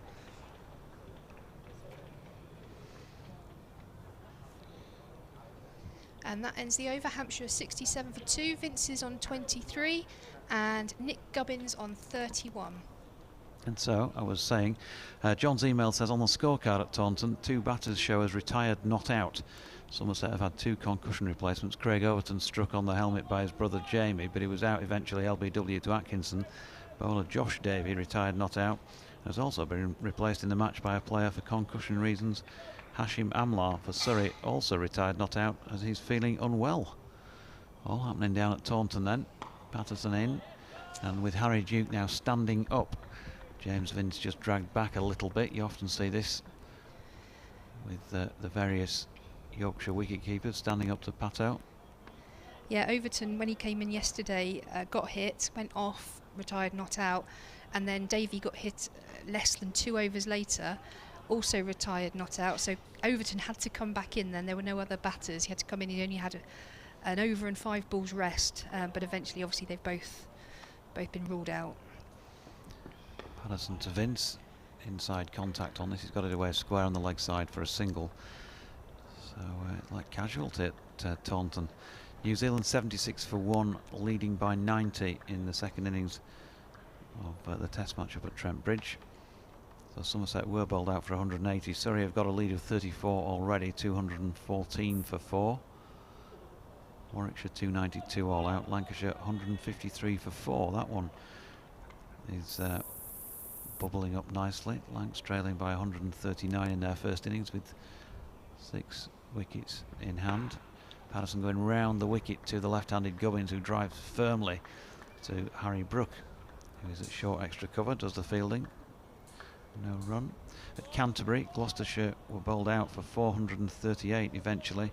Kent 89 for 1 in response. Durham 595 for 7 against Worcestershire. But Chester Street, the Riverside, having decided to bat first.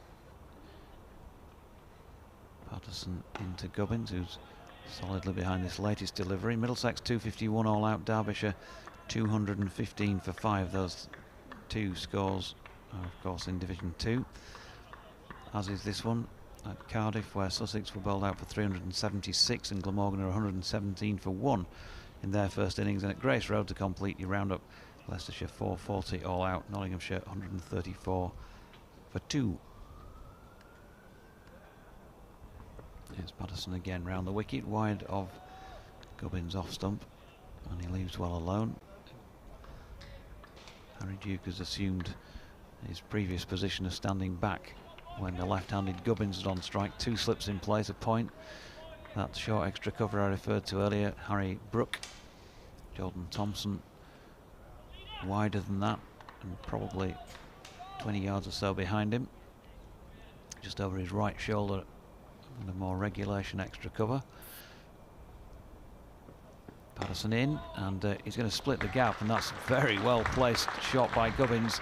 Having described where both Brook and Thompson are, a diving attempt by Harry Brook in the short extra cover position. He couldn't get to it, and there was no chance of Jordan Thompson doing so either. So 4 runs to complete that Patterson over. 6 overs, 1 maiden, none for 27 from him. Hampshire 72 for 2 with Vince on 24 and Gubbins on 35. Gemma taking a breather, and that must mean that KJ is back. Hello. Decent partnership, these two. 60 they put on after Hampshire were 12 for 2. Ian Holland going for naught, and then Felix Organ for 11. And a let-off there for Nick Gubbins. Previous over to the last one. I thought, was it Will Frame who was in behind Adam Lyth? I thought he was going to get that. I did as well. It was sort of slow motion, wasn't it? Yeah. Revis bowls, and that's pushed up to short extra cover by James Vince, who's 24. Gubbins has 35, so 31 Gubbins had when he got that life. When you see that ball pushed up by Adam Lyth, you think, when you would have been batting, you think, oh, Frank's got that. He's got that. And then somehow, I have to say, I was personally, I was relieved it went to ground, but I think Frame might have thought he got that. Yeah, it just shows that everything doesn't go your way on your birthday. That's true. Length ball to Vince. Pushes it back to Revis. Got a couple of emails here, if I may read them out. Well, came in in the last few minutes. For the days of Barry Richards and Gordon Greenidge, says Mr. Rabson. He usually signs those, and I can't remember what his name is normally, but stolencricket@gmail.com is one of the ways to go. I know what he's saying. Obviously, when Holland and Organ have gone, the 2 openers, as Vince is on the back foot and steers that out into the covers, no run. I mean, you've got 2 players there averaging in the 20s in their career, as opposed to Lyth and Hill, who are both in the 30s. It makes a difference over a season. If you've got openers that even are averaging early 30s, it means that your number 3 isn't constantly coming in a little too early. 72 for 2. Jenny Avery, son of cricket. Well, it's under Jenny Avery on the emails. It's played back to Revis and there's no run, but it's actually signed by John Semester. In the late 40s, I couldn't understand why the males in our holiday boarding house on North Marine Road clustered on the rear landing. Thanks to Jonathan for prompting some pleasant memories. Thanks to Jane Wiles as well for her little message. Here's Revis bowls. Length ball which steered out on the leg side by Vince for a single, moves on to 25, 73 for 2. Something I hadn't picked up at the time, but you couldn't make that up, she says. 31 dropped on 31 by 31. Well spotted. Gubbins and Frayne, two respective 31 wearers, and Gubbins was on 31 at the time of the drop. There's obviously a 31 club going on out there. They look after each other. I'd like to be in that. Only just past 31, aren't you? 73 for 2. Here's Revis, right arm over, bowls. Gubbins is well forward. Plays that out into the covers, no run. You're a charmer, you. I'll tell you what, I bet you did get away with an hour's interview with Malcolm Marshall at your wedding. Darling, you look lovely tonight. I've just got to go speak to Mako for an hour. I'll be back. Xavier Voigt Hill, I hope I've pronounced that correctly, says on the Netherlands-England ODIs, they're part of the ICC World Cup Super League. Each of the 13 teams plays 8 3-game series, with the top 8 automatically qualifying for 2023. England are in third at the moment behind Bangladesh and Afghanistan. Okay.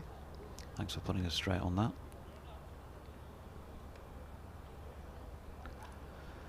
So, you wouldn't be surprised to see a change at this hotel end, and that is indeed what we have, because Yorkshire just lost a little bit of, well, quite a bit of control that they had earlier in the piece with those 2 early wickets. 73 for 2, and they've got up to that level in good time. 61 this pair have now put on, and it's going to be for the first time in the match Dominic Bess. So clearly his finger can't, whatever it was, part of his hand can't be too bad. It was his bowling hand as well. Yeah. You know, I would have given Jordan Thompson another couple of overs just to see if it was swinging for him, because I think for me he's the most likely guy to get the ball to swing. Yeah, George Hill also swings the ball. But it's been used reasonably sparingly. Matthew Waite continues to stretch. He's not been given a crack yet.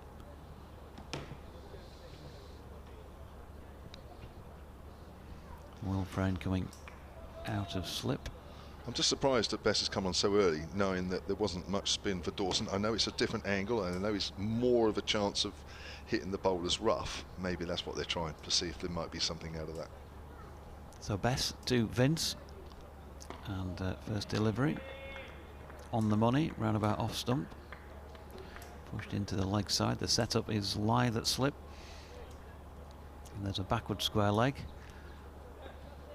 Point, Wait at cover, winging the arms round. Short extra cover is Will Frayne. Stephen Patterson mid-off. Dominic Drake's mid-on. Harry Brook is fairly straight mid-wicket and is going to come into play here, walking in to field this next delivery, which is dropped into the leg side. And the only man out is Jordan Thompson, I think it is, sweeping on the mid-wicket boundary. And we've just seen a couple of deliveries, and Will Frayne has now been moved from short extra cover into short leg. Helmet on. It'd be about half a strip, well, probably about a full strip width from the batsman to where he is actually positioned, and the ball's just been turned beyond him out to the sweeping Thompson for a single by James Vince. 12 wickets this season for Dom Bess, averaging 50 apiece, but his economy rate is good. Economy rate is just under 2.5 and over, but they are still coming at 50 apiece. Yeah, not you wouldn't, if you were a spin bowler and offered any pitch in the country to go and bowl on as your home ground, you wouldn't choose Headingley, would you? No, there's no wouldn't bounce. be top of your list. No. He's in again, and Govin's turning this one out to the sweeper on the leg side boundary, who was this time George Hill, for 1 run. I've not seen too many batters caught back pad at short leg at Headingley, I have to say. I mean, there's been a few, obviously, don't get me wrong, but I ain't seen too many. It's not a wicket. I think when you're batting there, you don't really feel that that's the way you're going to get out. You might tell me differently, Jonathan. Best to Vince, pushing into the offside, where Waitfield's no run. It's not, is it? It's just not that sort of wicket. There's never enough bounce for the spinners. I'd not really thought about it in terms of not enough bounce before, to be fair, but not noted for a great amounts of turn ever in my lifetime. No. Bess in, and that's turned square on the leg side by Vince. Dot ball to complete that over, which went for 2, then the first in the match bowled by Don Bess. So 23 overs in. Going to be a long while before the tea break yet, another 12 overs. 75 for 2 Hampshire in response to the Yorkshire's 428. And it's pretty much the same here, really. Not a load of bounce for the spinners here either. The off spinners are the most likely to take some wickets as this game goes on because of the left arm over. You've got the rough to bowl into, but for Dawson, who's got to bowl the ball straighter because he's left arm round, you know, when there's no rough at all for him to bowl into, he gets very little turn, if any. As I say, the off spinners have got the best chance bowling into the rough, but that needs to be scuffed up a little bit more as we go through the 4 days. So we've got Matthew Waite from the pavilion end. 29 career wickets into his 10th match. Right arm medium pace bowls. Gubbins on the back foot and punches that up to mid on, no run. Gubbins 36 not out, Vince 26 not out. And these two now for the 3rd wicket have put on 63. Tell a lie. Came together when it was 12 for 2. Hampshire still 353 runs behind on the first innings. Comes in again. Waits and bowls, and Gubbins is forward. It just came back at him a fraction. Just give Nick Gubbins something to think about there. How's Waite done this year? Oh, of course, it's his first game, isn't it? This season. Looking to impress. Well, first game for Yorkshire. Played a first class for yeah. Worcestershire on loan. Played well for his 41. First wicket out this morning. Only added 3 to his overnight total, though. Caught by Dawson. Good catch at second slip. 342 for 6. That was the first wicket this morning. Outside the off stump. Gubbins leaves that one alone. It's getting a bit warmer now, Doidgy. That shirt will have to come off soon. Yeah, he's getting a bit warmer. You're right, actually. Yeah, just noticed. Shirt coming off. I'm not sure about that. No, don't do that. I don't think anybody needs that. No, it's all right if the listeners online, and actually all right on the live picture feed because they don't show the commentators. But yeah, it's just for us and Gemma's benefit. I think it's probably not so good. No. Here comes Waite, runs towards us and bowls. Gubbins gets a length ball, which he just pushes square on the offside. Matthew Waite, as I mentioned yesterday when we talked about him making this comeback to Yorkshire first team cricket, has struggled with quite a few different injuries over the years. One of them being an ankle problem that he just couldn't seem to shake off despite the usual treatment, rest and rehab. He's not got the longest of run-ups, has he? No. 2 slips Waite as he comes in and bowls. Gubbins drives edges past 3rd slip if there was one there. May just have carried as well had there been one there. But that's gone quickly down to 3rd man for 4 runs. Yep, I think it would have done. Would have been straight in, wouldn't it, as well? But what I'm alluding to in terms of the short run-up, the 2 angles are, 1, you use less energy because you're not running as far, longer spells, etc. But 2, in a way, you can kind of put a bit more stress through your body from building up your speed over a shorter period, and there's quite a lot of shoulder involved in his action. Yeah, and some people are just susceptible to those sort of injuries, aren't they? Comes in and bowls. It's a length ball which Gubbins is forward to. Fielded a short extra cover by Harry Brook, end of the over, 79 for 2. Some people have got that lovely, you know, you think of the sort of greatest exponent of the smooth run-up and delivery, whispering death, and you know, just like smooth sort of chocolatey feel as he runs through. You know, that beautiful gliding feel to it. And then you've got other bowlers who are a bit more sort of staccato as they let it go, and it's sort of a bit more of a feel about that about Matthew Waite. You know, that real shoulder that goes. Yep. Lots of that power is in that final moment of delivery, not like a Holding who just built up over that long, languid run-up and then whipped it through as well. But just a smoothness about that, wasn't there? Yeah.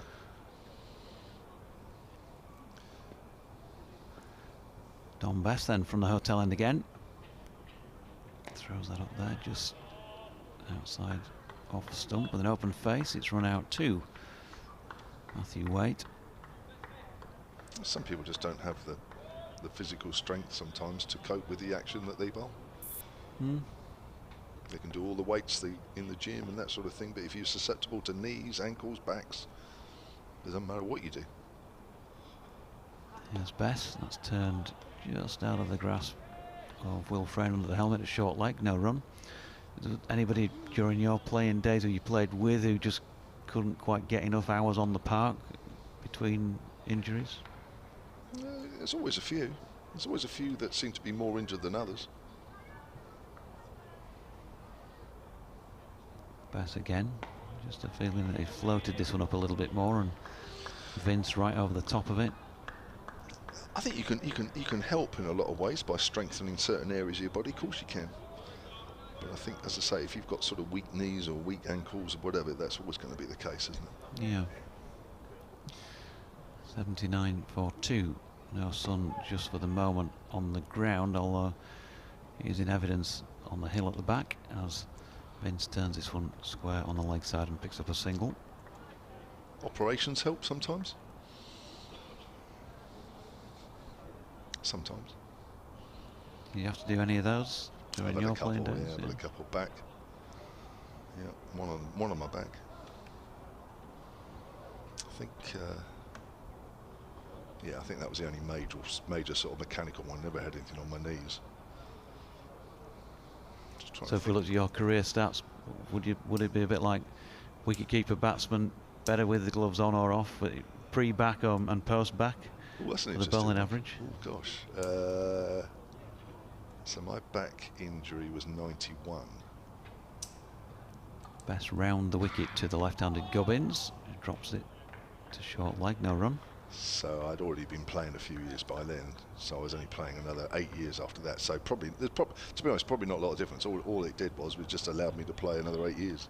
Whereas if I'd done nothing, then that would have been it. Probably no difference. Bess again, wide of off stump, and allowed through by Gubbins. End of the over, 80 for 2. I think when the man himself arrives, is it tomorrow, Mr. Allen? Yes, David Allen will be with us tomorrow. Yeah. Hampshire's honorary historian. Yeah, that's one of those. He'd probably love that one. Getting his teeth into the pre-back and post-back. He'd love all that. Honestly, if I was you, Jonathan, tonight when you're in your hotel room, tee him up for that. Yeah, I would write down some of the most obscure stats, or you'd like to know.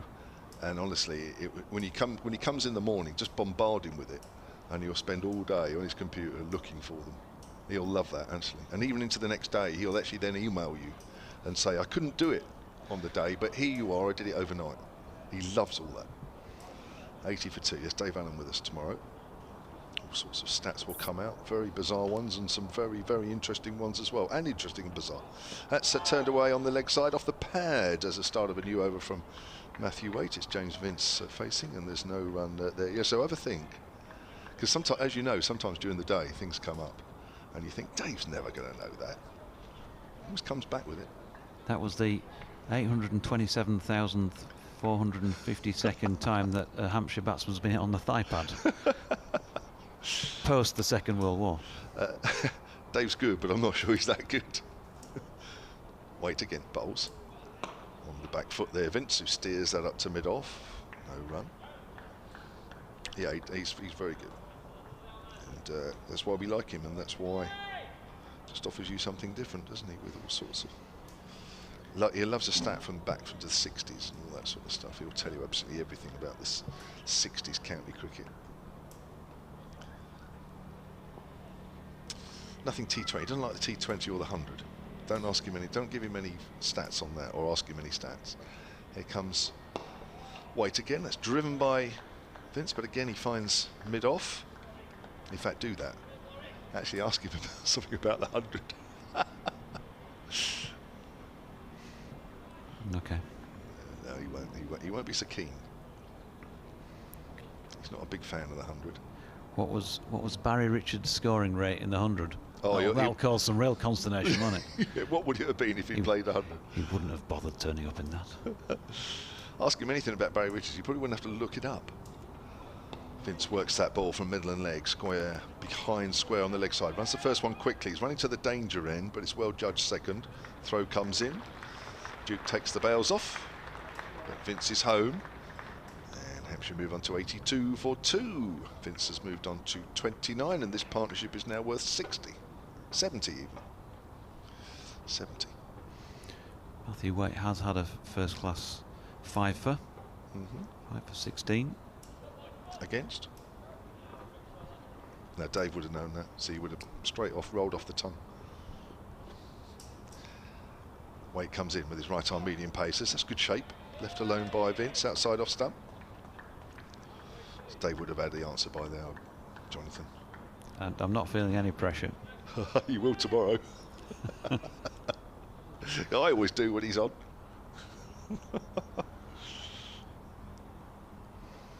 Should we bombard him with questions tomorrow so that he's absolutely running around like a madman? Have a list at the start of the day. So he never has a break. Even when he's off commentary, he still doesn't have a break because he's got to have his head in his computer looking up all the stats that we've asked him. Here comes Waite again. It's just nipped back at Vince as he gets wrapped on the pad. Bit high though. End of the over, 82 for 2. And Waite has now bowled 2 overs, none for 6. Hampshire are 346 runs behind on the first innings. I think we need to ask him specific things such as, I mean, it's a Tuesday tomorrow, isn't it? So, you know, what does James Vince average on a Tuesday in Championship cricket? And break it down per session. And is that in the first innings or the second innings? I think over time he could find that out. Over time, but I think it might take him a while. Yeah, I saw him on the ground earlier, actually, walking around. Surprised he's not popped up. He does sometimes. But he usually does a day, you know, one of the days of the home championship games with us. Tomorrow is his day. Alyssa Story, day 4. Gemma Green with us, day 2. And Don Best bowling from the hotel end to Nick Gubbins. Pushes firmly back to the bowler. No change to the field for Gubbins here from the off spinner, who of course should naturally be challenging the outside edge. Adam Lythe's in at slip in case he gets one. Here's Bess again. And Gubbins solidly forward once more. I'm saying in case he gets an edge. There's been a few put down in the cordon this year. We think, I don't think anybody's actually kept a proper count, but it's in the 20s. Is it really that many? Now that's high considering you're only in your 7th game. That's nearly 3 a game. Bess in and driven up to Drake's at mid-off. No run. Wow, that is a lot. Game by game. That's a high percentage.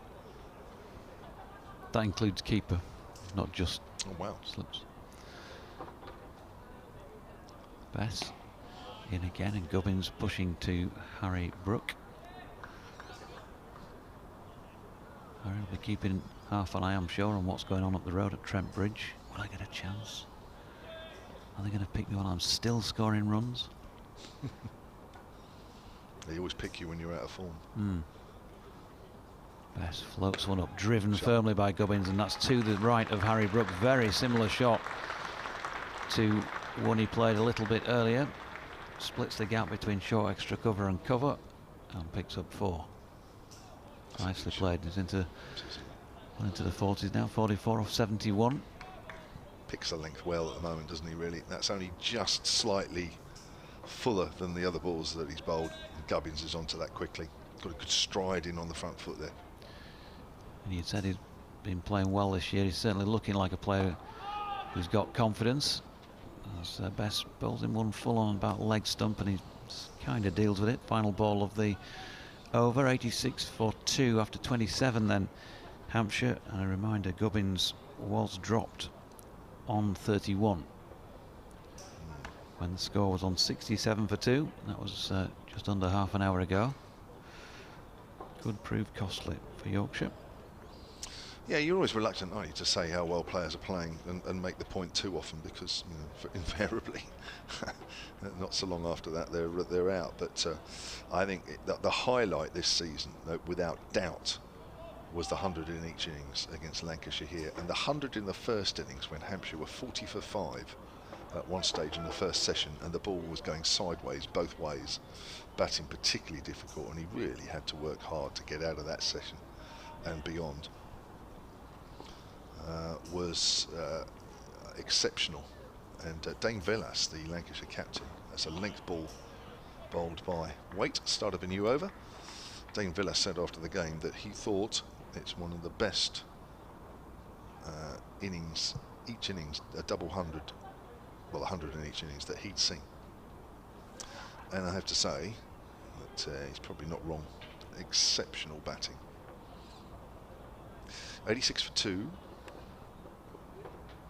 342 behind. We have just under 10 overs left till the tea break, as that's pushed out on the offside, fielded by Waite on his follow through, and there is no run.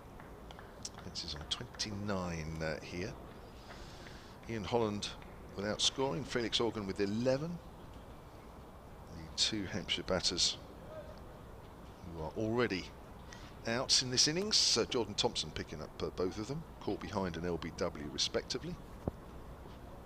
And I say, I'm surprised Thompson didn't come back for a couple of overs just before Bess had started his spell, just to see if it would still swing, as Vince works that through the gap, through mid-wicket. Lovely shot, over-pitched from Waite.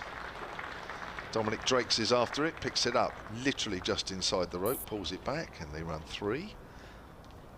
Throw comes in, and Hampshire move on to 89 for 2, and Vince on to 32. Matthew Waite's 5 for in first class cricket was against the Leeds Bradford University side in the start of 2019 season match. That was in fact his first class debut, 5 for 16. He's obviously been limited in terms of the number of matches in which he's bowled. Who would play in front of him normally?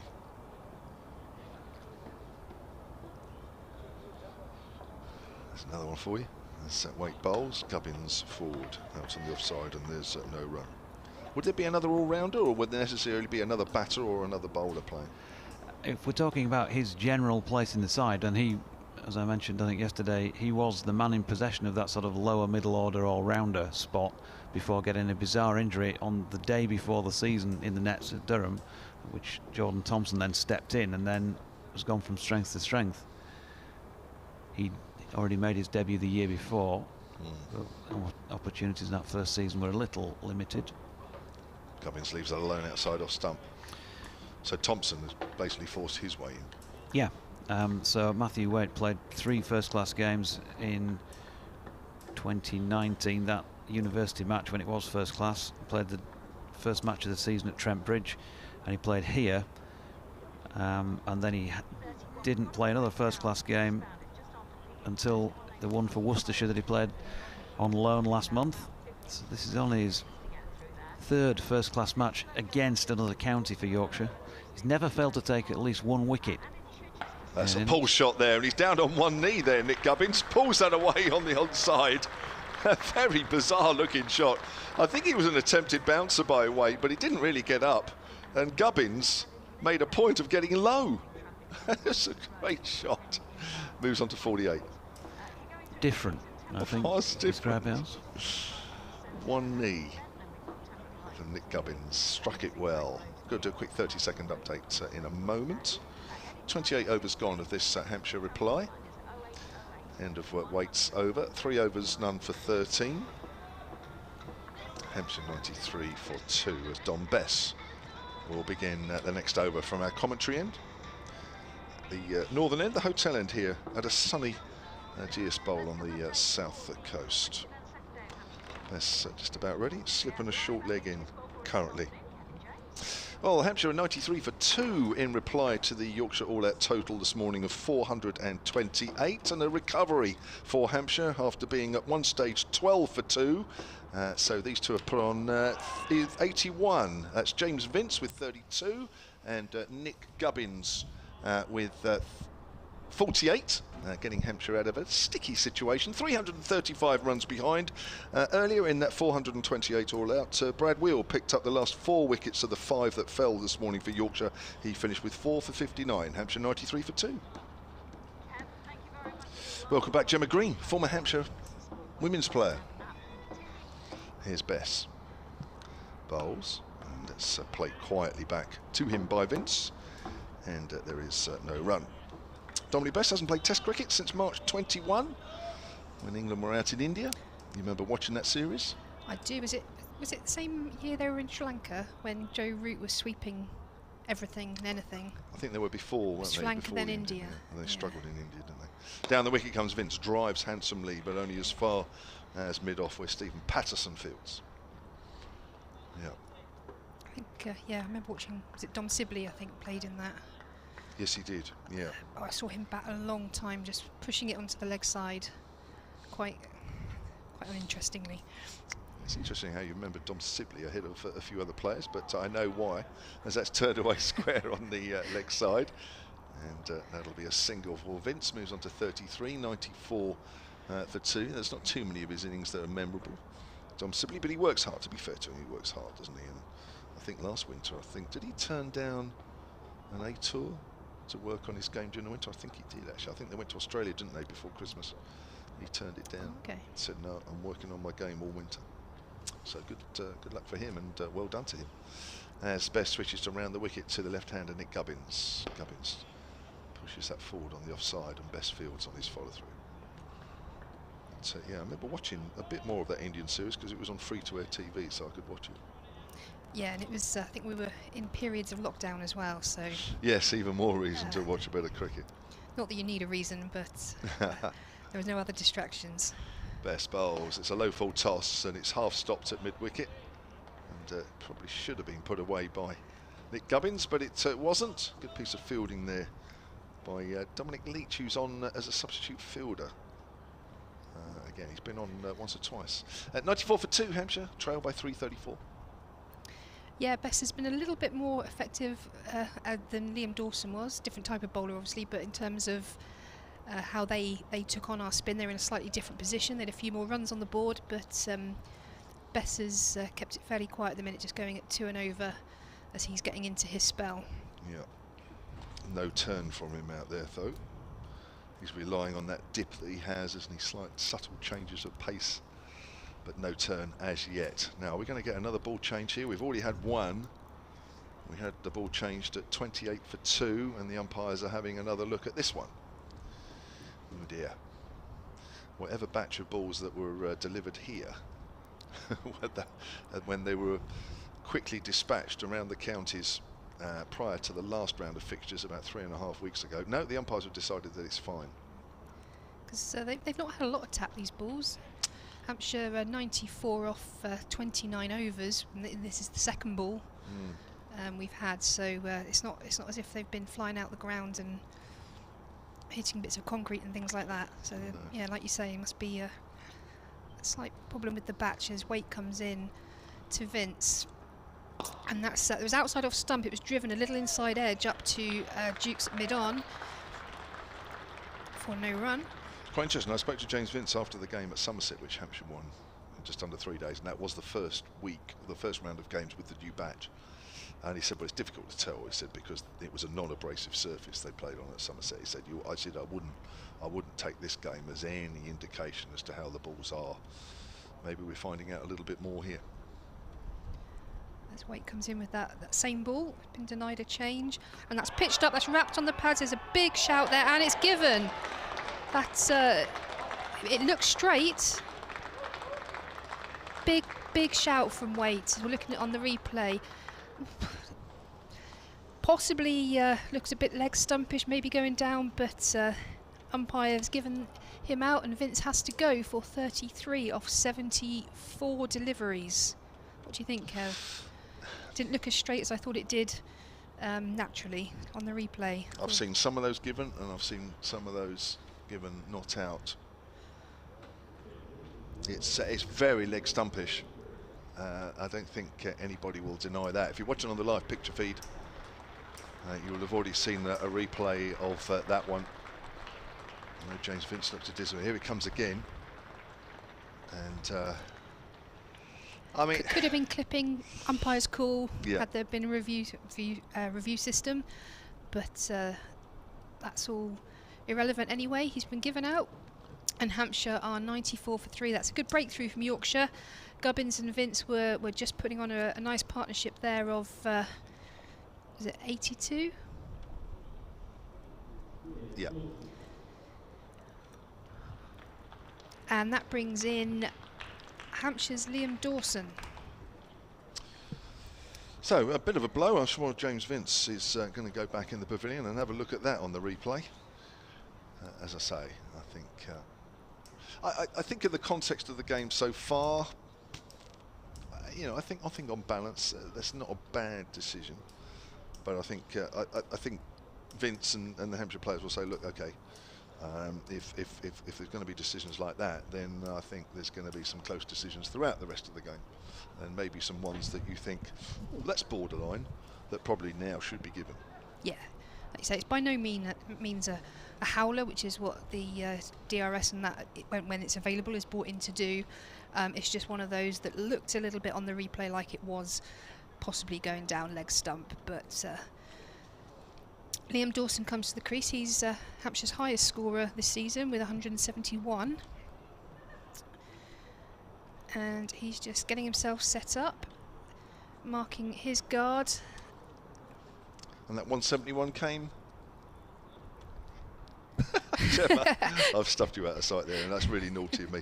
Off the top of my head, very quickly, that would have been in Kent at Canterbury. Yes, it was. There you go. That's not as bad as what Robbie James did to me up in Durham. What did he do? Well, the Vipers against Northern Diamonds. Yeah, we're up there. So Waite's coming in, bowls that's full and driven by Vince Dawson. There's a little inside edge for no run. Yeah, obviously Robbie James is very much my junior in terms of age. That is not career. And he put me on the spot with a bit of pop trivia about Rihanna, who apparently was seen in the crowd at Durham during a 100 game. Really? And yeah, apparently so. And he sort of gave me that question and gave me till the end of the over to answer it, and I had absolutely no idea. In comes Waite, that's left alone by Dawson. He gave me a clue, and the clue he gave me was diamonds. So I was thinking Sweet Caroline, Neil Diamond cricket thing. Oh right, yeah. But no, it was Rihanna, and I was made to look very old, very stupid, very out of touch. So yeah, thanks Robbie. Robbie's doing the ground announcing here for this game. Yeah. He's not that young himself, is he? Actually, thinking about it. He's a lot younger than me. He's about mid-20s. We'll just leave it there. The Waite comes in, full and straight, and just defended by Dawson. I mean, I wouldn't recognise Rihanna if I'd seen it, to be honest. Seen her, sorry. Seen her, no. I've seen her old house in Barbados. Have you? Yeah. Where she grew up, on the outskirts of Bridgetown, yeah.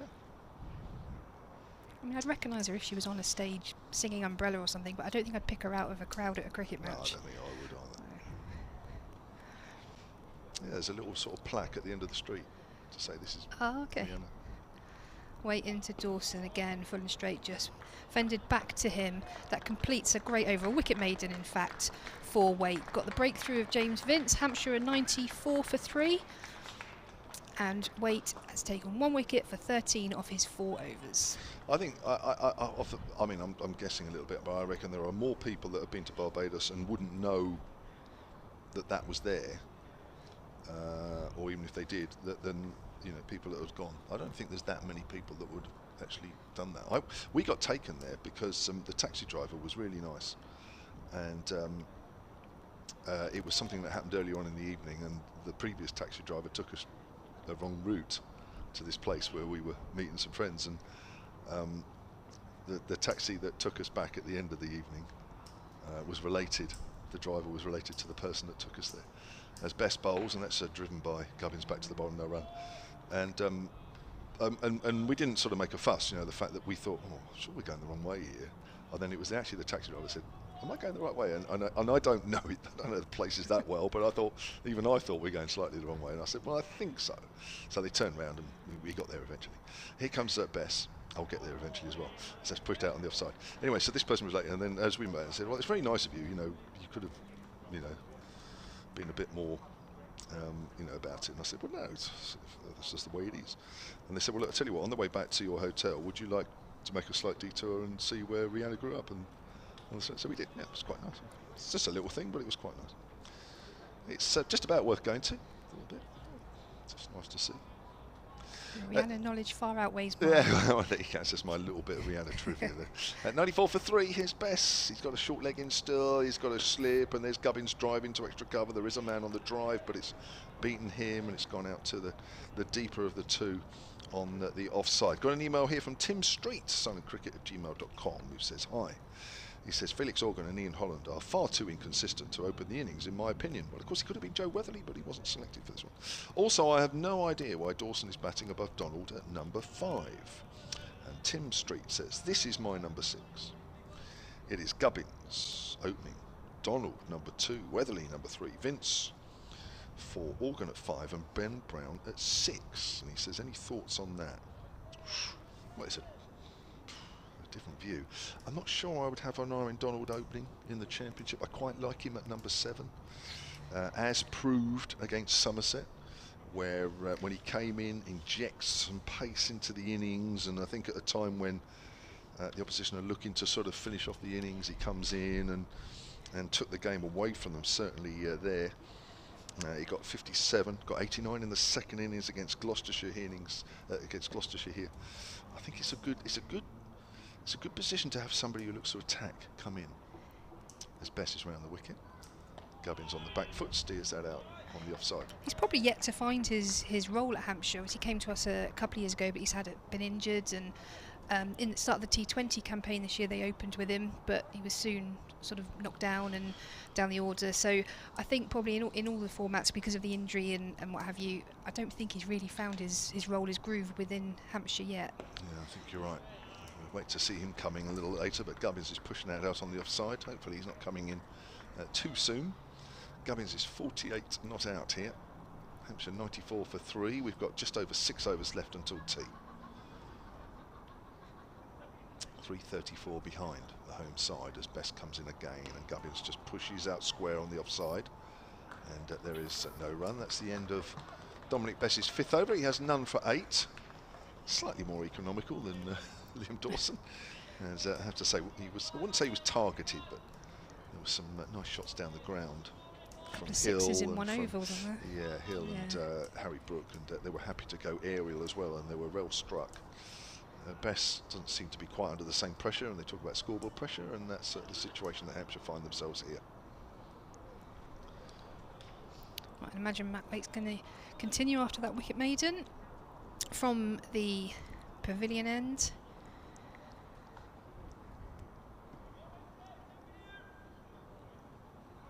Just lining up the helmets behind the keeper that they were all wearing as they were around the bat off the bowling of Bess. As Waite comes in and bowls, and that's full and straight and pushed by Dawson. There's an outside edge and it goes to cover, but there's no run there.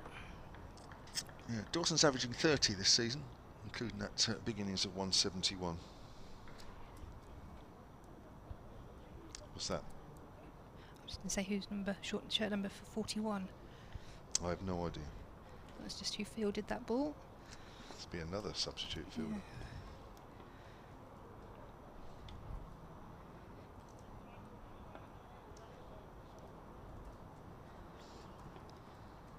Three slips as Waite comes in to Dawson and bowls, and again that's full and straight and just kept out by Dawson. They're just bowling full and straight to Dawson as he's yet to get off the marks, putting pressure on him, making him play. Sure that's not Jordan Thompson there? In the covers. What does it say, 44? Sorry. That's all right. You've got glasses. I haven't. I did, but not for seeing that far. There, so I can read. In comes, and again, full and straight, just pushed back for no run. So really good disciplines here from Waite. Tidy spell, isn't it, so far? It is. I like the Lancashire numbers. They're big and red. They're my favourite numbers to have to pick out. Against the white background. Yeah.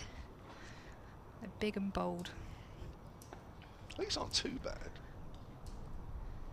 least they wear the bright white tops, these guys. In and bows. There's a little bit of width there as Dawson drives through the covers, but it's stopped there by Jordan Thompson, shirt number 44. Well done, Gemma. Who's at third slip then? Harry Brook. Correct. You can see the slips, they're a bit nearer.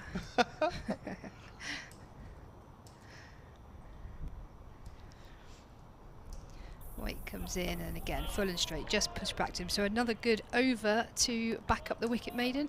That's the second time I've done this game. There's one ball to come. That's my eyesight again. When you're looking at dots on a board, Is it? I should look at the 31.5. I look at the what's happened in the over. Sure, sure. And 5 dots from this distance could easily be 6 dots. You can't see the dots on the board. Does it look like a Oh. long line? I'm looking there, yeah. Oh, right. But that's a bit further away That to her is. left.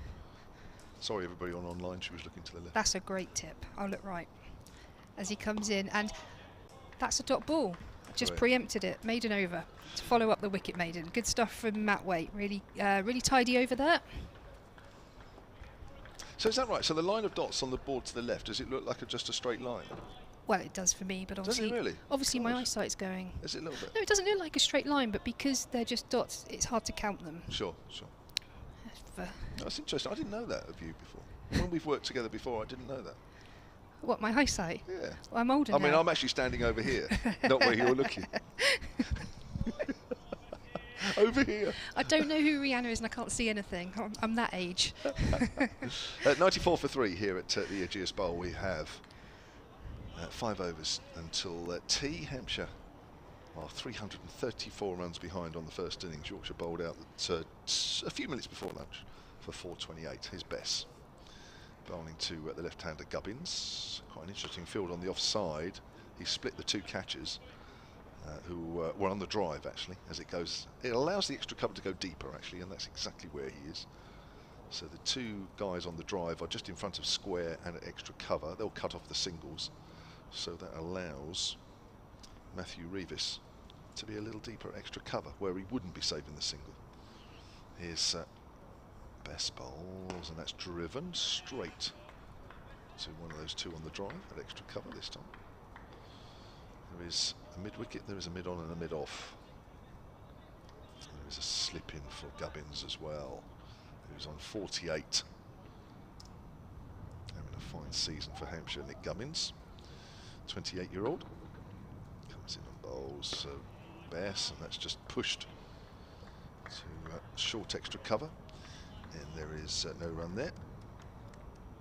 It's always hard, isn't it, when a side gets 420 against you?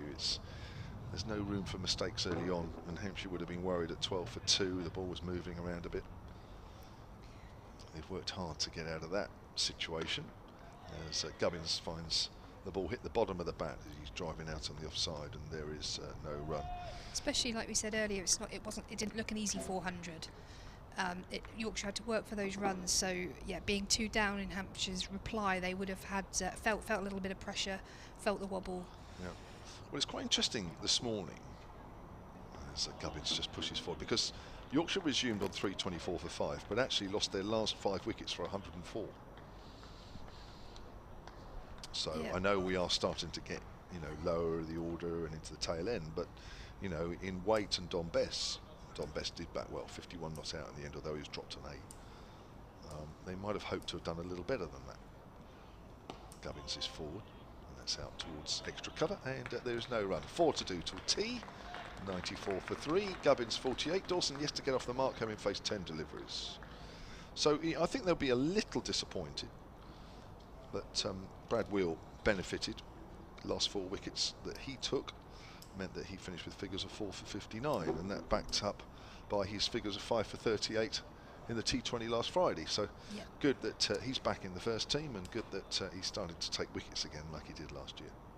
Yeah, it's brilliant. He's obviously been gifted the opportunity with the break, or sort of the time back in Pakistan that Abbas is having, because with Abbas, Abbott and Barker, they're 3 serious opening bowlers, aren't they? And we've rotated them as such so far. Obviously today we've only got 2 of them playing, but for Brad Wheel to be able to demonstrate what he's able to do,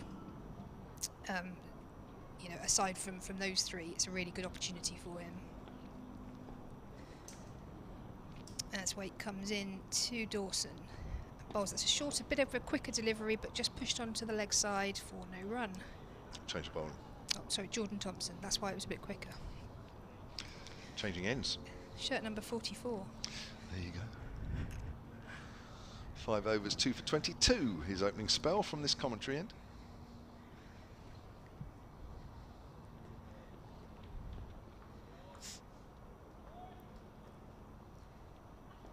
And he's coming in again with those 3 slips which Yorkshire have had for the majority of this inning so far. Again, quicker, straighter ball, and that is flicked through the leg side, and that's well timed. There's a chase on by Drakes, but although it is going to pull up just inside the rope, though Hampshire will come back for 3. So Liam Dawson is off the mark with a clip to the leg side for 3.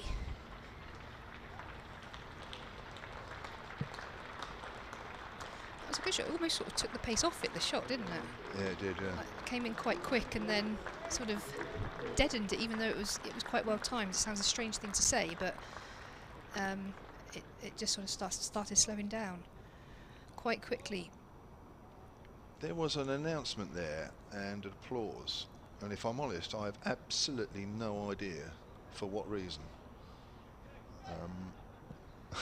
They think it was Gubbins, because well, I think it's been announced as Gubbins, but he's back on strike because it was a 3.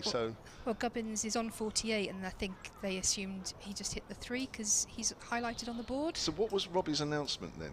Just then? I didn't hear. No, I didn't. That was wide of off stump, and that's been cut through point, and that will go all the way, and that will bring up Gubbins 50. So Gubbins 50 has come off 90 balls, a great knock from him. He was in on that consolidation period when Hampshire were 2 down early on, and he's moved on to 50. That's half century for Gubbins. It's 4th half century of the season, including 200s. I think the scoreboard's is stuck. stuck. Yeah. Well and truly. I make that. That's over the 100. Yeah, they've got over 100. 101 now, Hampshire. The crowd always know, don't they? They do. That's the They thing. do. I mean, the fact that they're applauding and then Robbie's saying something on the mic, I'm thinking, what on earth is that? I mean, there's no milestone there for Dawson when he hit that 3. Thompson coming round the wicket. That's left alone outside the off stump by Gubbins. So yeah, it's been 7 off the over, hasn't there? So 101, I think. Yeah, it is. Yeah. Is the score? Yeah. Where's your computer, Gemma? I brought You've the notebook forgotten this it time. again. No, I wrote things down and I bought this this time because my Wi-Fi keeps dropping out. So Oh, does it? I went pen and paper, went old school. You're going to need it at the moment with the board stuck. Yeah, my notebook book doesn't keep me updated with things like that. Round the wicket and just defended by Gubbins. Score remains on 101. I can keep up with it if there's dot balls. Yeah. So Hampshire trail by 327 currently. Our scoreboards have gone completely black now, so there's obviously a reset needing to be done. Some technical reboot. As I say, I think the scoreboards are for our benefit. The crowd always know what's going on. They always seem well informed round the wicket, and that's a late cut. Really great shot that by Gubbins. Played that really late, really fine, really close to his body, and that will race away for 4 through wide third man. Brilliant for a shot. Used the pace of the ball there. Just guided it into the gap. Yeah, that looked really close to him, but played it well. Played it really well. He's looking good as he will move on to 56. And that's the end of the over. Hampshire 105 for 3. 3 overs to go until tea. Yeah. No swing now for Jordan Thompson. That's gone, which we saw in his first spell, which accounted for Holland and Organ. Caught behind an LBW. And as this ball gets softer now, batting as we saw for Yorkshire just gets a little easier. Still no spin for Bess. He begins his 7th over. He has none for 8, keeping it very tight though. Bowls, and on the back foot there, Dawson quietly out towards mid-wicket, no run. That's been the feature actually. Dawson was unable to exert any pressure by not going for too many, whereas Tom Bess is very economical indeed. Just different situations in the game, I guess. Here comes Bess, bowls, Dawson on the back foot. Pushes that out to mid-wicket once more. Yeah, I think it is the situation. They definitely went after Dawson. They had a plan. They had intent, different stage of the innings, obviously. So I don't think it's a reflection on Dawson compared to Bess, who is bowling very well. It was just a different intent by the batters at the time. It's bounced as well, and Dawson was thinking of cutting that one. Just bounced on him from outside off stump. Well, the thing is, if you're bowling as a spinner and there's no turn, if you're getting hit down the ground, there's not a lot you can do about that. I mean, you can have fielders back, but generally the problem, of course, is if you're hitting 2 sides of the wicket and being hit down the ground, then you've got a problem. But it was actually hit straight, so nothing against him there.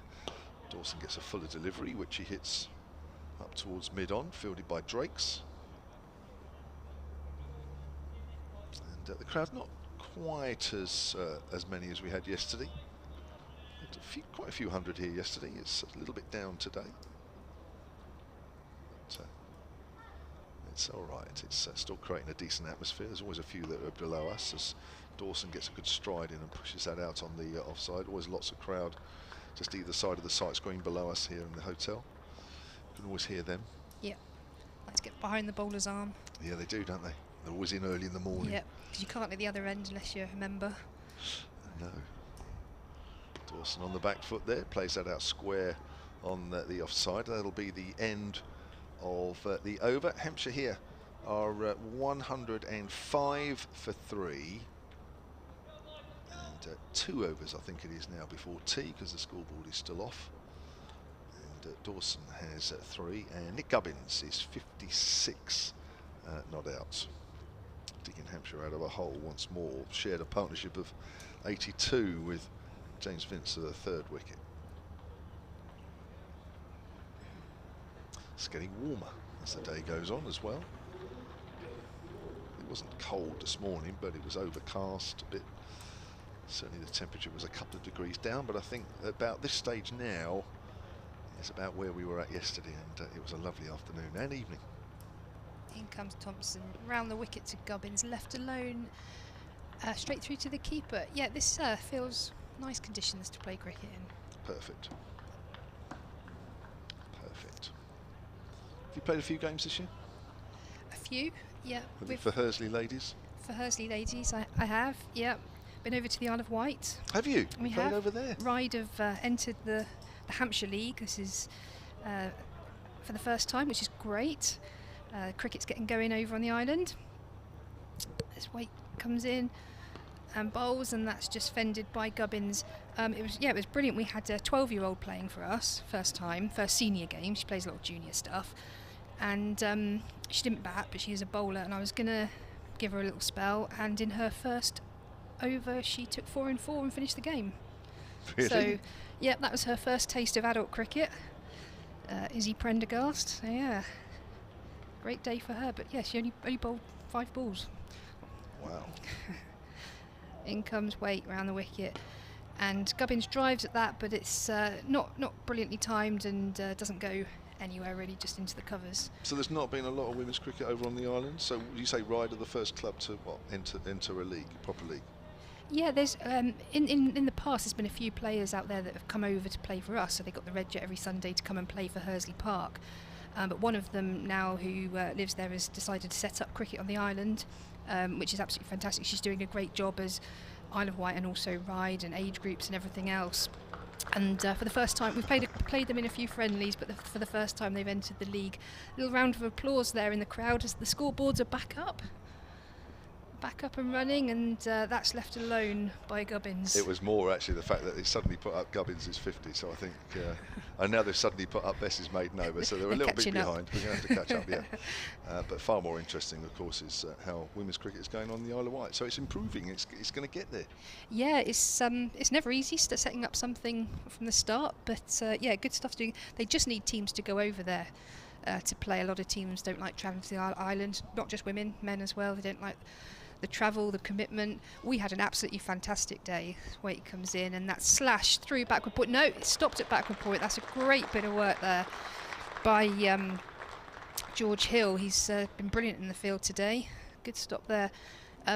Yeah, they struggled to get teams to go over, which is a shame because we had a great day. The team loved it on the boat. As I say, we had quite a few juniors and they just saw it as a overseas tour. And yeah, it's great fun and a really welcoming team over there at Ryde. So yeah, if you are a Hampshire League club and you're due to play them, I would urge you to make the trip. As Weight comes in and bowls, and that's clipped to leg side by Gubbins, clipped through square leg. Run the first one hard, they're coming back for 2, and they will pick up 2. And that ends the over. Is the scoreboard? 1 over to T. 1 over to T. Hampshire 107 for 3. I feel like they've got more. It's still.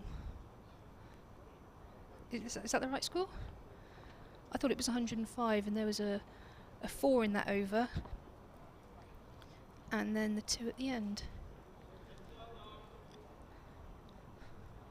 No.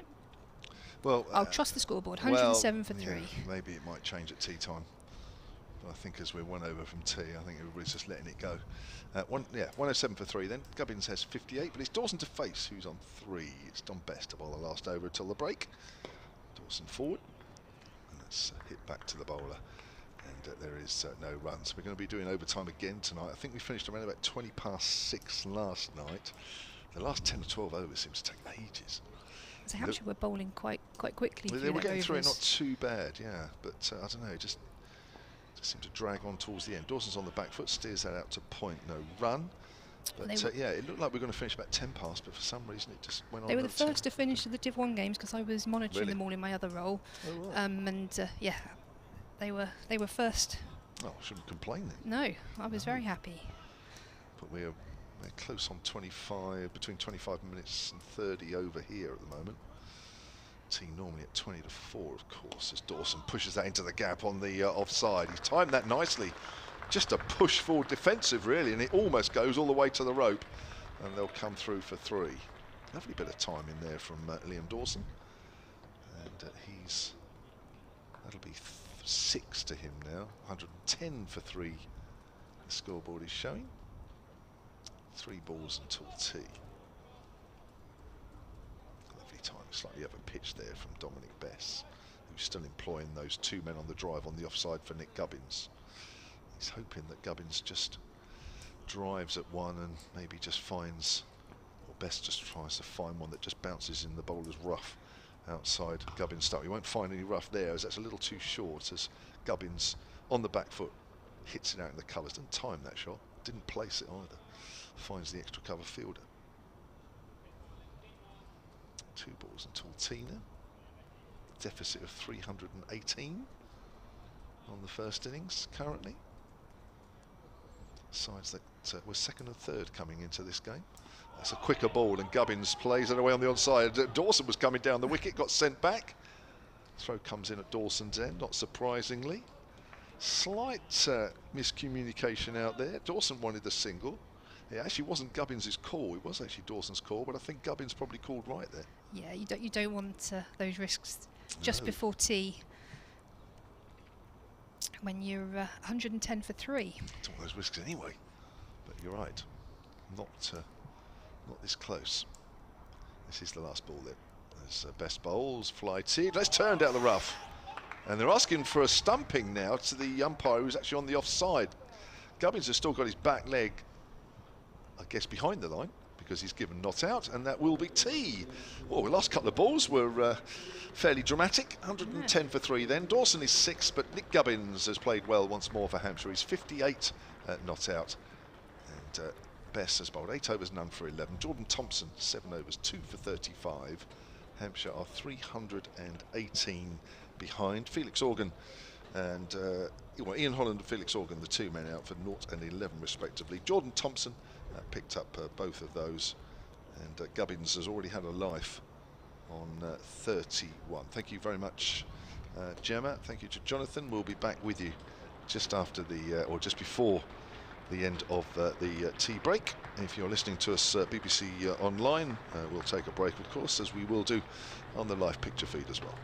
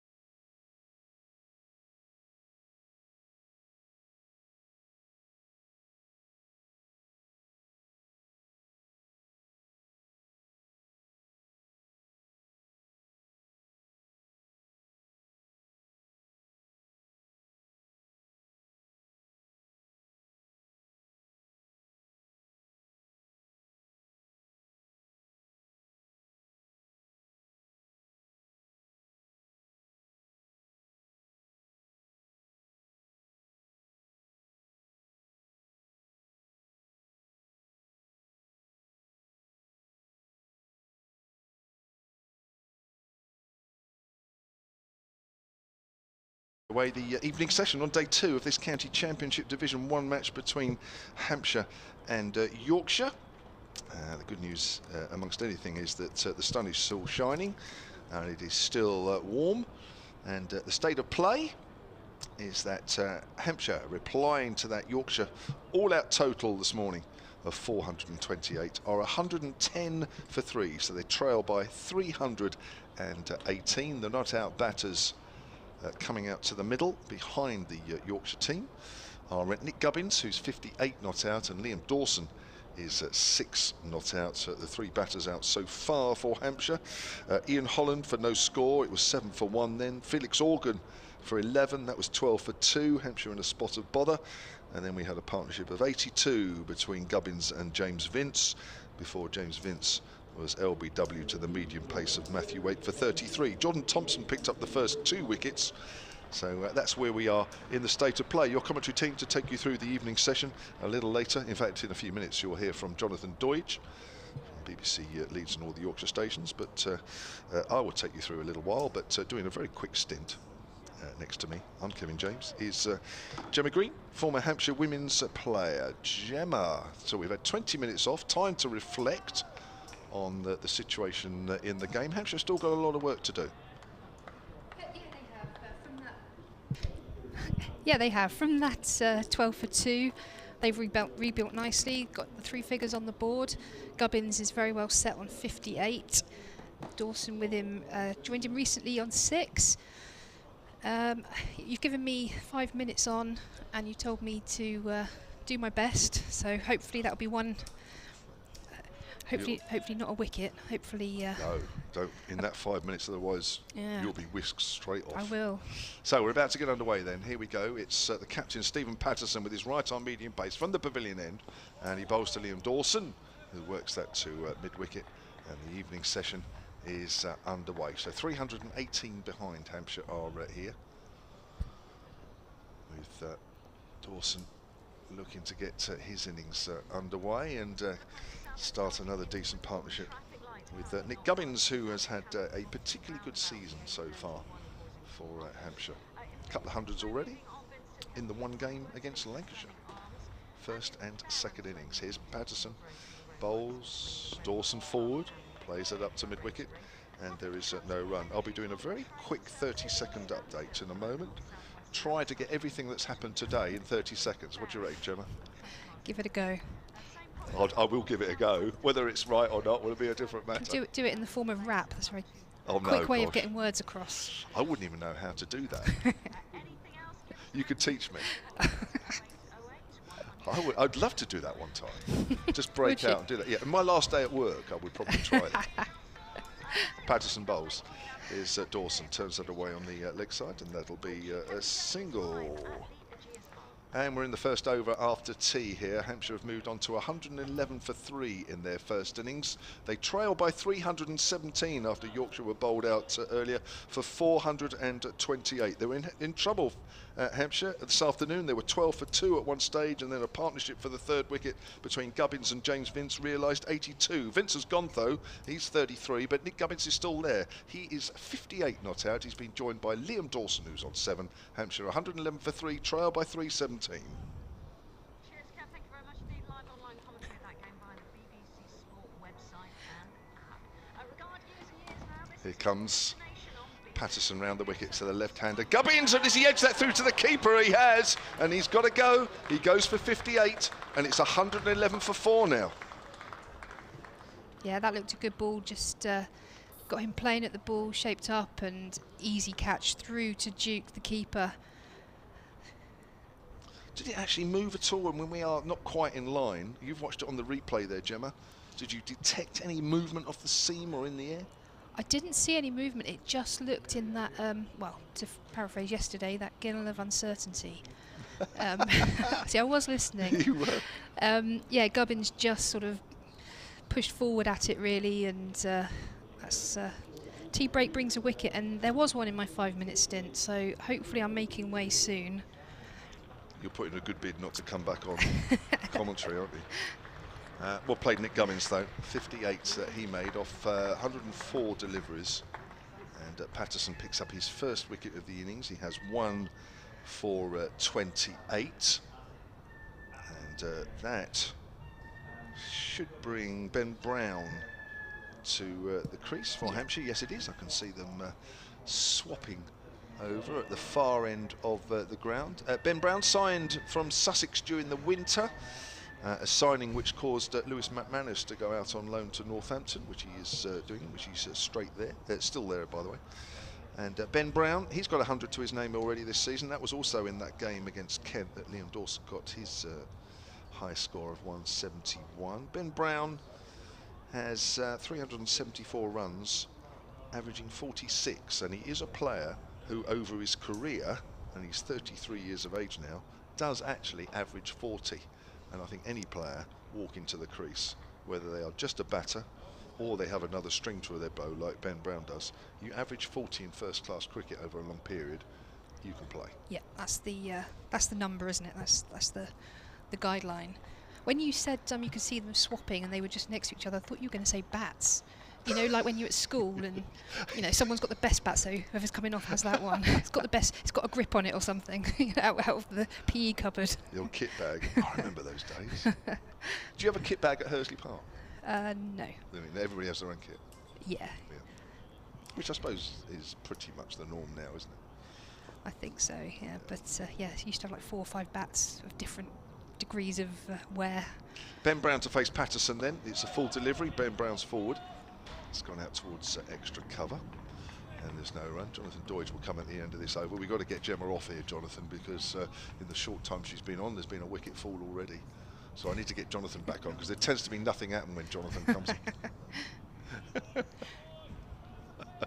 So Patterson switched ends. It's done the trick for him. And, comes in again. That's Patterson's 18th wicket of the championship season, as Ben Brown pushes forward, thick outside edge along the ground to backward of point, and that will be the over. And I'm very relieved to say that's the end of you for a while, Gemma. Thanks, Kev. Round of applause there for Stephen Patterson. That's a good wicket to get, as I say, because Nick Gubbins has been in particularly good form this season. And as Gemma says, amazing, isn't it, a break, whether it's a drinks break, whether it's a tea break. I think he would have played that ball normally before tea, but a break just suddenly changes things a little bit. And on that occasion, he's played slightly inside the line. Welcome back, Jonathan. Thank you. Thank you very much. Thank you. Is that yeah, it's like you were on stage there for a minute. I call Jordan Thompson the man that makes things happen. So Gemma, the woman that makes things happen on commentary, I think. She does. She's claiming that mantle. And so Dominic Bess to bowl from the hotel end. Note the pronunciation of the H. As Bess is in, and that's run down through third man by Dawson, who will move off 7 and on to 9 or probably 10. Yeah, the latter with a 3. 114 for 4. Just saying that because I've just been doing my 4:30 update with the lovely Rima back at Radio Leeds. Yes. And there was a moment, probably a couple of seasons ago now, where she did a travel bulletin before she came to me, and she said, and the A58 in Halifax is whatever, and the A whatever in Huddersfield is whatever, and I kind of, you know, jokingly said, great to see that you're sticking to your Yorkshire and dropping your H's. And so she kind of makes a point now, so she just said Hartshead Moor Services, which is on the M62 near Cleckheaton, and let's go to the cricket at Hampshire, where Jonathan Doidge is at the hotel end. At the hotel end. Here is Dominic Bess and bowling to Ben Brown, who pushes back to him. I think slowly but surely we're making you into a southerner. I reckon by the end of this 4-day game, we'll have you talking like a southerner. It's not going to happen. Dream on. Happen or happen? It's not going to happen. It's not going to happen.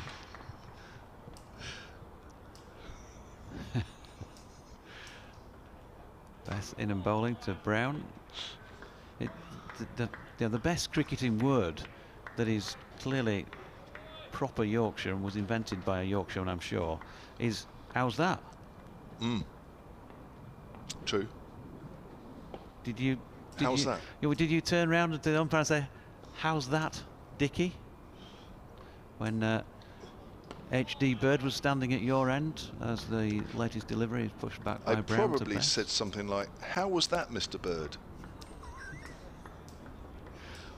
You're having a laugh. That was after his non-decision. I then reverted to the Yorkshire speak, having a laugh. Yeah. Here's Bess and Brown solid behind that one as well.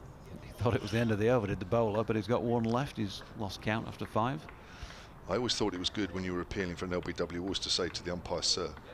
Always finish the sentence with a "sir." How's that, sir? I keep saying to you, you're a charmer. I mean, how many... that's a Dave Allen stat for us, isn't it? Wait till tomorrow, Dave. Bess is in and Brown works it square on the leg side and will pick up 1. How many wickets did J-Mo get from charming the umpire? I didn't charm which should have been given not out. I don't think I got any that I shouldn't have got. And I think all cricketers feel like that. No, I didn't. Of course I didn't do that. I always respected Dickie though when he umpired when I was playing. I used to love. I mean, he was a bit, as you know, and I'm sure it was quite common knowledge. He was a bit of a non-outer. You know, it had to be pretty stone dead for him to. But you knew that. You know that I've always said that. You know, the best umpires are the ones that you know what you're going to get, and it doesn't matter whether they're big outers or whether they're big non-outers or somewhere in between. If you actually know what you're going to get, you kind of know what's going to happen before they give the decision. It's only when you suddenly think, "Oh, he's given that out," or "Oh God, he hasn't," then you've got a bit of a problem. Here's Patterson, left ball to Brown, and there's no, because you get to know the umpires. You know, all these guys, they all know the umpires. They know which ones to play on a little bit, which ones are fair. Well, they're all fair. It's just that some are better than others, but you know which ones are likely to give certain decisions out than other than others. It doesn't make them bad. It just means that over a period of time, because they've been doing it, you know the sort of things that they give out and the sort of things they don't. And if they stick to that, it's absolutely fine. Absolutely fine. I remember Ray Julian used to be a big outer. As Brown is forward and there is no run on, this goes out on the left side. You know, there was no guarantee that when you were on the front foot, however far forward, that you were always going to get away with it. But you knew that. When Ray Julian walked through the door in the mornings at the start of a game, you thought, okay, got to be a little bit careful here. But you knew that. That's fine. That's absolutely fine. That was Monday morning and you're saying, right, boys, we'll be home by Tuesday night? Well, yeah, I suppose sometimes. But no, he was a good umpire because he was the same for both sides every game. That's square on the leg side. Ben Brown is moved on to 2 with that shot. And Hampshire on to 116 for 4. So, you know, it's the same. It's the same now as it's always been. Dickie, the impression you got from never having played in a game that he umpired, but the impression you got from seeing him so many times as we did on television was just a great sort of rapport with the players out there in the middle. Yeah, he did. Yeah. Oh gosh, yeah. You know, you could have a bit of a laugh with him at square leg, and he would always come out with a comment. And yeah, I mean, I was like many others. You know, you come out with something somewhere along the line and you'd have a bit of a joke. Oh, definitely. Oh, he's just nipped back there on Dawson, but he's forward. Probably hit him high up as well. Got excited probably because that ball's nipped off the seam. If you're watching on the live picture feed, you'll see the replay now. That's nipped back. What you might not be seeing is that Don Bess is just tentative in front of the square mid-wicket at the moment. He came across to field that ball a couple of deliveries ago, dived for it and missed. And something happened on the right-hand side, the right leg, maybe knee, something like that. Possibly hamstring. Yes, Patterson again. Dawson forward. Pushes that off the bat this time to mid-on. No, Dickie was good because, and also you always felt that sometimes he would almost justify the decision. You know what I mean? He'd made an LBW will go like if it. I mean, I'm not sure how many he gave for me. Probably not that many, but you know, if I did get an LBW off him, you knew that it was out, and everybody else knew that it was out because he wouldn't give it unless he really thought it was stone dead, and generally it was. And you know, he would sort of like walk away or something like that. And so here comes Patterson. And Dawson pushes out on the offside, and if the umpire, if the batter was a little bit miffed, he'd go, well, Jamo swings it in, Jamo swings it in, like that. You know, it's always like to justify the, and he'd do that with not just me, he'd do that with a few. But no, he's great. He was fun. There is one of the Yorkshire backroom team coming on to see Don Bess at this moment in time, so he signalled over to them. And he is still feeling around sort of the outside of the right leg, knee area. Now he's put his hand to the back of his leg, as I was intimating, possibly a hamstring issue. It's a bit of a worry, isn't it? Yeah. Did I notice there was one time when he ran through the crease when he was batting, and I think he ran quickly and sort of went a good 10-15 yards past the stumps, and it looked like then that he was in a bit of discomfort, but I didn't think anything of it at the time. I've not really thought about that either, but he has just jogged back across to continue bowling from the hotel end. So maybe he's just been told, get on with it, you southern softy, possibly. Oh gosh, you guys are so hard. Of course, previously at Somerset, of course. Yeah. His first county. In he comes, and that's wide of off stump, and he steps across and plays it. You know, I'm only joking, and you know I am. He'd laugh anyway. I think. 116 for 4. Brown on strike and on 2. In comes Bess, and that Brown has a go at that, and he'll tell us more about what his tally is this year, Kev, I'm sure. He said it's been a good signing, but he does like to go at the ball, doesn't he? Remember from Yorkshire's matches against Sussex? Well, he's averaging over his career, which is 40. He's averaging slightly above that this season. They've just sent out the man back sweeping at point, and intelligent play from Brown. He's just rocked back, giving himself a little bit more room to open up that side of the field, and got it away square for an easy single. Yeah, the ball before wasn't quite there to drive, and because Bess is bowling that line outside off stump, because he's obviously looking to turn it into the right-hander, you've got to be careful, because if it is pitching into the rough, the ball won't behave normally, not all the time. So you've got to get to the pitch. Bess floats one up, square drive this time out to the sweeper George Hill. That was by Liam Dawson, taking him on to 11 with the 1. So he did get to the pitch there, even though that was thrown quite wide into the rough. I don't think the rough will misbehave, and it's never a big turning wicket here, even out of the rough on this ground, even come day 4. So don't get your hopes up too much, Yorkshire fans. Bess again, wide of off stump, just a merest offering of a little bit of turn back in towards the right-hander, but it was too wide to interest Brown in playing. Yeah, there will, you know, as long as you keep bowling into the rough, you know, there will be a little bit of help there for you.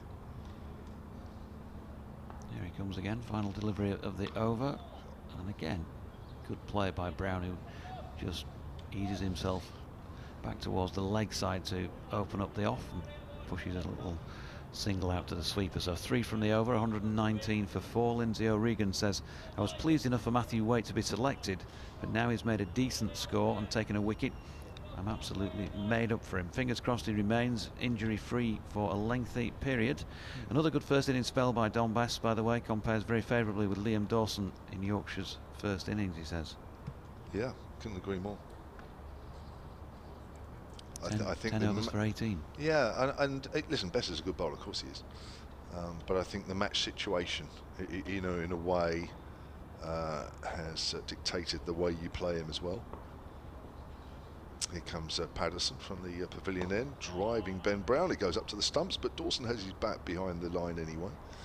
Even if Patterson had got a flick onto that, which I don't think that he did. And also, I think George Hill and Harry Brook played him superbly, didn't they? Hit him straight, happy to hit him down the ground. Two players that obviously are very confident in the way they're batting at the moment, certainly Brook, and it showed. And Dawson didn't have an answer on a wicket that was, you know, not turning at all. So it was difficult for Dawson, and the batters made it even more difficult for him.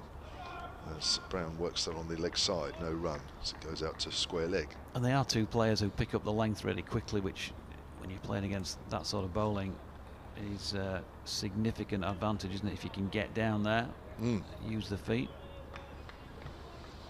Yeah, you know, they were proper shots, weren't they? You know, straight 6 down here. There was never an element of chance whatsoever. They were proper shots. They were. As Patterson bowls, forward is Brown as it goes out towards mid-wicket, and as I say, you know, made to look even easier because of 2 guys who were in good form and confident. They were effortless. They were effortless shots. Put Dawson immediately under pressure. On 19 for 4 here, Hampshire.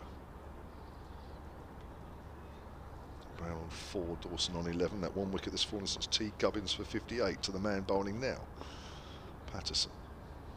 His right arm medium paces, and Brown pushing forward back to the bowler. It's been a good contest. I mean, Yorkshire have shaded it so far, no doubt about that. But it's a tough fought contest, this one. Probably will stay that way throughout the length of this match. Nobody really wanted to get an inch. I get the impression that both sides would settle for a draw coming into this game. Yorkshire, of course, would like to break the run of 5 draws in a row.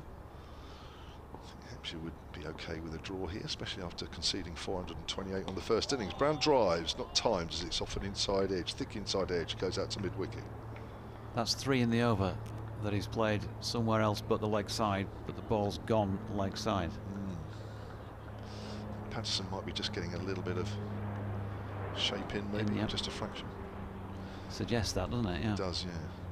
Let's say we're not quite in line, but obviously the live picture feed gives you a better line if you're watching on the live picture feed, picking up our commentary, or also on the BBC Sport website as well, of course.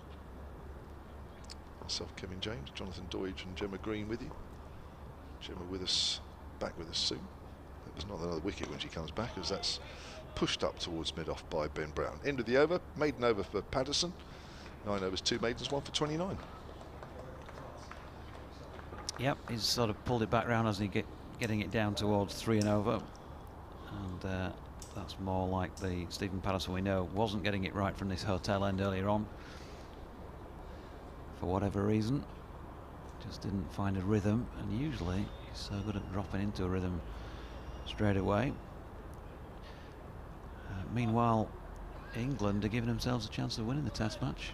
New Zealand 148 for 4, 162 in front. Just a little bit of a sniff.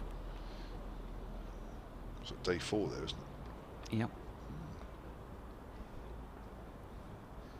Bess continuing in the sunshine. Right arm over the wicket. Now then, Liam Dawson, who'd seen Ben Brown just, as I mentioned a couple of times in the previous over, lean back and open up that position out towards point and push a couple of singles. He tried a little bit more of a firmer slash at that first delivery and missed it. Here's Bess again, and Dawson firmly over the top of this one and pushing out into the covers for 1. Elsewhere in Division 1, let's have a look around the ground. Somerset made that 180. Surrey in command, 284 for 5, 104 in front with 5 first innings wickets in hand. Got to Edgbaston in a moment. 120 for 4 here, Hampshire, and Brown playing that exemplary cut shot again out to George Hill for another 1. Don Bess content to bowl it out there wide of off stump at the moment. So at Edgbaston, Warwickshire 292 all out. Lancashire approaching that. They're 5 down at 226. So 66 runs behind. Could be a really good game that between that pair. Bess in again. Dawson right over the top of that and defending. At Canterbury, Gloucestershire 438, and Kent looking like a good deck there, isn't it? 158 for 1, trailing by 280. That's probably already starting to feel like it could be going into draw territory. Bess in and bowling again, pushed that one through a little bit quicker to Dawson, who pushes into the offside where Wakefield's no run. And in Division 2 at Chesterley Street, Durham finally declared on 642 for 7. Worcestershire 58 for 2 in response. Final ball of Bess is over. to Dawson. And it ends up being a dot. I'd love to describe it, but I just glanced down the scorecard here at the same time. Reverse sweep in there. Was it a reverse sweep? And in that Durham first innings, 217 for Rachin Ravindra. Ben Rain 103 not out. Paul Coughlin also made 100 not out.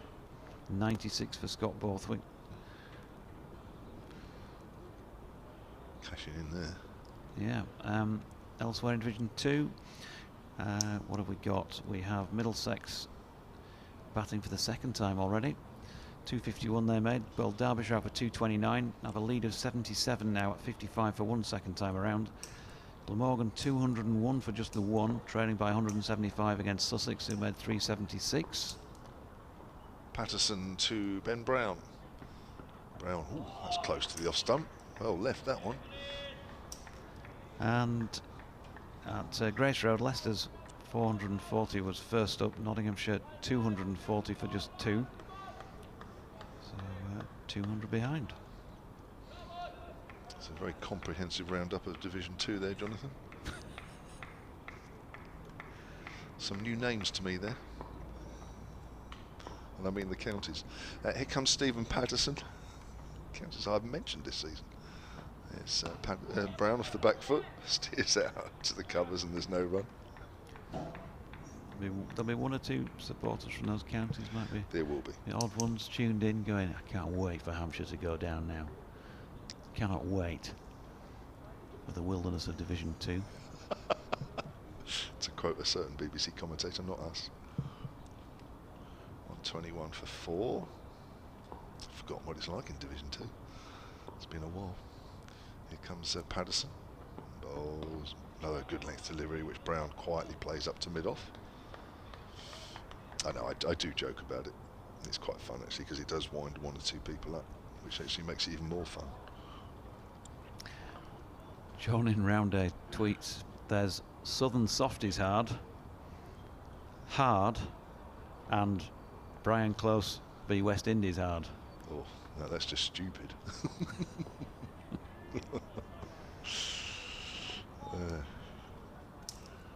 I'll tell you what, I mean, I think you can still watch that video on YouTube, can't you?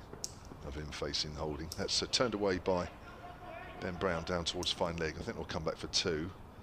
As Don Bess, who that's not going to do his niggle any good, as he fell over as he threw the ball back there.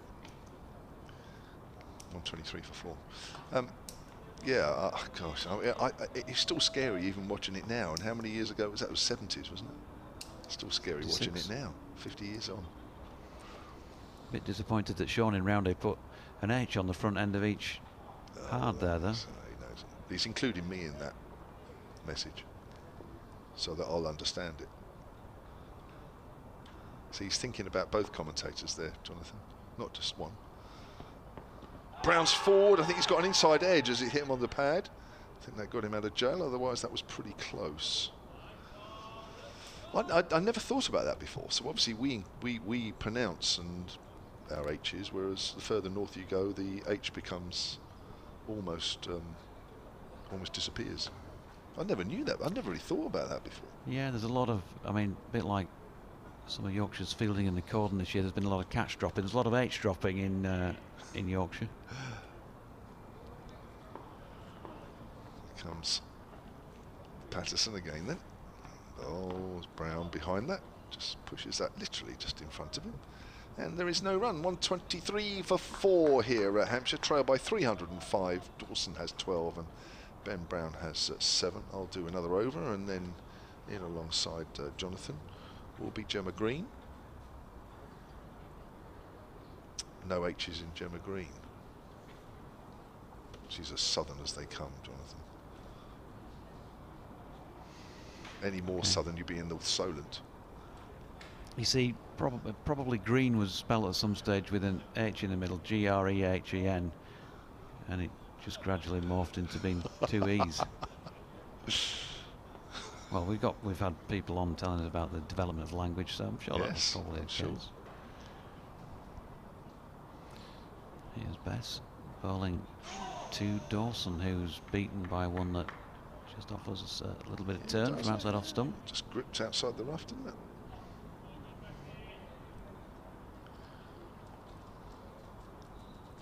Bowling in his sunglasses. He does that a lot now, doesn't he? He does it all the time, doesn't he?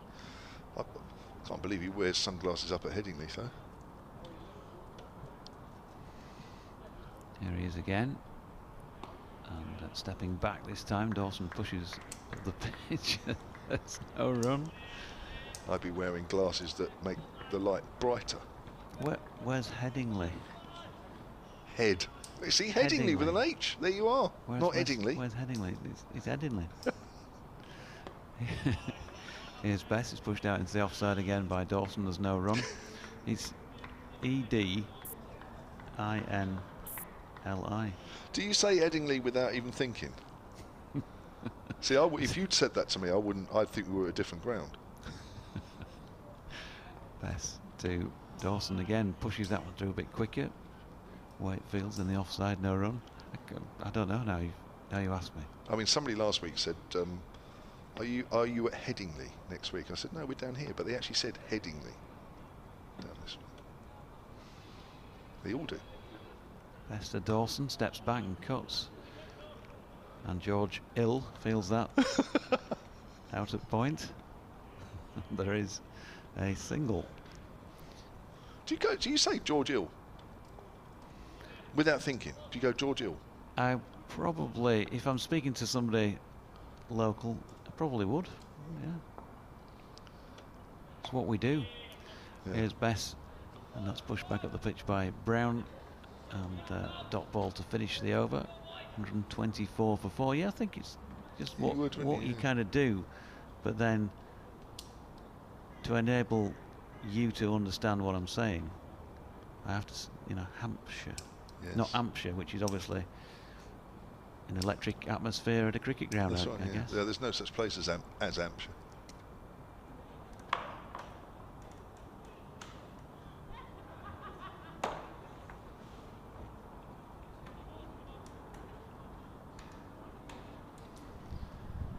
Stephen Patterson going to continue at the Rod Brandsgrove Pavilion end, and the little gem is back. Yeah, hi Jonathan. I am, as Kev said, as southern as they come. Get a little bit nauseous, a little bit homesick when I get north of Winchester.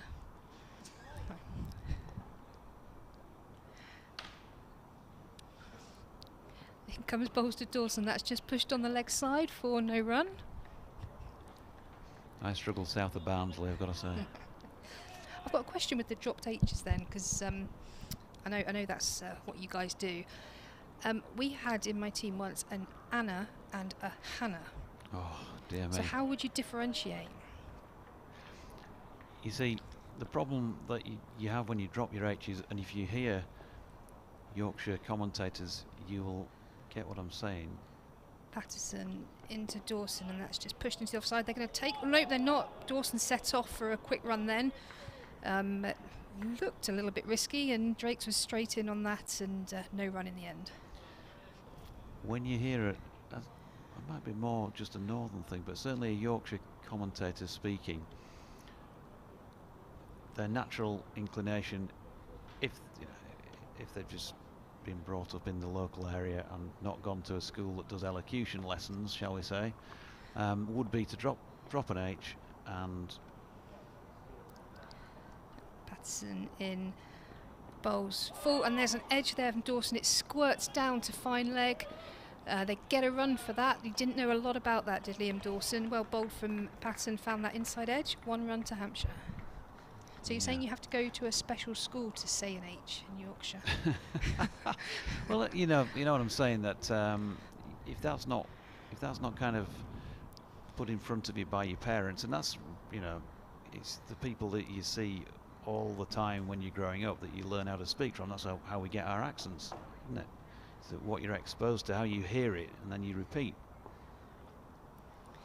Patterson up to the crease. That's full to Brown, who just pushes that into the offside for no run. So back to the commentary thing, you do sometimes hear, I can think of 1 or 2 commentators who who lapse into their natural way of speaking without the H's, and then remember, and then they'll often put the H on a word that doesn't need it. So a word like as, sometimes you might get somebody saying has, because they've just dropped the H off another word that should have had the H on. It's difficult for me to, I suppose. Patterson to Brown. There's a bit of width on offer there, and Brown makes most of that as he cuts that through in front of square on the offside for 4 runs. Yeah. Brown moves on to 11. Cracking shot. Difficult for me to exemplify that without you actually, seeing or hearing an example of it. But I know what I'm talking about, and it happens quite often. I guess it's quite interesting because I'm just thinking, when children learn to read, they learn every letter and then they sort of spell it out in their head. So Yeah. you would have done that to learn to read, and then you drop them as local kind of lingo dictates. Patterson into Brown, and that's a straighter delivery, just pushed to the leg side for no run. That completes the over. 5 off that over. Hampshire 129 for 4. Dawson on 14, Brown on 11. Because what you read is quite often significantly different from how you speak. Yeah. If you read a book, you might pick up some new words, kind of thing, but you probably are not going to go around using those all the time. You just got, we know that, I don't know what the exact number of, sort of average number of words of an English person's vocabulary is, but it's not a massive amount, is it, that people just use in normal day-to-day speak. That's true. So you're kind of exposed to more language when reading, but don't necessarily always repeat that when speaking. First delivery of Bess is over, is wide of off stump, and Dawson gets it away backward of point for a single.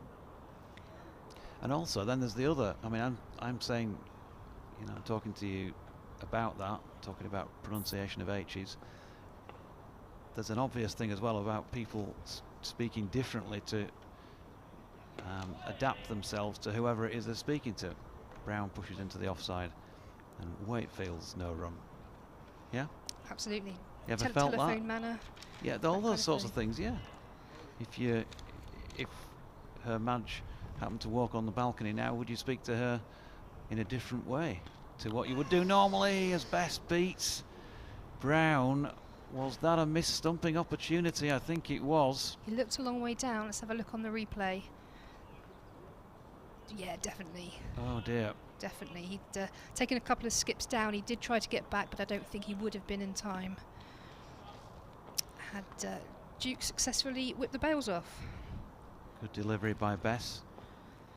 Moral victory, but didn't get the wicket of the keeper. It was keeper on keeper, and the Hampshire keeper survived. The Yorkshire keeper fluffed his lines. Dot ball to follow it. 130 for 4. Bess over the wicket, driven firmly this time by Brown, but straight along the deck to Matthew Waite. No run. Yeah, all sort of north-south jokes aside, I actually find accents fascinating, and the fact that we've got so many in such a relatively small country. But I read something fairly recently that said in about 50 years they reckon there'll be no more accents left, or no different accents, should I say. Bess. Brown has another swish wide of off stump and misses again. Duke again can't take that one cleanly. 130 for 4 at the end of an over that went for 1 by Bess, who's now got none for 22 off 13. Dawson 15 and Brown on 11. 22 overs remaining today. Go on.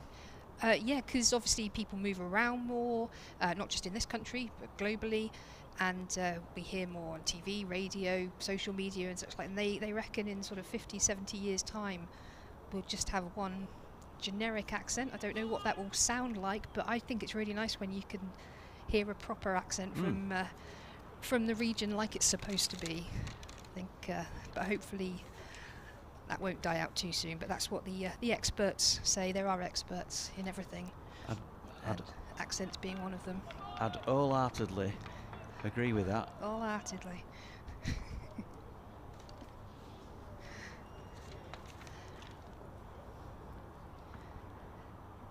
Patterson into Dawson, just plays that back up down the track to Drakes at mid-on. Drakes, sorry, mid-on, off. Got some of the words in that sentence right. That's enough, you know. Who's counting? Sorry, who's counting? So would you put the H's on if you were talking to Her Royal Highness? Her Royal Highness. Patterson in, another good ball, just line and length and push back to past him for no run. Well, I did brush past the Princess Royal in the paddock at Epsom the other week inadvertently. I was dashing. Hepsom, yeah, Hepsom. I was dashing between horses to get across to the middle on Derby Day. It was just before the Derby, and they were on parade around the paddock. And I dashed there. Didn't realise because I wasn't looking at who I was running past, and there's a bump on the arm, and I kind of looked round. And bowls, and that's clipped through the leg side through square leg as they come through for one run. Hampshire move on to 131 for 4. And I said, "Oh, Eck, I am terribly sorry, Your Highness." She said, "Doige, old boy." It's a pleasure.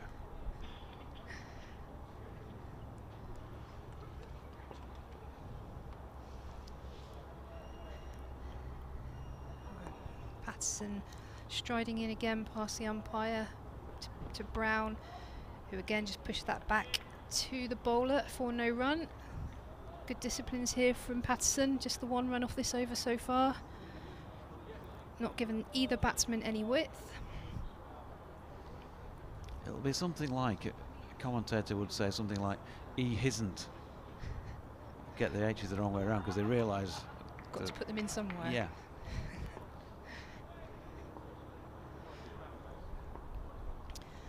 Patterson to Brown bowls, and he shoulders arms that through to the keeper.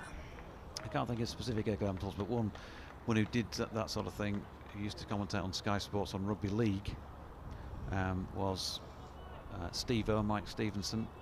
If you listen back to a few of his comms, you get that, because he would have been brought up Dewsbury, was brought up in the Dewsbury area, dropping his H's and then trying to get them in on his TV commentaries, but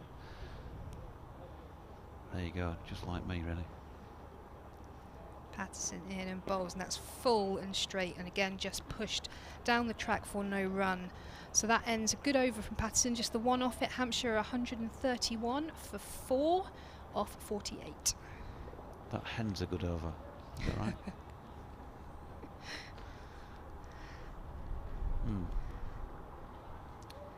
So Dawson on 16 of 46 deliveries, he's been there a little while now, and Brown 11 of 40. They've got a lot of hard work to do here, Hampshire, with Yorkshire having put on what looks now like a very challenging first innings score. Deficit of 297 with the 6 wickets. Bess from the hotel end, wide of off stump, fired that one in.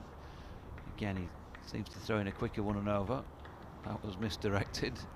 Adam Lyth sprawled at slip.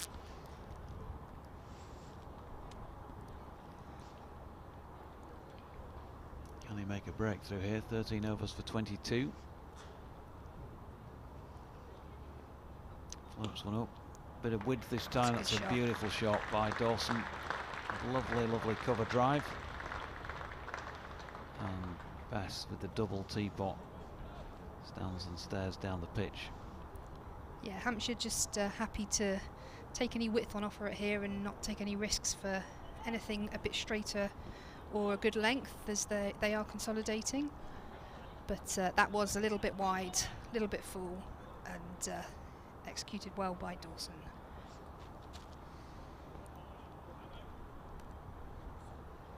Bess with ball back in hand then.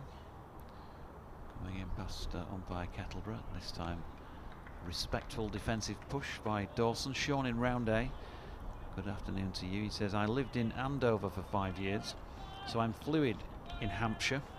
They mock our disappearing H. Why do they replace the M when abbreviating to Hants?" Here's Bess. And nicely played again by Dawson, who's opened the face and run this down to third man. George Hill with a long chase and sliding stop to keep them to 3. Who came up with that Hans thing? I don't know is the short and honest answer, but quite often when these names place names are changed, you'll see them on really old maps. It might have been called Hampshire or something like that. Bess in and bowling to Brown. A little bit of turn this time. As the former Sussex man pushes back past the bowler. No run. Okay. Because obviously there's also the abbreviation of Northants. Yep.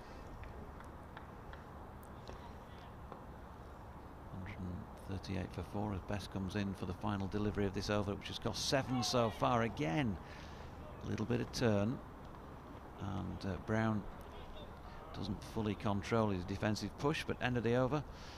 138 for 4 after 49. Minimum of 20 remaining in the day at 5:15.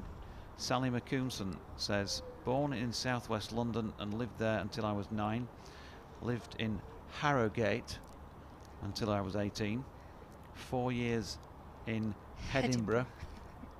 Almost 24 years in the USA. I saw Headingley.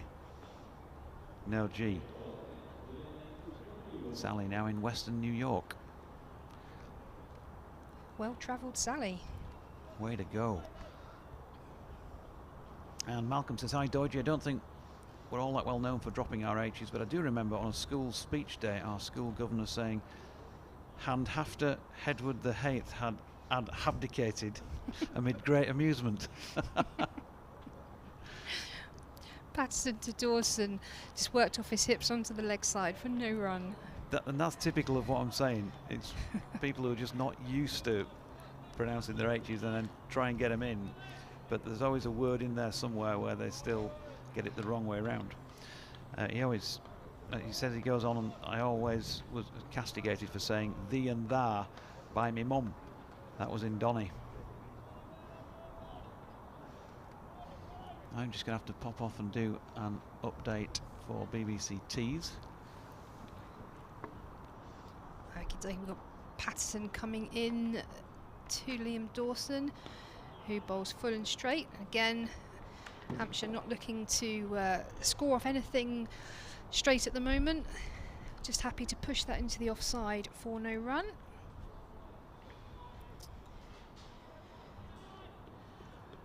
Dawson going along nicely on 23, Brown on 11. Hampshire 138 for 4 in reply to Yorkshire's first innings total of 428.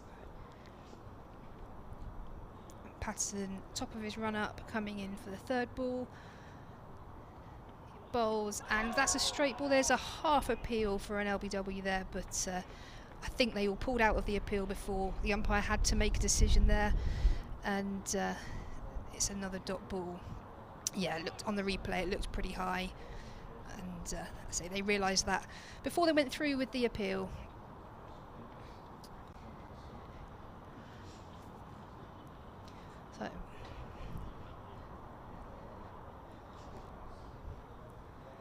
So Waite coming in to Dawson. Full toss there, driven through the offside, but straight to the fielder. No run there. 4 dot balls so far this over. Matty Waite back on to bowl now. He's in his 6th over, and he has so far taken 1 wicket for 13 runs.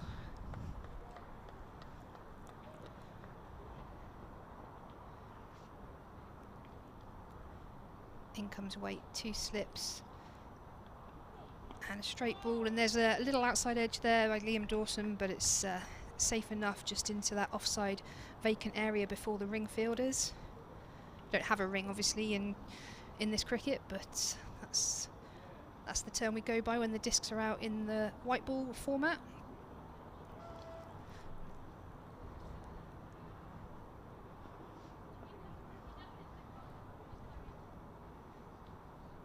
Matty Waite coming in for his last ball, and that's clipped off the legs by Liam Dawson, but there is a fielder there at short mid wicket who cuts that off, and that's another maiden. That's the 3rd maiden for Waite of this innings. Score is still on 138 for 4.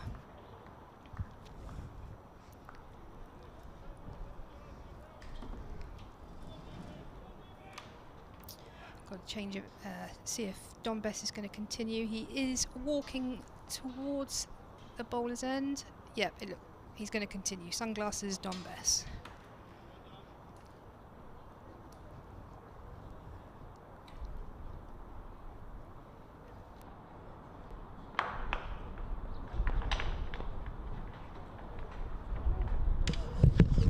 His best bowls, and that's turned the full defensive back up the pitch, and there is no run. 138 for 4. Gemma's still with us. Jonathan has departed for a little while. Going to brush up on his encyclopedia of words. I'm going to see how many H. Of the alphabet. Yeah, he's looking up H on the alphabet, and as that's played back to Bess, and there is no run. I've got an email here about all that as well, actually. Well, we're on the subject. It is a bit 2 against 1 up here, isn't it? It's a bit. No, we don't worry about that. I get that when I'm away from home. Don't worry about that. Away from home. Away from home. Is that what they say? Best bowls, and that's outside off stump, and Brown just pushes it into the covers, but there's no run. Best is bowling a deliberate line, isn't he? Probably a couple of inches wider off stump than you would normally expect, and I think he's just trying to tempt the batters to play out there in the covers and hope that one just does something out of the rough. It's beaten the bat a couple of times. Brown comes down the wicket, and it's half stopped in the covers, but there will be runs as it goes out towards deep extra cover. 2 runs, in fact. Yep, he has beaten the bat, and there was a miss-stumping. It was. On one of them. Brown on 11. Yep. Played over the top of it, didn't he? Liam Williamson at silentcricket@gmail.com has emailed. His Bess. Slip hand the short leg in. Bowls, that's straighter this time, and Brown works that away on the onside for a single, and he moves on to 14, and it's 141 for 4. Hampshire trail by 287. Liam Williamson, under the heading of dropping H's. I was always of the impression that the traditional Hampshire hog accent from days of yore, Y-O-R-E, involved us also dropping our H's. Or so my dad told me, says Liam. His Bess. Bowls forward, Dawson plays that into the ground. End of the over, 141 for 4. I do say Hampshire and Elo and the like, but would pronounce other words with the H, particularly in polite company.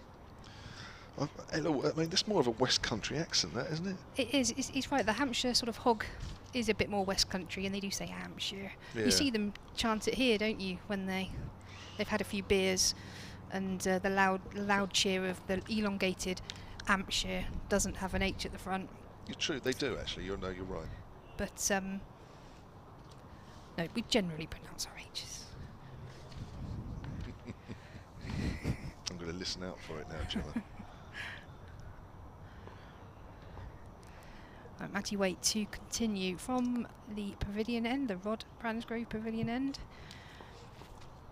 As he's running into Ben Brown, who bowls a full ball, and it's driven into the covers. But there's no run there. They're struggling to time it through this inner field. That's Jordan Thompson there patrolling that cover region.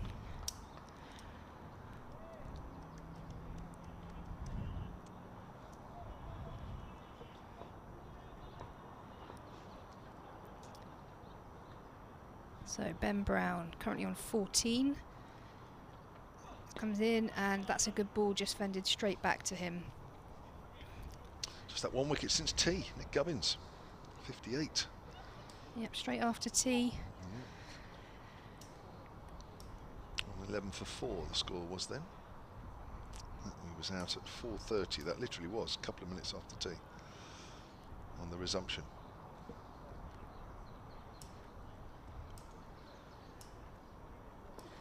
Matty Waite just getting ready to bowl his 3rd over. Coming in and bowls, and a back of the length ball again, just pushed to those close fielders. There's one on the leg side. The cover fielder on the offside is quite close as well. It's given nothing away, no easy singles. You know, you were talking about hats in the afternoon session because Adam Lythe's cap Yes. is sort of more worn out than the others, especially the youngsters. There's now 2 Yorkshire fielders in sun hats. Is there? Oh, yeah. I can see one. That comes in and that's shoulders, arms through to the keeper. That looked like it nipped back in a bit. And Brown can claim that as a very good leave. I would call that a little bit lucky. Yeah, that came back, didn't it? Good ball from Waite. I could see one. Where's the other one? Oh, yeah. At point. Matthew Revis. Yeah. There's one. They look totally different in their sun hats, don't they? Revis, sorry. Apologies. Emphasis on the Rev. Yeah, don't forget to pronounce the H. Oh, Matthew. Revis. He comes in and there's a big shot there. That looked full and straight. Big appeal, huge plea, but nothing from the umpire. We'll have a look at that on the replay. I thought that looked full and straight. And didn't look much wrong with that. May have got an inside edge on that. May have done. No, says Jonathan. Jonathan's given that out. I mean, if I'm honest, if he didn't get an inside edge on that, that's closer than James Vince's. Yeah. There's nothing wrong. Well, there didn't look much wrong with that in terms of line and length, like you say. Could have just been a little edge that saved him that we wouldn't hear up here. As he comes in and bowls to Brown. That's full, but on the leg side, and that is whipped through the mid-wicket region 4-4. So a good LBW shout there. Probably didn't quite go Yorkshire's way. Next ball goes for 4. So a couple of balls of luck for Hampshire as they move on to 145 for 4. Trailing by 283 on the first innings, and we have 17 overs left on day 2. Kevin James, Gemma Green with you. Jonathan Deutsch back a bit later. Day 2 here at the Ageas. We are on the BBC Sport website, online and via the BBC Sport app. And also the live picture feed going out via the Hampshire Cricket website. And also if you download the free to download Hampshire Cricket App, you can pick up the match and other stuff on that app. And of course those pictures are going back to the Yorkshire Cricket website as well. So there is almost no excuse to miss out on anything. We've got a change of bowling, they said. You've got a chance to say his name again, Kev. You've just learned how to say it. Matthew Revis. It is, not Revis. 20-year-old. Playing just his 7th first-class match. He has his first spell was 5 overs. 2 maidens in that, none for 14. And the right arm medium pacer, medium quick, is going to come in now and try his luck from this commentary end, the hotel end, outside the off stump, and Dawson leaves that one alone. Dawson has 23, Brown has 18. The batters out so far before tea. Holland for no score, Organ for 11, both those falling to Jordan Thompson, and James Vince LBW to Matthew Waite for 33, and just Nick Gubbins has fallen since the break. Oh, I tell you what, there's a lot more blue sky above us now than at any stage during the day. It did get a little cold in the last half an hour. Yeah. A little overcast. It's improving all the time now. Lots of sunshine. Length ball to Dawson, in behind that one plays it back to the bowler. So this is what, the 53rd over now of the Hampshire innings. This is where the ball starts to get a little bit harder now for the bowlers to find something out of this surface, find something in the air. Saying that though, they have pulled back the run rate in the last 10 overs or so. That Hampshire were above 3, they're now 2.8. It's true, they have, yeah. It's played to mid-wicket, and there's some accurate bowling going on out there from Yorkshire, keeping it tight, as tight as they can.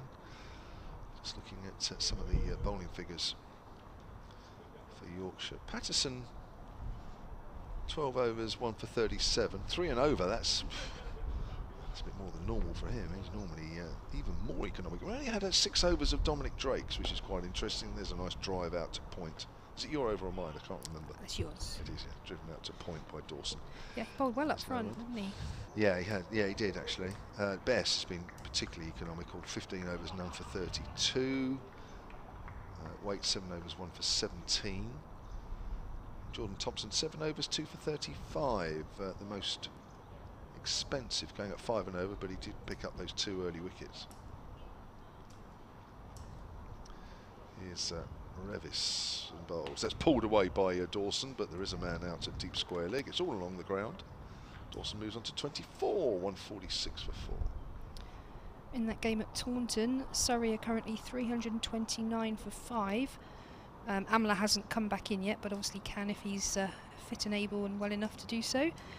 Burns was out for 113 earlier. Will Jacks is currently on 84 and Jordan Clark 39. So strong side, as we've said, charging for that title, but yeah, they've got a good lead over Somerset at the moment. Leading by, and so that's flicked away by Brown off his hip. That's gone out to deep square leg, 147 for 4.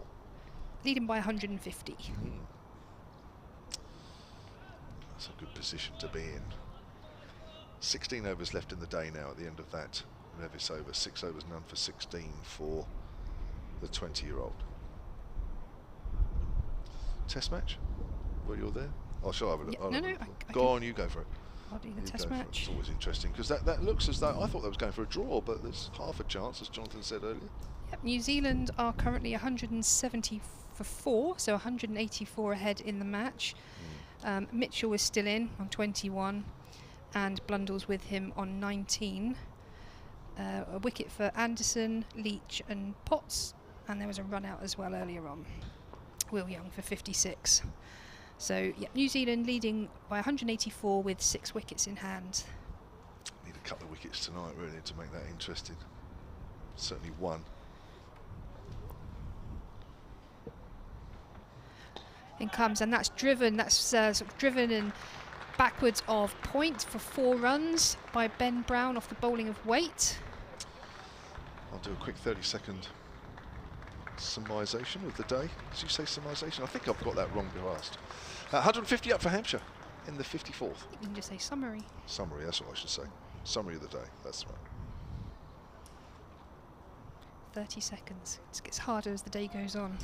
And my last one was exactly 30, wasn't it? It was, but you've got more to say now. What's happened? And it comes in and bowls full and straight and just pushed into the offside for no run. Dominic Drake's up there at mid-off. Sure, we'll see him again before the end of play, or will we?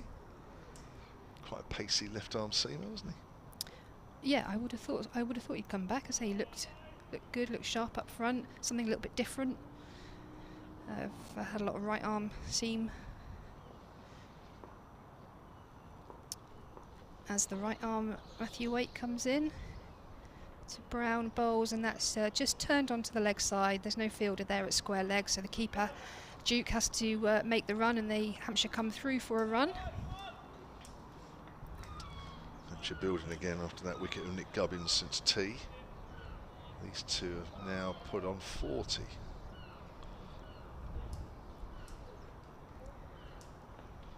Can hear the seagulls now. There's a few around, isn't there? Just heard them chirping. Do they chirp? I don't know. I don't know what the word is for the noise they make, but they just started doing it. That's a quicker ball full, and that's an attempted drive by Dawson, but it's not timed. It's just banged into the ground in front of him, and there's no run. Yeah, bottom edge there from Dawson. 2 slips there, and a man on the drive on the leg side, which is interesting. I'm not sure these sun hats suit the Yorkshire players. Do you? It looks odd having white hats on. As he comes in and bowls full and straight, and that's just pushed by Dawson up to Drake's at mid-off.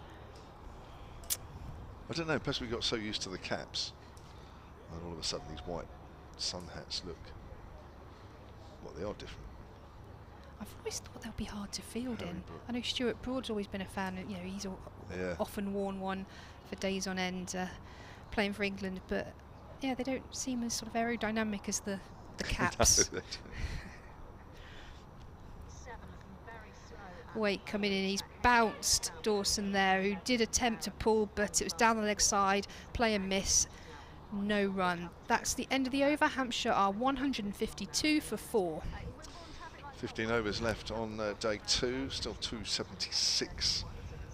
Hampshire behind. Of course, In order to make sure they avoid the follow-on, of course, they've got to be within 149. So still a long way to go for this Hampshire batting lineup.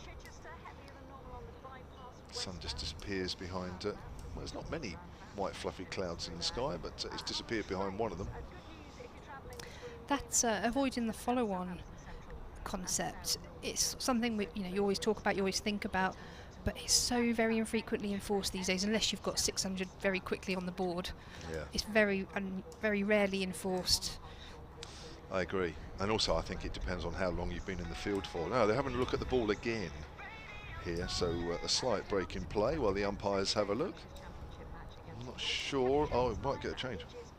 Hampshire are 152 for 4, replying to the Yorkshire all-out total earlier of 428, so they still trail by 276. There is still much work to do, but in the middle is Liam Dawson. He's 24 not out. Ben Brown is 23 not out. Brown's already had a chance when he was misstumped on 11. The one wicket that has fallen since tea is that of Nick Gubbins, who was caught behind off the medium pace of Stephen Patterson for 58, and he had a life before tea when he was dropped at slip. So as I say, a lot of work for Hampshire to do here. Earlier in that 428 all out, so Brad Wheel picked up the last 4 wickets to finish with figures of 4 for 59. Hampshire 152 for 4. Cheers, Kev. Thank you very much indeed. Kevin James at the Ageas Bowl. That was a bit longer. Now we are going to get a change of ball. So this for me is the second change in this innings. It was 100, sorry, it was 28 for 2 when we had to change. First change, I think. Was it 9 overs? Yeah. So here we are again at 152 for 4. So yeah, I think there was one ball change. Yes, there was in the Yorkshire innings at 148 for 2. That was the only one. So this will be the 3rd change of ball in this game. That's apart from the new balls, of course, which well, there's a mandatory change. So you start it with it brand new, of course. So yeah, it looks like they've picked another one. Unbelievable, isn't it? We're just back to square one again. This new batch that were sent around all the counties before the last round of fixtures about 3.5 weeks ago. It just looks like we're right back to square one. If this game, what we're seeing here, is replicated around the country, and I must admit I don't know, but if it is, then we are no further forward. So we're just going to have this every game until the end of the season, which is slightly annoying. I can understand one during a game, perhaps. This is the 3rd or 4th time they've asked in the innings. They've obviously been allowed to change it twice, but they've asked a few more times as well and been denied. Yeah. Unbelievable. Anyway, I'm sure it'll be all right for next year. Like I say, it's always happened. I mean, it's happened for years and years and years and years, but it just, I don't know, it just seems more noticeable now. Having a look at the ball before it's getting thrown back to Matthew Revis. Obviously Yorkshire are reasonably happy with it. Is it me? You? It's Revis bowls right arm over, and that's a thick outside edge there from Brown as it goes out towards 3rd man. Brown will pick up a single, moves on to 24. That's the same score for Liam Dawson, 153 for 4. Dawson settled for a second there. He's had 2 or 3 times where he's been a bit keen for a run and sent back by his partner, and probably rightly so in every time, I think. He's on strike now to Revis. In his 7th over here, runs away from us and bowls, and it's on the line of leg stump, and that's clipped away through mid-wicket for 2. Dawson will move on to 26, 155 for 4. Got an email here from Brian Budd, sonatcricket@gmail.com. It's quite a long one, actually. I've just read the first half of it, so hopefully the second half's all right. I'm Portsmouth born and bred, says Brian, and moved up to South Yorkshire about 25 years ago. I joined my local club after years playing in the Hampshire League. Playing on the faster southern chalk was a lot different to most of the slow Yorkshire wickets. Here comes Revis again and bowls. Dawson pushes that out square on the offside. There's no run there. One day at pre-season indoor nets, I was concentrating on the bowling coming down when the guy in the adjacent net hooked a ball that was only slowed down a little before clouting me behind the ear. gosh. In the adjacent net. How do you get clouted in the air? And gosh, must have been a hole in the net or something. I was fouled and a few spots of blood marked out the Yorker length. All my new teammates thought this was hilarious. Grief. That's pushed up and hits the stumps at the bowler's end. And there is no run. All my new teammates thought this was hilarious and called me a great southern softie. Laying out, having been hit on the head. Grief. I was ready for the next ball after a few seconds and belted it straight back hard and at head height, causing a panic scattering. How soft is that? I yelled, to which one replied, aye, but a northerner wouldn't have bled. Grief. There we go, there's a few more, I'll come back to that later. It's quite a long one. That's Dawson pushes that out in the offside. See, now you see, that would be stop everything. Yep. Well, do you have concussion protocols at club level? I suppose you must do. It may have come down like any sort of rules and regulations that come in. They start at the top and then, you know, filter their way down. Maybe in the sort of higher levels of the men's game, clubs game, maybe they do. I don't know. It's not reached the women's club circuit. Has it not? That I'm aware of yet. Nice push out into the covers there by Dawson off a good length ball. That's a single. He'll keep the strike. 27 he moves on to now. Hampshire 156 for 4 with 14 overs left in the day's play. What you don't have at club level that obviously you get in the professional thing is this big bag of replacement helmets. Helmets are quite an expensive thing, and most club players have one at most that they have for years and years. If you had to change it every time it got hit, I think it'd be quite an expense for an amateur. So that's interesting there, isn't it? So no concussion protocols in the women's game at club level, which Not that I'm aware of. I mean, but how many get hit on the head? Some get hit on the head, but it's not at pace, is it? It's not, you know, it's not Jofra Not even Archer in the field, say? You don't tend to get fielders wearing helmets in the field. No, I know, not in the helmet. No, I mean just the concussion protocol if you actually get hit in on the the head. sorry. Yeah. Okay. Say the outfield's not a particularly good one and the ball sort of. I can think of a bobbles few around. times we've had a few hit the head, but no, they just get up and carry on. Yeah. Weight coming in and bowls to Dawson, just pushes that back to the bowler. Probably more aware of it now. I know there was one fielder we had years and years ago, and she stopped several balls with her head very well, actually. But yeah, if you did that now, you'd be sort of, you know, need checking out just because there's more awareness of it. Obviously, since the Phil Hughes thing as well, you know, tragedies like that obviously bring a lot of awareness to some of those things you might have laughed at before or not taken so seriously. In comes Waite and bowls full to Dawson, who drives that into the covers for no run. Fielded by Thompson.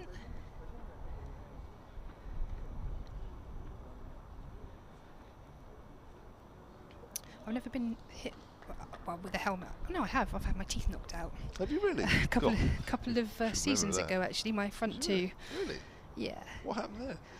It was the first game back after the lockdown half a season. In comes Waite, and that's a short ball pulled by Dawson and really well struck. That race to the boundary just behind square on the leg side, 4 runs, in control of that shot all the way.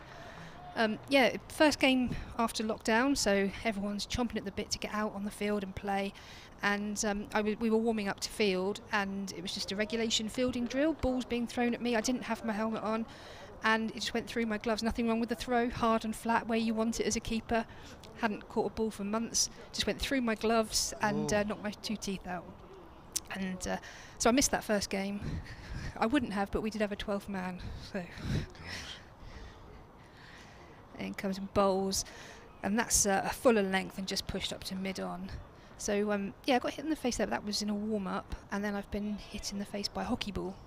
All right. But other than that, I mean, I've been hit on the helmet a lot as a wicketkeeper, but not any injuries without a helmet other than that, I think.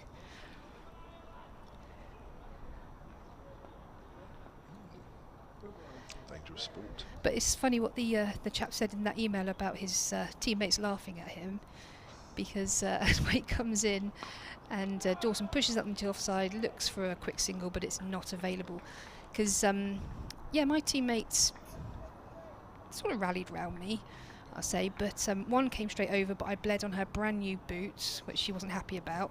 So Emily Windsor actually came out with the first aid kit, but they were using the saline solution to clean her boots.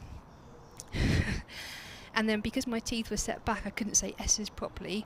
They picked up on this, and as I was waiting to be taken to hospital, they were asking me to say things like silly sausage and sausage sandwich. So not a lot of sympathy as weight bills to Dawson, and that's just pushed up. But I think that's a sign of a good bunch of teammates when they give you more grief, but you know it comes from a place of love. That ends the over. Hampshire 160 for 4. Brown's on 24, Dawson on 31. That's the end of the 56th over. Back to Brian's rather long email about being felled in the nets up north. He said, at the end of one game, I was asked about the availability for the next and said, yes, where is it? Emsworth, he replied. And I thought, what a coincidence, as Emsworth in Hampshire was about 5 miles from where I grew up. Of course, that's just the other side of Portsmouth. I couldn't find the Yorkshire town of that name on the map because it was actually Hemsworth. Spoken with the Yorkshire last H. Actually, it was just a mile or so from Jeff Boycott's birthplace of Fitzwilliam. Here's Revis, and that's cut away nicely by Ben Brown back at the square. A little bit of width there from Revis. And Ben Brown put it away nicely. He moves on to 24, I think. There's 50 partnership between Dawson and Brown, the second 50-plus partnership of the innings. 82 for the third between Vince and Gubbins. 53 now between Dawson and Brown, and that's come off 111 deliveries. Brown's on to 28, by the way, 164 for 4. The deficit between these sides on the first innings now down to 264. There's another bit about Scarborough towards the end of that email, which I'll just quickly look over before I read it out. So that's a length ball which Brown pushes up to mid-on, and there is no run. Beautiful evening now here at the Ageas Bowl. Full sunshine, nice and warm, and Brown and Dawson going along nicely for the home side as Revis is into his 8th over here, looking for his first wicket. Comes in again, he's got 2 slips.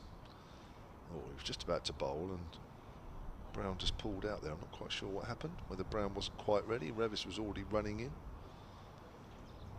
My daughter, says Brian, has now spent 2/3 of her life in Yorkshire and is regarded as a posh-voiced southerner up here. But whenever we return south, the rest of the family can barely understand her Yorkie accent. A bit more on that as Revis comes in and bowls full, and that's driven into the gap there by Ben Brown. Chase on here as it goes out towards the extra cover boundary. It will be pulled up just inside the rope. The throwback actually comes from Matthew Waite. I think that's George Hill again. It might be, yeah. He's had a great day in the field. Just pulled it back inside. I think he's done his shoulder in as well as he's fallen over that one. Probably just got caught on the rope there as well as his momentum took him over the boundary. Looking forward to seeing my home team playing my adopted team at Scarborough in August, says Brian. Hope to say hello to you and Dave Allen on the day. Not sure if Dave Allen's going all the way up to Scarborough unless you know something I don't, Brian. But yeah, Hampshire up there twice for a 4-day game and a 1-day game in the 50-over competition. I shall be there for both. Looking forward to it. It's a length ball there. Dawson's in behind that, pushes that up to mid-off, fielded. There's quite often these north-south conversations when we play Yorkshire, which is always great to hear, great to listen to. It is fun. And I'm not here, but don't seem to have it with the other Yorkshire. I mean, I know we're not playing Durham in the 4-day game, but there's the other Yorkshire. The other Yorkshire. That's what I said. The other Yorkshire. The other northern teams. You know, the other Yorkshire, Lancashire, Durham, and Durham. It always seems to be the Yorkshire fans that email in. It's great fun. That's true. It's pushed up to mid-on by Dawson. Fielded by Drakes. Yeah, well, some of that is that we don't seem to play Durham a lot these days, and in the past, I have to say, they have been a little bit vocal on the messages, but I think we play Yorkshire a bit more, so I guess it's a bit more obvious. Durham's a different way of speaking again altogether, isn't it? comes Revis. Next ball again played into the ground and out square by Dawson. End of the over. 167 for 4, Hampshire. 261 behind. 12 overs left in the day.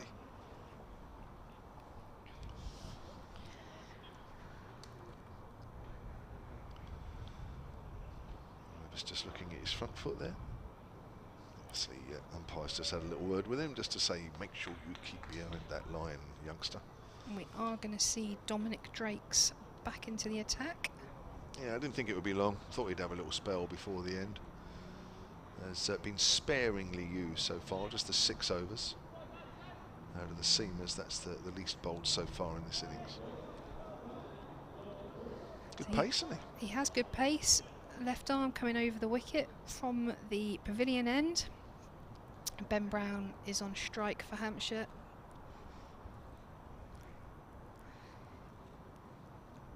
Just having a little conflab there of what to do with the field, making a few minor adjustments. They're sending the third man back onto the ropes, and they've brought fine leg up and moving to point. So a bit of a change in the field. Oh, they're also bringing the mid-wicket boundary rider up as well. That is a very offside field. Oh, no, there's one down here. Beg your pardon. 3. I can't see. I'm.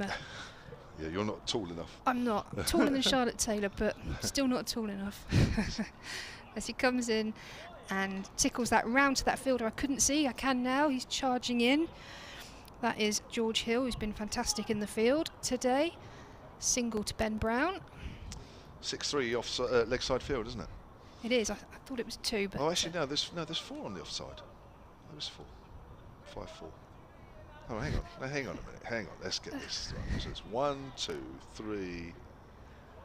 There's 3 on the leg. Actually, there's 3 on the leg. You're right. Sorry, I got it around the wrong way. Not expecting it to swing too much, I don't think.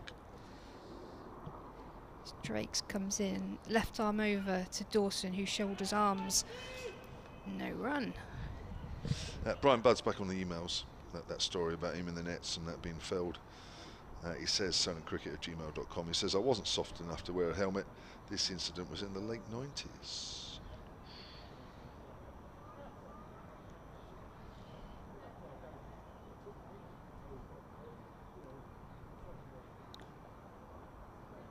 Do you find it scary when you look back at some footage and they're not wearing helmets, and you would have played through that era? Drakes comes in, and that's down the leg side. Dawson did have a little glance at that, but play missed through to the keeper. I was very lucky because in my first year signing as a pro, helmets came in. Right, okay. And there's no way I'd have played with that one. No way, because all of a sudden. In that case, I apologise. No, well, no, you and many people get that wrong, so I don't know. I'm used to it. Don't worry. I mean, you know, there's no reason why people should know, and I don't mind, you know, whatever. But there's no way. I mean, I very quickly realised that the bowling was quicker. All of a sudden, playing games as a pro as opposed to coming up through the age groups and playing club cricket. Drake's in, and that's Yorker bowled to Dawson, who manages to dig that out and push it straight back to the bowler. And as soon as they came out, believe me, I was one of the first to buy one. In those days, we used to buy them. Always, you know, obviously later on, you got given them, but there's no way I would have played with that one. Absolutely no way. Yeah, when you see, like, you know, the old sort of classic footage, you see like both of them in the 80s and that, and you just think, you know, it sort of makes you almost nervous now, and when you've seen some of the injuries. But Drake's coming in over the wicket, and that's full ball. That's gone through the keeper and slip cordon. Third man does cut it off as Hampshire come back for 2. It might be buys, I think, unless he got a little tickle on it. Nope, it is runs. Runs to Dawson. That be an edge that dropped short of the slip cordon, I think. Yeah. Yeah, I mean, like you, I got hit on the head a few times. I played 20 years, so I was going to get hit on the head a few times. But yeah, probably. I'll tell you who hit me on the head. Probably one of the worst I had was the current Yorkshire head coach. You're looking at me quizzically now, aren't you? And that's clipped through fine leg for 4. Was it an impact or a split? Straight head on. Straight head on. Take a break, Gemma. Very quick break. Jonathan's going to come in and join me for a little while. And the score here for Hampshire. 174 for 4 then. 11 overs to do in the day.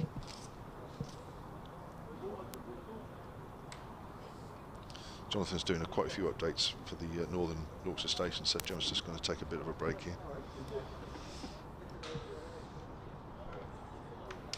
And yeah, Yorkshire head coach, well, I know Jonathan will know, Otis Gibson. Smacked me clean on the side of the head, very hard, smashed my helmet out. Good job you were wearing one. That's exactly what I thought at the time, once I'd come around from being disorientated for a couple of seconds. Not much fun, I tell you. But then you think, what would that have been like if I hadn't been wearing one? So then it's then you think that's the best investment I ever made. Don Bess at the hotel end here. None for 32 from 15 so far, including 3 maidens. He's got a short leg, straight mid wicket. Just dropping Dominic Drake's out a bit deeper at mid-on than Stephen Patterson is at mid-off.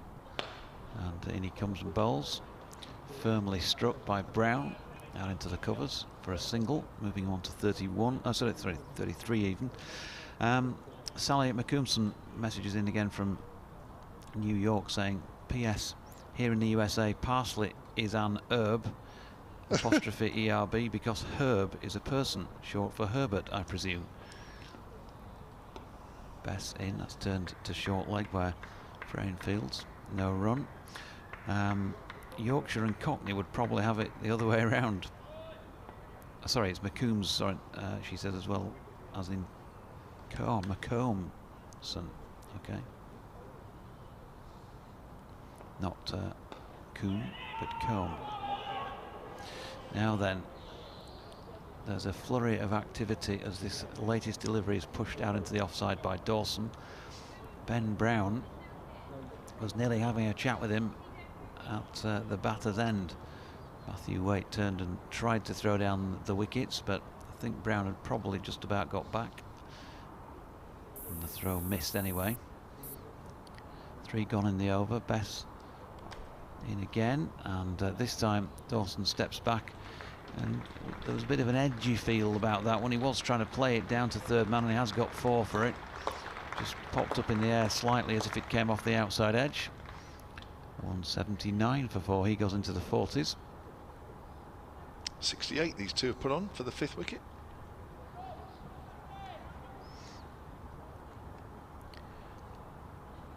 Yeah, it's been a good partnership, good counter. I've just been saying on my latest update there to BBC Radio York, in terms of Yorkshire's bowling in this innings and Hampshire's batting, it's sort of gone in little pockets. Bit stop-start, couple of early wickets as Bess is in, and that's a short delivery. Will Frayne taking evasive action at short leg, and that would have hurt if it had hit him. Dawson getting a single out to the sweeper at square leg. Looks mighty relieved that I didn't hit him. He gave it a good smash, didn't he? It wasn't far away from him. There's Bess walking in, skips and floats that one up, and Brown drops it down at his feet to complete the over at 180 for 4. Just 10 left on day 2. So yeah, those first couple of wickets, Holland and Organ, 12 on the board. Then Yorkshire were a bit loose for a little while, weren't they? And that allowed Vince and Gubbins to get going. Vince probably should have cashed in with 33 on the board in 74 deliveries, but didn't. 94 for 3 when he went. Other side of tee, not that many more added, 111 when Nick Gubbins went, caught by Duke off Patterson. And then the missed stumping on Ben Brown when he was on 11. He's added 22 more, and it's just, you know, playing his part in this partnership. The most recent wicket to fall was at 4:33. I made it, so going on for an hour and a half. They've been together now. Here's Dominic Drake's then left arm over from the pavilion end, and that's flicked away. That's going for 4 down towards fine leg. It's a slightly too leg stumpish there from Drake's, and Dawson moves on to 46. It's 184 for 4. Graham Casey says, listening to your interesting chat about accents, remember when I went to college many years ago in my hometown Leeds, which had lots of students from the northeast, often sat with a couple of friends from the northeast and barely understood what they were talking about! Exclamation mark. Yeah. How we? Here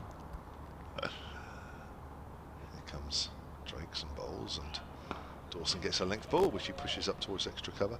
How many times, I'll tell you what's an interesting thing, how many times when you're sitting up north and you watch a programme that's southern based, do you think, I wish there was subtitles to this?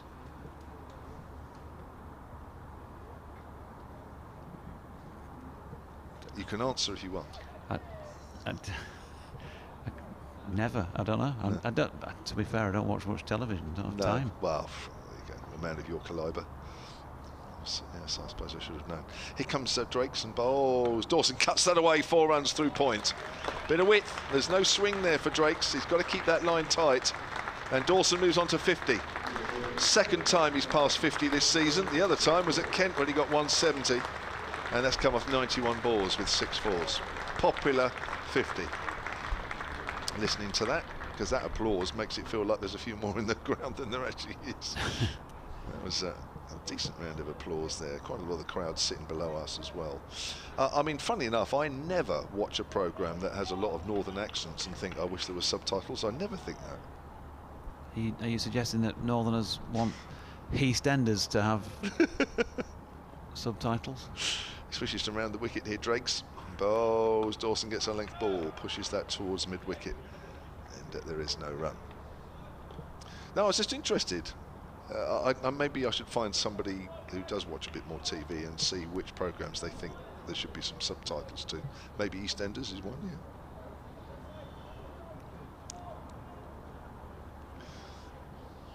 .188 for 4. A couple of boundaries in this over from Drakes, who stays round the wicket. Bright sunshine here now as Drakes comes in, and Bowls. Dawson on the back foot, out into the covers it goes, and there's no run. 12 round of in bad as Hurricanes hardly happen, says Sean in round A. Meaning just a few dropped H's and apostrophes. And there's a case in point, Sean in round A. Not round hay. Yeah, you'd say round hay, wouldn't you? We would, yeah. Yeah, we would, yeah. Drakes to Dawson. Dawson pulls that away and just gets hit on the top of the leg there, as the ball just bounces down in front of him. End of the over, 188 for 4. Richard Milgate, sonacricket@gmail.com, says, I'm from Lower Swanwick, which is going towards Portsmouth to our left. Just down the road from the Ageas Bowl, that's right. Where we're from, we don't pronounce our H's or T's. To say everyone in Hampshire does is destroying a wonderfully beautiful Hampshire burr. Great commentary otherwise. Oh, wink wink, says Richard. Right. I'm getting confused now, if I'm honest, because some people in Hampshire are saying, yeah, we do. Some people say we don't. Obviously up north, everybody's saying we don't. I'm to be honest, I'm more at a loss now than I was before we started all this. Here's Bess floating one up, and that's pushed back by Brown. And there's no run. Yeah. Once you start. Yeah. Once you start, you don't know where to stop. It's a slippery slope, isn't it? Thank goodness there's less than 9 overs left of the day, that we can move on tomorrow. Bess in, and that's good use of feet by Brown, but pushes it straight to Matthew Waite. You've got an update to do in a minute. Yep, just see this over through and then I'll disappear off. I'll stay on my own for a little while, and then Jonathan and Gemma can take it through to the end. Bess in again, and that's dropped down at the feet of Will Frayne, and there's no run. I could probably do with just nipping off at the start of the last over to go and do a final wrap. They've asked me to do an extra piece sure. tonight. Okay, Radio no Leagues. problem, I get it.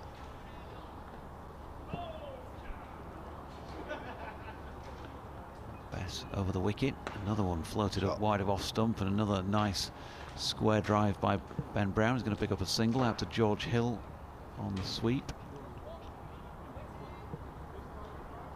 You were both giggling at me when I had the headphones on. I was waiting for an update and I couldn't hear. You right, because I I can't remember what we were saying. had Q in my ears. I think we were thinking you might have heard us, and we were sort of saying something you might have found funny. I can't remember. Press in, and Dawson pushes that one with an open face out to the gully region. Adam lines round to field and keep them scoreless. I'll have a think. It was along the line of what we've been saying, I think. You mean I might have heard you? Bess in, and short ball, got away with one there. It was an attempted pull by Dawson that he missed, so he'll remain on 50 at the end of the over. Brown 34, 189 for 4. Back soon. I'll just take over for a little while here until Jonathan's back, and then Jonathan Gemma can take you through the next period, and I'll come on at the end. 189 for 4, as Jonathan says. 8 overs to do. 239. Hampshire are behind. Second meaningful partnership of this Hampshire innings. These two have now put on 78, and that's just behind the third wicket partnership worth 82 between Vince and Gubbins. That was ended just before tea. Drakes is staying on at the pavilion end. 8 overs, none for 24 for the Bajan, playing just his second first-class game ever, the 24-year-old. His only other one was for Barbados against Jamaica back in 2018. Signed for just a few games by Yorkshire, mainly T20, and there was talk about them including him for this game, in which they have. So he's not vastly experienced in this form of the game, but looks a decent bowler. Nice action. There's a leg slip in now, so we might get some short pitch bowling to Brown, and there's one. It's just over Brown's head, and it's not taken cleanly by Duke, and the ball goes through his hands, and they'll come through for a bye. Takes the total on to 190 for 4. We had a similar field like this in the Yorkshire innings when Brooke and George Hill were batting, and James Fuller was bowling from that pavilion end. And in fact, this field accounted for Harry Brooke when he pushed a short delivery from Fuller to James Vince at leg slip, and he was out for 76. Brooke in the afternoon session, and we've got Adam Lyth in that leg slip position. That's a short delivery. Dawson's on his back foot, didn't bounce quite as much. Plays it back to the bowler, and there is no run. We are 7 minutes past 6 here at the Ageas Bowl. We finished around about 20 past 6, just after 20 past 6 yesterday. I think we might be just slightly later than that today. But it's a glorious evening. The light is as good as it's been at any time during the day, and there are not too many white fluffy clouds in the sky, so we're going to get pretty much this between now and the close of play. Here's Drake's bowl, short. Dawson ducks underneath, through to Duke, who does take it cleanly this time. Just bring you up to date with what's happening. Test match, where New Zealand are 196 for 5 now. They lead England by 210. Still a chance of a result there. Other Division 1 games, Kent 213 for 3, replied to Gloucestershire's 438 all out, so Kent trail by 225 there. Here's Drakes, comes in the game and bowls short, but it doesn't really get up as Dawson easily plays it off the back foot on the onside, and there's no run. Surrey 376 for 7 in their innings. Somerset 180 all out now, so Surrey leads Somerset by 196. Surrey still have 3 first innings wickets remaining there, and Lancashire 270 for 9 against Warwickshire. They trail, Lancashire trail by 22 with 1 wicket remaining. Here's Drake's again. He's just short of a length of Dawson on the back foot, punches that up towards mid-on, And there is no run. Dawson with his second half century of the season. His other half century, as I mentioned earlier, took him right up to 170 in the game against Kent. And he's scoring exactly 50 runs per 100 balls, as he's faced exactly 100 now. And Ben Brown is 34 off 69. One ball left of this over, and then we have 7 overs to bowl in the day. Short leg has gone in now for Liam Dawson. So we've got the leg slip and the short leg in. This is a very similar field to yesterday afternoon when Fuller was bowling. As Drake's bowl short, and that's pulled away by Dawson all along the ground, out to deep backward square leg. That is the end of the over, and it's 191 for 4. I will bring Jonathan Doidge and Gemma Green back in for a few overs. I think Jonathan's got to disappear just before the end, and I'm sure Gemma won't mind coming in alongside him for a little while. And as I say, 191 for 4 here, and it's going to be, is it going to be Dominic Best to continue? I think it is, into his 18th over almost, none for 39. The next voice you'll hear will be Jonathan Doidge, and then it'll be Gemma Green. Yeah, just 7 left in the day then. Best part of the day as well at the moment. Virtually a cloudless sky. Passing vapour trail. Looks like it's heading off. Is that north facing or south facing? That way. Is that south? Kev, is that north? That's north. South. So it's heading off to the sunnier climes down south. Dot ball first up by Bess. I came on And air. it's bowling here to Dawson, who's on 51 and stepping back and across and dropping that into the offside. There's no run. I came on air and I was instantly asked geography, which panicked me. Here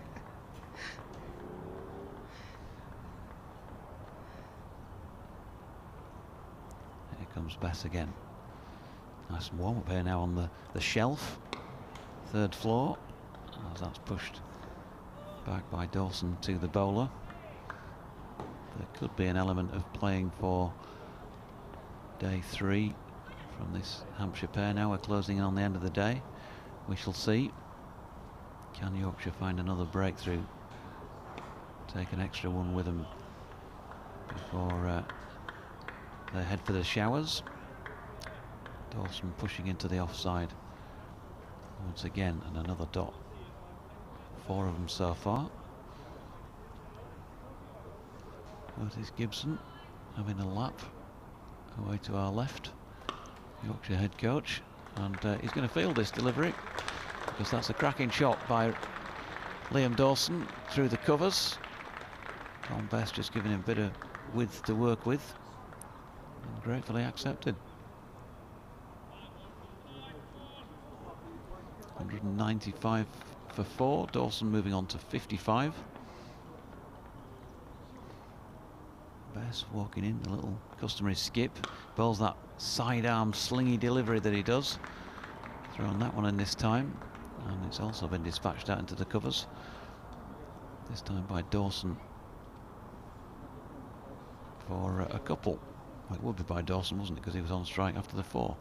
So 57 to him at the end of the over, 34 to Brown, and Bess 18 overs, 3 maidens, none for 45. 6 overs remaining in the day. Yeah, I think what you said, Jonathan, about Hampshire playing out the day is probably what's going to happen here. Despite a couple of good partnerships, we had Vince and Gubbins earlier, partnership of 80 odds, and then we've got Dawson and Brown in at the moment on 57 and 34 respectively. So there's been a couple of Hampshire partnerships when they've needed to rebuild, but at no point have they been able to play with complete freedom. They've always been having to sort of make up in the game, as it were, as Drakes comes in and bowls over. That's a short ball that's gone over the head of Brown, over the head of Duke, and that will be 4 byes. Harsh on the keeper. Yeah, very harsh when you're not the tallest, as is the case with Harry Duke. Meanwhile, the 4 has brought up a first Hampshire batting point. 200 runs on the board for the loss of 4 wickets, 63.1 overs it's taken them. So Hampshire move on to 3 points for the match, Yorkshire with 5.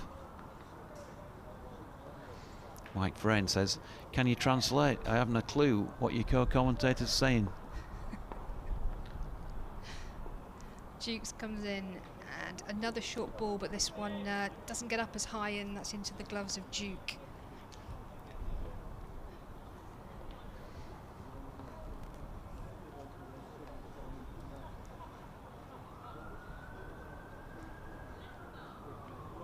You'd have thought when you Mike Frayne, father of Will, would have stuck around for his son's birthday.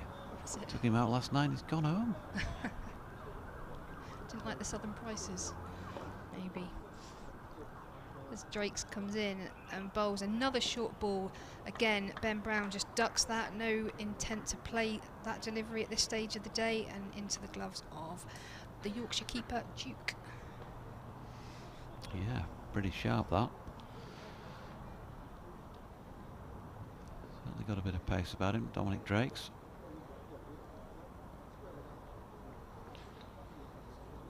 Not sure what he clocks on the gun, but it certainly feels like it's a few over 80. It does. It certainly looks quite quick in today's context. Another short ball. This time Brown didn't successfully duck that ball. He sort of got his bat out of the way in a not quite convincing manner, but the ball went through to the keeper for another dot ball.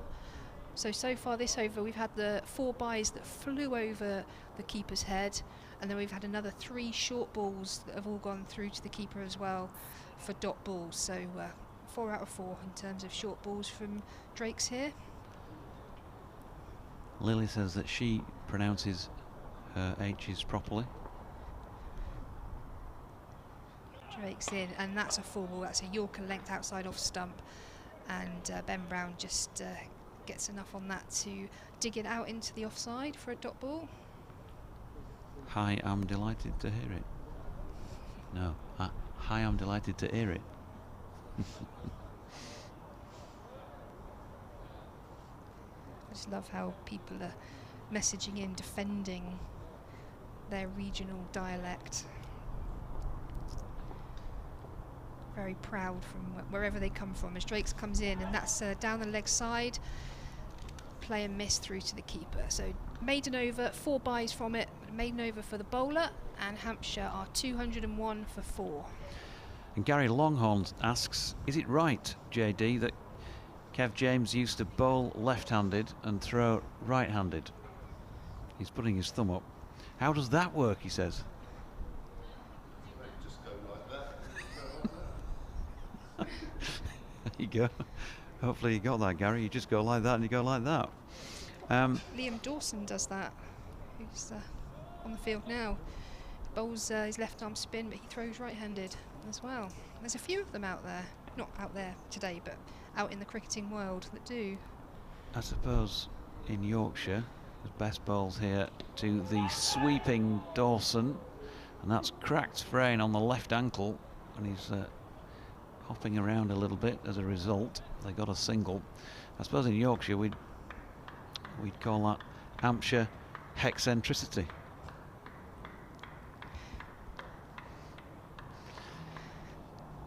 Could you also update us on Harris Ralph, says Gary. He's taken a few wickets for you, hasn't he, this season? Had a good start. Yeah, best bowling to the advancing Brown, who's driven nicely through extra cover.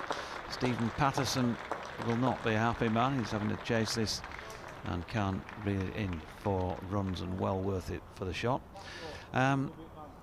Well, the truth about Harris Ralph is that I don't know. He's obviously left the club. He was here for a short spell. Played a few championship games and some T20s, and then went off to join the Pakistan party.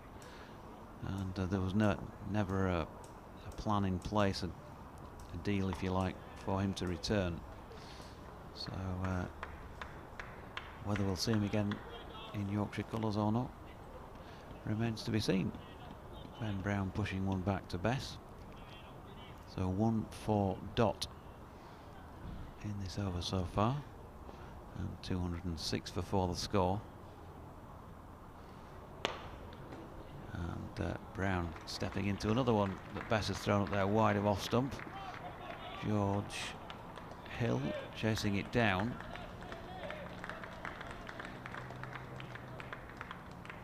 And they got back for 2. Brown on to 40.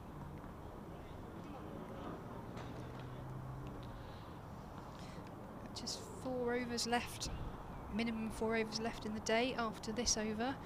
Hampshire have pushed it along in the last couple. Yeah, certainly not a thought of shutting up shop for tomorrow about the way they're playing. Yorkshire have got a leg slip now. Will Frane's gone in there, come out of short leg. Here comes Bess. Looked like there might have been a bit of drift about that. As Brown pushes into the offside.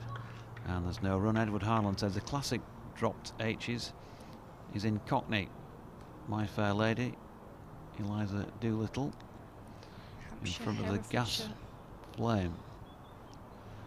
Is Bess in again, and that's turned by Brown out to mid-wicket. Yeah, I think it's right. Brookfields, and they get a single. Her elocution in that story is to say Hampshire, Herefordshire, and Hertfordshire. I think. Yeah, in front of the gas flame, which shows you pronouncing H's in Hereford and Hampshire. Accidents hardly ever happen. The one thing annoying is people who pronounce H and not H, which is annoying. I agree with you on that front, Edward. After all, we don't say mem or nen. Mem or nen. I agree with the H and the H. What was the mem? Oh, for the M. Or nen for N. Drake's in and bowls another short ball to Brown, who happy to duck that straight through to the keeper. So Drake's continuing with this short ball theory. He bowled 4 short balls in the last over and then followed that up with a Yorker length ball. It was outside off stump, so it wasn't too threatening, but that was the plan for this over. So we'll see what happens for the rest here. He started with another bouncer as he's coming in now for his second ball from the pavilion end. Ben Brown still on strike, and it's another short ball. Again, Ben Brown not interested. Yeah, and he's expending a bit of energy to get that through. You would think, unless he's setting him up for something else, that if he's trying to bowl him a short delivery that's going to get him in trouble, he's got to bowl it a little less short than that. Yeah, he's got a short leg in place. Coming in up to the crease, and that is a little bit, say, less short or fuller, whichever way you want to say it. And Ben Brown didn't need to play at that either, though, as it went past the outside of his bat. And he's got a good angle here to try and get him in trouble, the ribcage sort of delivery, hasn't he, from left arm over the wicket at the right-hander.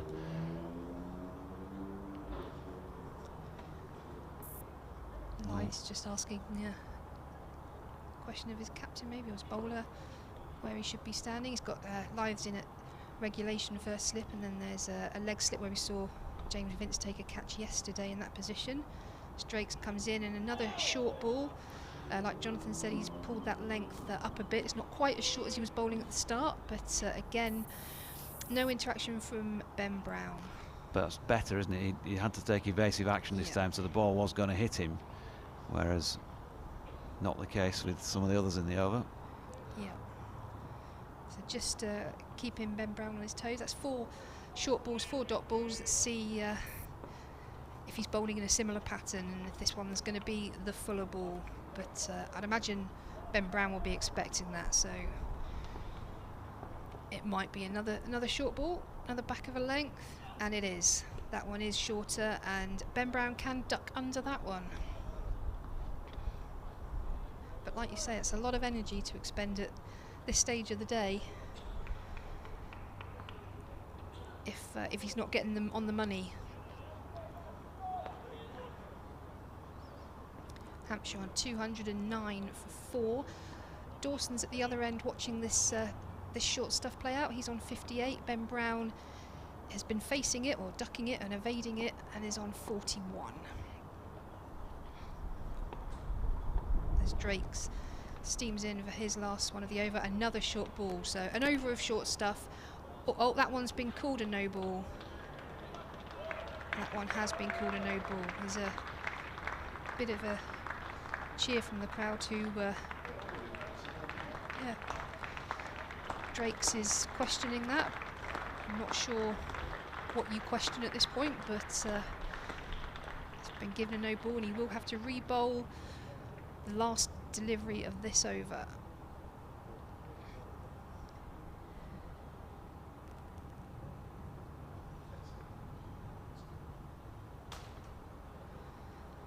So in the English domestic cricket, it's 2 for a no ball. So Hampshire move on to 211 with the extra ball coming up now.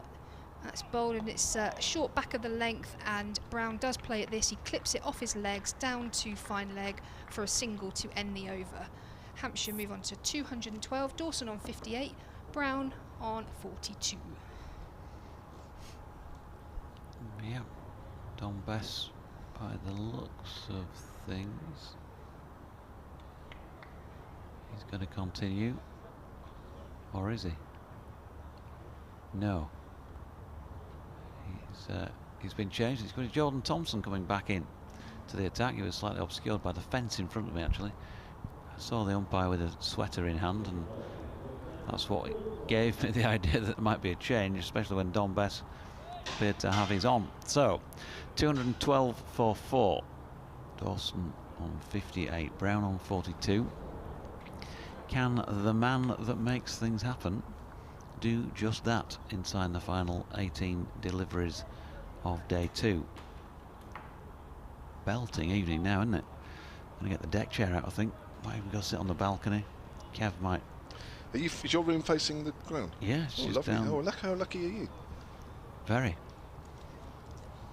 Got the sound of the mower going round at about 7:15 every morning on the outfield. Great alarm call. But no, it's lovely.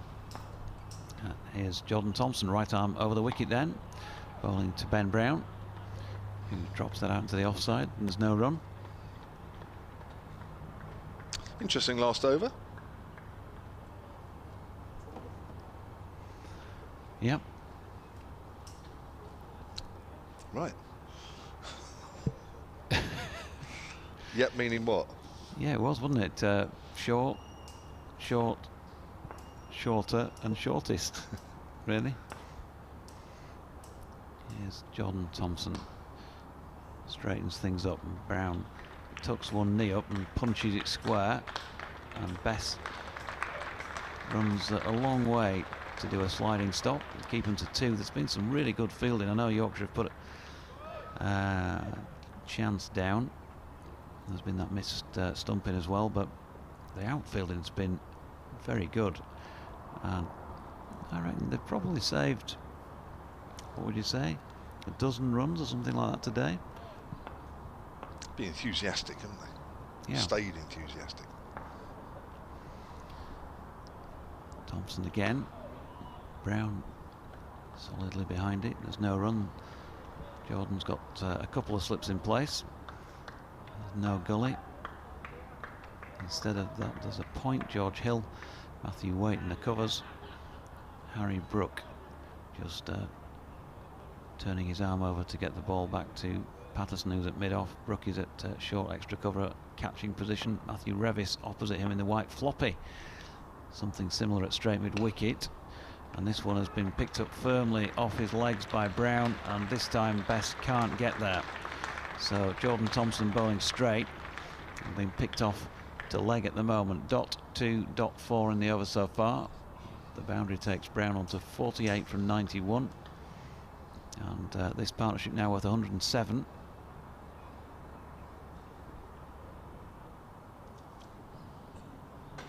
And it's been an excellent comeback.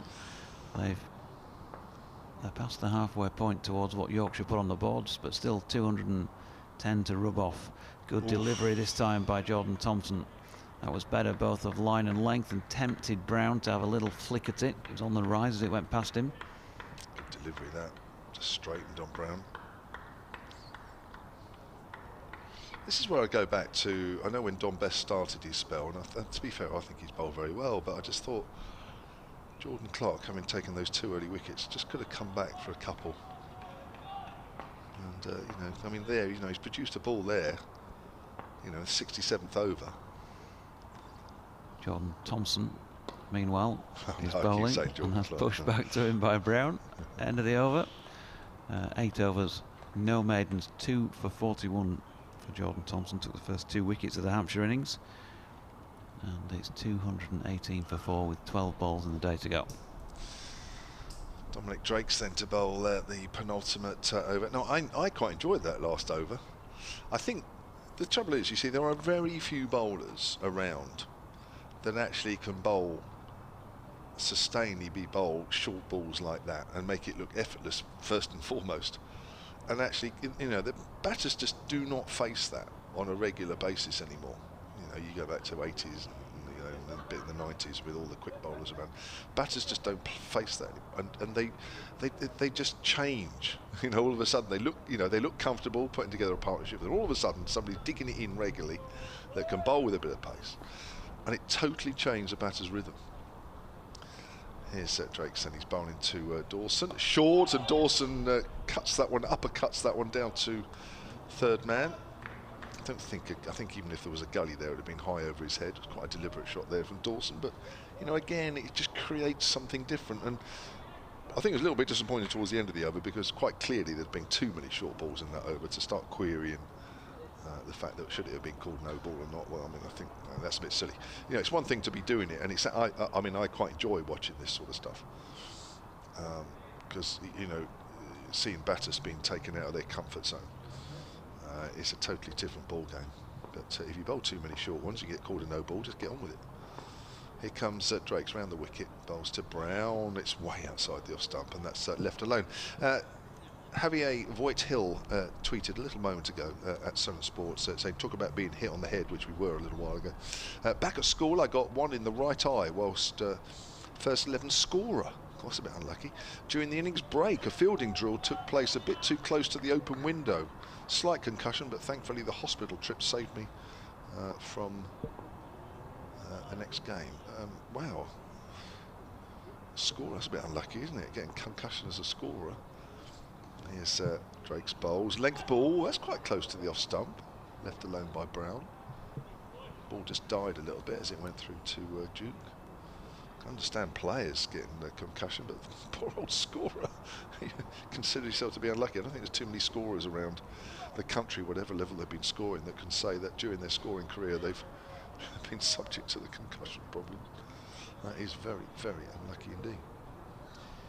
There are 9 balls left in the day's play. We're certainly playing longer than we did last night.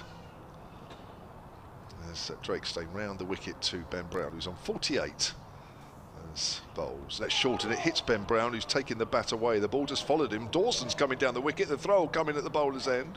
Fortunately, Patterson picks it up. Otherwise, that might have been 4 overthrows. But Ben Brown there, short delivery. He's taking the bat out of the way, and he's hit him in his midriff. Interesting way of playing it. Well, as I say, you know, this is just taking batters out of their comfort zone. They're just not used to this. And that's a wicked delivery coming round the wicket. It's horrible when the ball's following you. It's bad enough when it's short at pace. It's even worse when it's following you. Brown getting all sorts of muddled up there. That's a length ball. Brown's leaving that one alone. He's trying to leave it on length. He knows that if it's short, then you know, don't play at it. But when it's a bit too straight, you should really be using the bat, not your body. But if you're being hypercritical, he's got the field set for a delivery that's in at the rib cage, or the hip sort of area, and he's got a short leg and he's got a leg slip, and there's, in either of the 2 overs, probably been one delivery that really might have brought, maybe 2 at the very most, that might have brought him into play. Yeah, I'm not sure leg slips in play there really, with being round the wicket. That's short. He's trying to flick that away. That's come off the helmet. Down 4 runs over the keeper. I think that's going to be 4 leg byes, is it? Or was there an edge onto the helmet?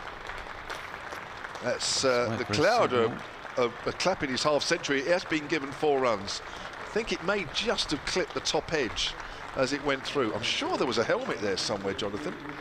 But 52 runs to Ben Brown anyway. That's come off 98 deliveries with 7 fours. Yep, it felt like a bit of helmet was involved, but 4 runs given, and he's been taken out of his comfort zone, but he's not quite got it right, has he? That was so short that who's going to take a catch off that unless he balloons it up in the air, and he's just struggling to get any decent sort of contact on it to do that. Well, yeah, again, I think that's quite a good delivery because he's induced a false shot. I mean, that is a false shot that can go anywhere. Yeah, okay. Top edge over the keeper. Just felt like that's the only place it could have gone for me. It wasn't like gloves up in front of the head. It was higher than that, wasn't it? So he's playing it up. He's well, yeah, okay, all right. There's an argument for both, I think. Listen, at the end of the day, it's all about opinions. 2:23 for 4, one over to go. Anyway, I'm taking my bat home. I'm going now. You've had enough bat under your arm. Off you go. All right, it's just me to do the last over then, as that's flicked away off middle and leg by Dawson, who will pick up 2. That's another good piece of fielding down there. Just underneath the Shane Warne stand, which is the only bit of the outfield in the shade. Everywhere else is in full sun. As Hampshire move on to 225 for 4, and Dawson moves on to 61. This partnership now worth 114. Here comes Thompson, right arm, medium pace, and that's a length ball which is pushed to mid-wicket by Dawson, and there is no run. 4 balls left on day 2 here. Hampshire have had to work very hard to even come close to matching the Yorkshire first innings total of 428 all out. So even at 225 for 4, there is still a lot more work to do tomorrow. 203 runs behind they are currently. 150, of course, is the follow-on figure. You've got to get within 150. Dawson on the back foot strokes that out to point. No run there. And there are 3 balls left on day 2. I think we're doing probably nearly 20 minutes longer than we did yesterday. But there's no problem with light whatsoever. You could keep playing in this for a long time. Here's Thompson again in his 9th over. 2 for 43 he has currently. Dawson forward, plays that back to Thompson, and there is no run. So 50 for Brown, 50 for Liam Dawson earlier, 58 for Nick Gubbins. 3 Hampshire players over the 50 mark. From a Hampshire point of view, we'd hope one of them at least goes on to get 100. Probably will need to.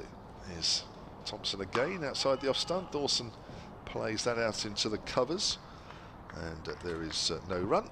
And we have 1 more ball left on the day. 2 good days cricket, it has to be said, between 2 teams that are hoping, probably expecting to be in the mix for the county championship come the end of September. I'll say it again, any side that finishes above Surrey will probably lift the title.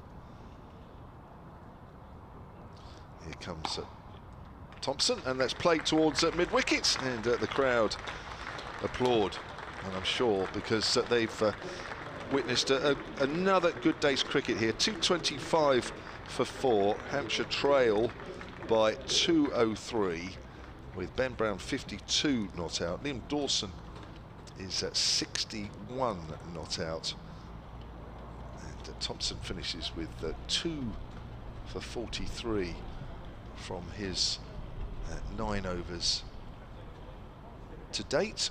Earlier in the Hampshire innings, 58 for Nick Gubbins and 33 for James Vince. They got Hampshire out of a bit of a hole when they were 12 for 2 at the fall of Felix Organ's wicket. He went for 11 earlier. Ian Holland had gone for a no score, both to Jordan Thompson.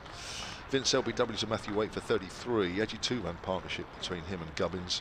Then came T at 110 for 3. Gubbins out soon after, caught behind off Patterson for 58. That was 111 for 4.